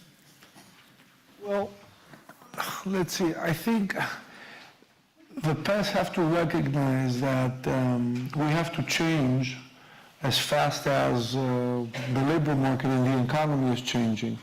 The things are moving in a speed we've never seen before, technologically and otherwise. And so it's necessary for us to change. And companies to change, we need to change. So one thing that definitely we've done collectively, and I think this is across the board, is the digitization of services. Just to give you an example, in Greece, about 95% of our services are now online, digital. So there's really not much need to come to one of the one-stop centers except to have the interview and to have a counseling session. Everything else, from unemployment benefits to all the paperwork that you used to have to go to do in person, everything is done now digitally. So I think the digital transition is important. Investing in our own people is important. We need to teach them new things. A lot of the labor force that we have is older. The people that work in our organization, a lot of them came into the organization in the 80s and the 90s. They need to be upskilled and reskilled. They need to learn new things so they can serve the citizens better. But one thing that I would like to put a focus on is, again, in this context of the European Year of Skills, and why do I say that? Despite the fact that Greece has the second highest unemployment rate in Europe, which is second to Spain, and the fact that it has decreased significantly from 17.6 in July of 19 to 10.9 now. The number one problem I hear all day as the head of PES is the difficulty finding workers from businesses. So the labor market has tightened, and it has tightened in Greece, it has tightened in Germany, it has tightened in Spain, it has tightened in Italy, everywhere. So what this tells us is that we need to find ways to upskill the population quickly. And that's something Caroline said that I think is important, that we can't wait for 2-year, 3-year, 4-year programs. We're talking about training that takes place maximum over 3-4 months, maybe 6. But we're talking about quick reskilling and upskilling programs. So Greece, despite having spent hundreds of millions of dollars, much of it European funds through the years, is dead last at the European Skills Index. So a country has to look at itself and say, what am I doing wrong? If I continue to do the same thing over and over, I can't expect a different result.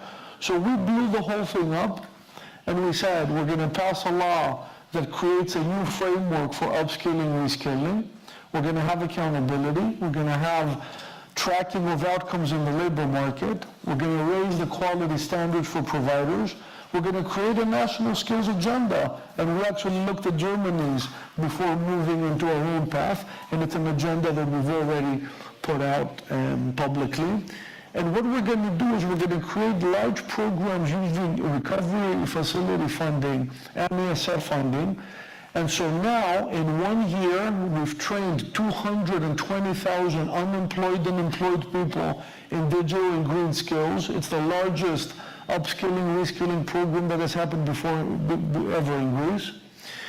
We are investing constantly in partnerships with global IT giants. We've done partnerships with Microsoft, Google, Amazon, Cisco, and all the big companies, and we've created special programs to train the unemployed.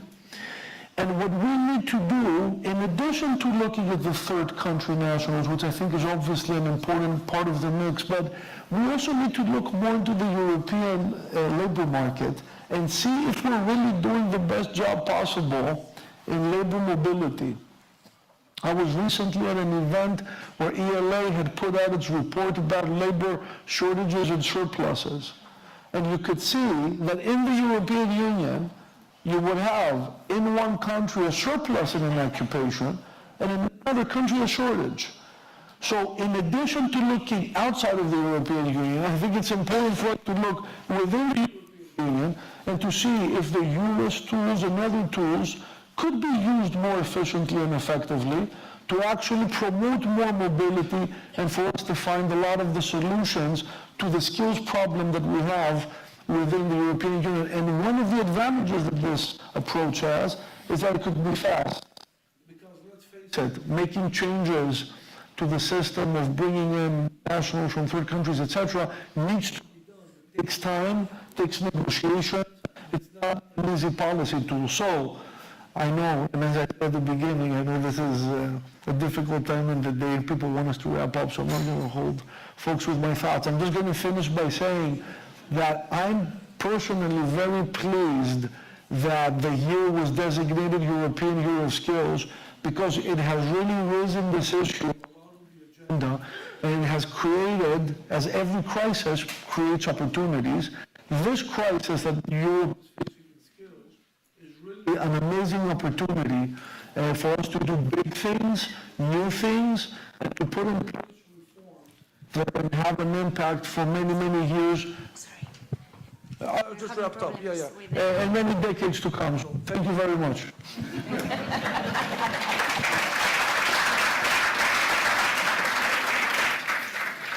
Thank you, Spiros. I mean, I agree with everything that everyone said before. I think I'm sitting with my policy soulmates up here. I think there's two issues here.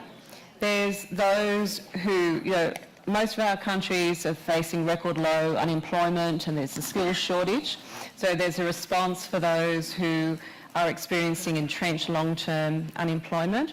And then there's a broader, more global issue around the skills shortfall. And I think there's some probably different approaches needed for both those issues.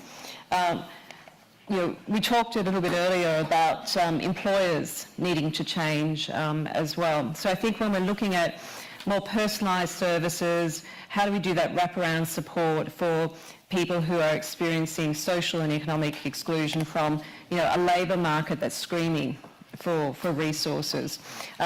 We need much more tailor-made approaches to them. And when we look outside employment services to other areas of social policy, like how we respond to family and domestic violence, child protection, homelessness, this whole concept of wraparound case planning.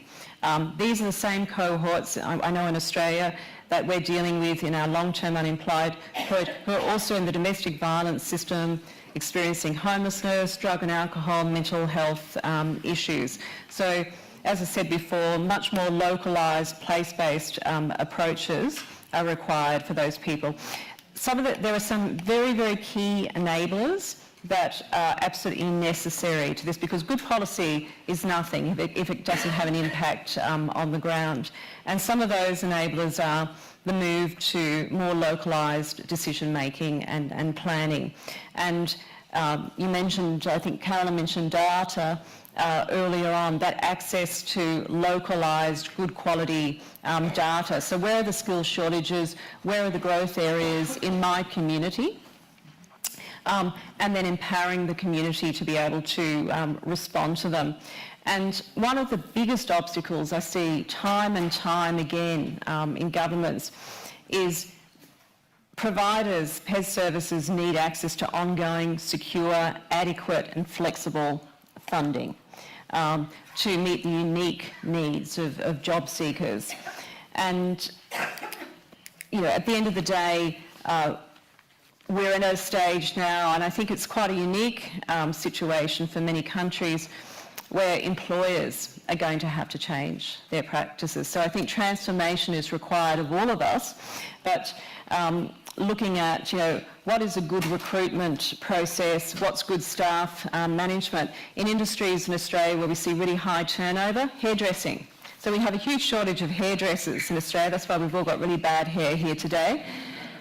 And it's because many young people start to work for a hairdressing salon. By the time they're 30, they become managers, they run the salon, but they've never learned how to manage people. And so we see a lot of churn and turnover there. And then they're continually having to reskill and uptrain people there. So the other aspect, particularly when we look at underutilised areas of our population, so women, there's a lot that needs to be done there, but that is a huge productivity loss. So in Australia, when we look at the research, areas that have the greatest skills shortages also have the greatest underutilisation of women. And as employment service providers, one of the key questions we've got to ask ourselves, and when we looked at the Australian data, it was not pretty. With government wage subsidies and other incentives to get people into jobs that had a skills shortage, when we looked at the data, they were being offered more to men than to women. So we have to look at our own practices and look at our own performance and how inclusive we are in trying to tap into that productivity. The other areas of untapped productivity, I think, for the skill shortfall are seniors, so older people. So it's when you look at people leave their industry or their sector, they're at the top of their game. They've learned everything they're ever going to learn, and then suddenly they go into retirement. I really think with the ageing population, we've got to look at new ways to include older people into the workforce. It might be tax breaks, tax incentives, to enable them to come back and work flexibly and help upskill and train, particularly young people coming into the workforce. I know many countries like Australia it's not just unemployment. We have huge underutilisation of young people in the labour market. Many young people in Australia are underemployed and would like to work more hours. So that's another thing we really need to tap into as well. Thank you, Catherine. Gerardo. Muy bien. Pues estando de acuerdo desde luego. Well, I fully agree with what the colleagues said. The public services also have to be responsible and have to boost this right to equality. And there's a moment in which we have to fight against inequality, this burden of inequality. We have to offer tools. And which are the tools that we are offering? In Spain, in the national employment system, where the 17 regions are, we have just reformed the employment law, and we have incorporated the guaranteed services, these subjective rights, as we call them, and as a person has the right, in Europe at least, to go to a doctor when they are ill or sick, or the right to education for our children. We also need reference tutors. These personalized support, professionalized support during the working life for unemployed people, and also for people who are already working, also for SMEs, so that they get all the information about this complicated labor market, so that they understand the situation, right?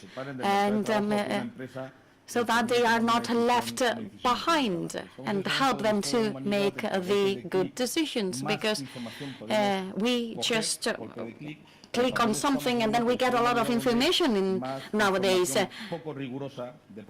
But there is also this information that lacks value. So we have to decide which type of information is good or bad. So we need these professionals together with the big data and the artificial intelligence and other technological tools that we are going to introduce in the reforms that we are doing in our employment service. So it is fundamental to have these professionals with us. And not only in public services, also we need to boost all the possibilities. This public and private partnership, PPPs, it is something we need to explore in Spain, and we need to make the most of human resources, these tutors and educators, so that we are all together giving support and accompanying these employers, and also to appeal talent. This is something that companies need, talent, and the European Union and outside the European Union as well. We have an example of a student from Ceuta. So up to 2050 in Africa, there will be 800 million people, and in Europe 80 million people less.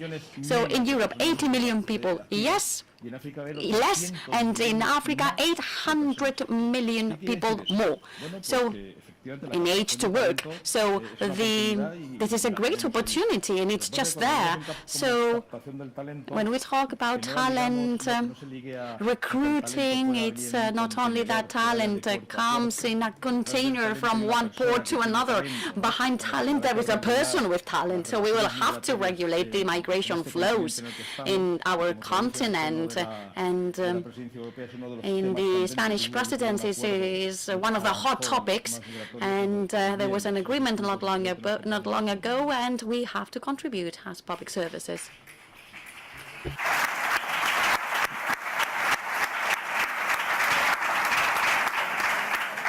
Thank you. Unfortunately, I have this very bad role of moderator, and I think we are running out of time. So for the second round, I would ask some sort of telegraphic answers. I will start again with Caroline, a sort of, let's say, way forward. Are active labor market policies actually up to the challenge? Well, it's one of the main tools the PES have, and they're different in each country because they're according to the needs of each country. So we need to improve, and it's been said over and over again, our specific measures and incentives to have more people in employment, women, migrants, older workers, people with disabilities, and this is again high on our agenda of the PES network. We have to become future-proof. Hopefully we won't have another crisis, but at least what we've learned from the COVID crisis is, for example, short-time work schemes, that they work, and maybe we could reflect on them to use them in the future. And let me end by saying that PES can only do as much as is within our capacities. We are indeed dependent on employers, as Catherine said, but also on our governments and social partners. So we can only face those challenges if we work together. Thank you very much. Karen, it means a good message. And now I would, for the other panelists, I have a different question. I also here some telegraphic answers. We talked about the need to change the way we're used to think to learning and to training. It's not a question of years now, it is a question of months. But of course another way of looking at the issue is to be able to anticipate the skills needs. So in order to prepare people for the skills of the future. And skills forecast is so key to somewhat help this process, support job transition in the labor market. Do you see how skill forecast system have improved, if they, in the last years, and if you see further room for improvement? Vanessa. Yeah, I will keep it short. We have got 3 fields of action and observation, and the first one is changing composition of employment by occupation. This involves utilizing statistics on profession, industries and regions, as well as projections of future developments. Qualification and profession projections are based on extrapolations of labor market trends if existing trends and behaviors in the education system and the economy persist. Second is the monitoring of new professions and new job requirements, characterized by continuous market observation and analysis of job postings. These changes must be integrated into the classification and information offerings that underlie our advisory and placement work, making them transparently accessible to clients and counseling professionals. And the third one is a detailed analysis of changes in job requirements, with a particular focus on the influences of digitalization and decarbonization. Regularly updating the potential for substitution in new technologies and the resulting changes in job profiles is one approach. Important insight also come from the regional studies. After making these forecasts and observations, the next step is to deliver the message. For example, we have developed a job futuromat, a digital instrument that illustrates the impact of digital technologies on individual professions and job fields. To summarize, I would like to highlight the importance of constantly improving data and insights on changes in our labor markets and translating this into operational tools. We need to continue on this path in order to keep pace with the constant change and its effects on the labor market. Thank you. Spiros. I mean, 2 years ago, we started a chatbot using AI.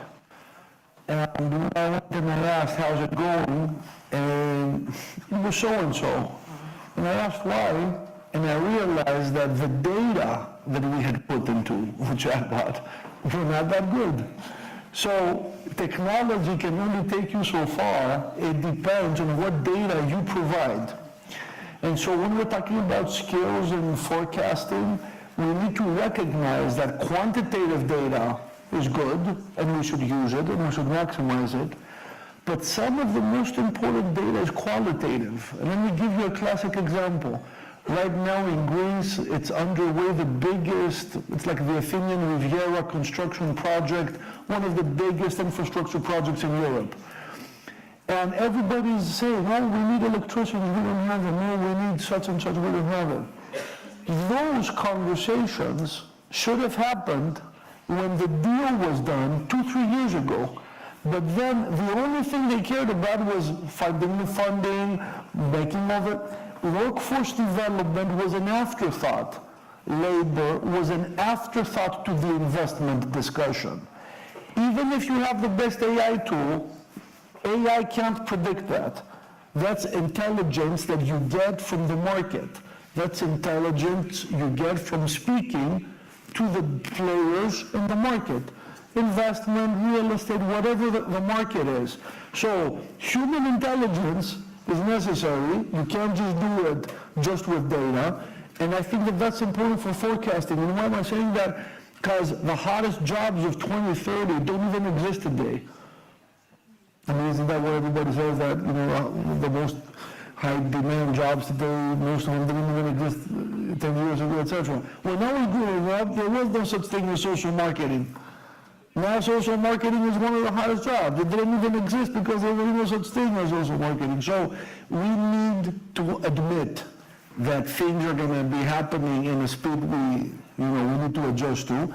And the best solution to that is for us to become nimble, agile, change these rigid structures we all have about how do we decide making a program, and it has to go through these 15 steps of approval, and you need 3 months and 5 signatures and blah, blah, blah. And we have to understand that we need to go into a different mindset, a different mode of operation, where in order to do our jobs, we need to be much faster, much more flexible, and much more open-minded in terms of what we do. Thanks. Thank you, Spiros. Catherine. I'm going to be very quick because I know everyone's really hungry. So just 2 things I want to say.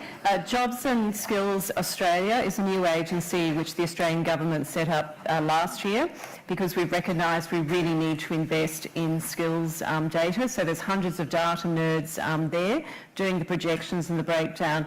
A word of caution, I think, with data and forecasting. It's really important, given there's skills shortages across so many industries, that we're looking at the continuum of industries as a sum, in their entirety. Because, what we find in Australia, people take from this workforce, because there's a shortage in this workforce, and we create a problem over here. So we need to take a balanced view with that. And the second thing I'd like to say, I think, looking at forecasting, and someone mentioned earlier around, starting with preschool and early childhood and starting early. I think as part of forecasting, working much more closely with the education system, with schools, to look at that forecast and see where are the skills that we're going to need in 2 to 3 years' time? How do we, as public employment services, work more closely, to address those skills? As you said, it's the qualitative aspects of data that are really important moving forward, and it's asking the right question. I would have probably suggested another question for this panel. What skills are actually transferable to other industries? So we have some industries dying, particularly with the move to clean energy. What industries that are dying have skills that can be transferred to other industries that have skills shortages? Thank you. Gerardo. Muy bien, muy rápidamente. Well, very quickly. We need to be able to give a response to the corporate fabric according to their needs and give them the training, a solution to their training needs. Beyond the technological tools we have, of course, this human factor mentioned by Spiros, in our observatory we have a network of key informers that throughout the territory provide us with alerts on the skills that are being detected, and this transformation that has taken place in Europe of jobs in competition through the ESCO taxonomy need to be used. So this skills framework needs to be used, and we have two examples here in Spain where in a very short time we responded to the demands of the industrial sectors with data processing centers, the cloud, where you know our information is located, which are really concrete buildings protecting data servers, and we're being able to create the training specialties required in a very short time. And also in renewables, we have a success story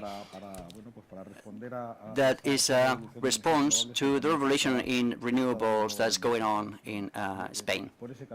So this is the path we need to follow, in my opinion, and since we are in the wealthier country in the world, we're just 2 minutes away from a fantastic lunch, and you will continue to enjoy our gastronomy tonight too.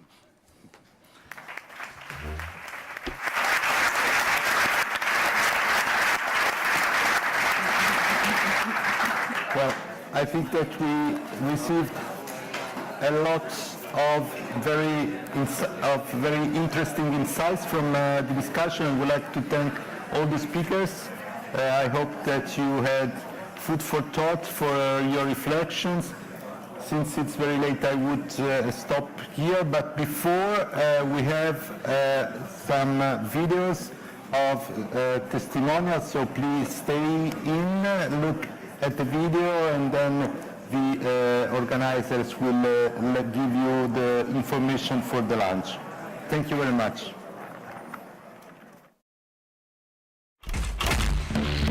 Dinge leidenschaftlich angehen, anpacken und einfach immer nach vorne schauen, immer der Blick nach vorne.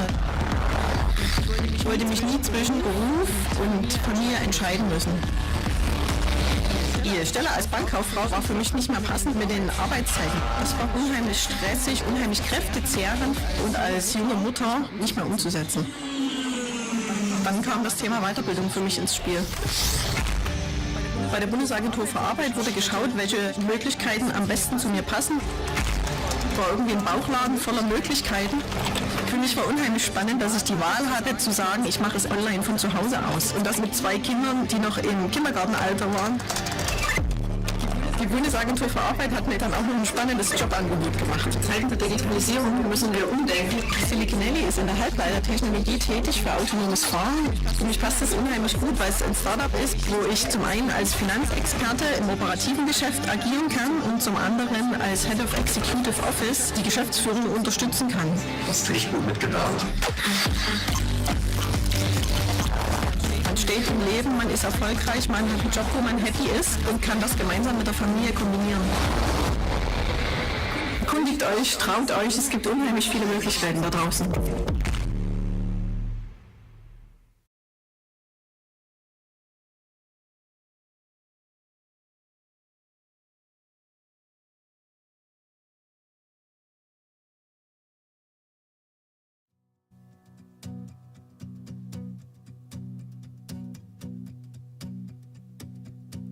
Profesionalmente me siento realizado y además es lo que me gusta. Es el trabajo que llevo desarrollando hace más de 30 años, es lo que me gusta. Me llamaron, tuvimos una entrevista personal en la cual le di el currículum, copia del DNI, etcétera, etcétera. A partir de ahí se hizo un taller, una semana del taller, donde te van indicando la forma de proceder para encontrar trabajo, dónde buscarlo y sobre todo ánimo para no desesperar ni decaer. José Antonio estaba un poquito desmotivado porque él había tenido una trayectoria laboral de más de 30 años y verse ya con 50 y tantos años desempleado, pues para él era un hándicap, pensaba que nunca iba a encontrar empleo.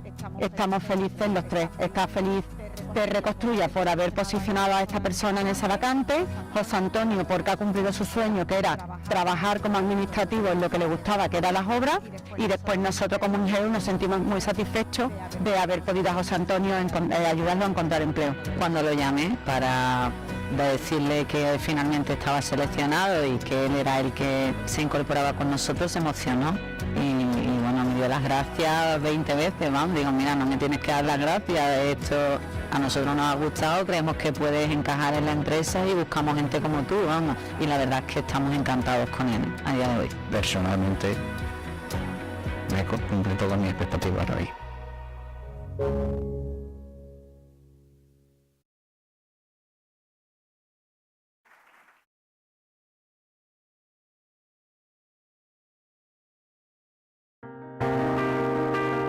La aportación de Fundación Secretario Gitano a la empresa es una aportación muy valiosa para nosotros. Ellos están siempre muy pendientes de todo el desarrollo, vamos muy de la mano, nos da una garantía de que esta empresa puede continuar gracias también a sus aportaciones, ¿no? Porque nos enriquece como empresa y humaniza sobre todo mucho a la plantilla de trabajo del hotel, ¿no? Esto genera una riqueza humana dentro del hotel que es, vamos, se me pone la piel de gallina. La verdad que el personal está muy contento con el secretario gitano por la forma que tienen de trabajar y la colaboración cómo se desarrolla. Tenemos casos como un chico que trabajaba en la parte de mantenimiento, pues que se casó, tuvo un niño, alquiló una casa, se compró un coche, y esa evolución de él la hemos visto nosotros, lo hemos vivido, eso también nos enorgullece, ¿no? El cliente valora mucho las aportaciones a la responsabilidad social corporativa que nosotros hacemos, pero nosotros hacemos también mucho ímpetu en la comunicación, no basta con hacerlo, sino que tienes que comunicarlo, porque eso también conlleva y apoya de alguna forma a que tu entorno o otras empresas también lo hagan.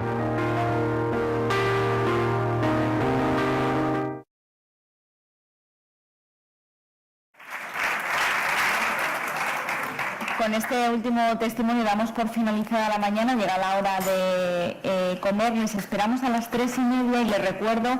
See you back in 1 hour. We have 2 workshops. The need for ongoing learning.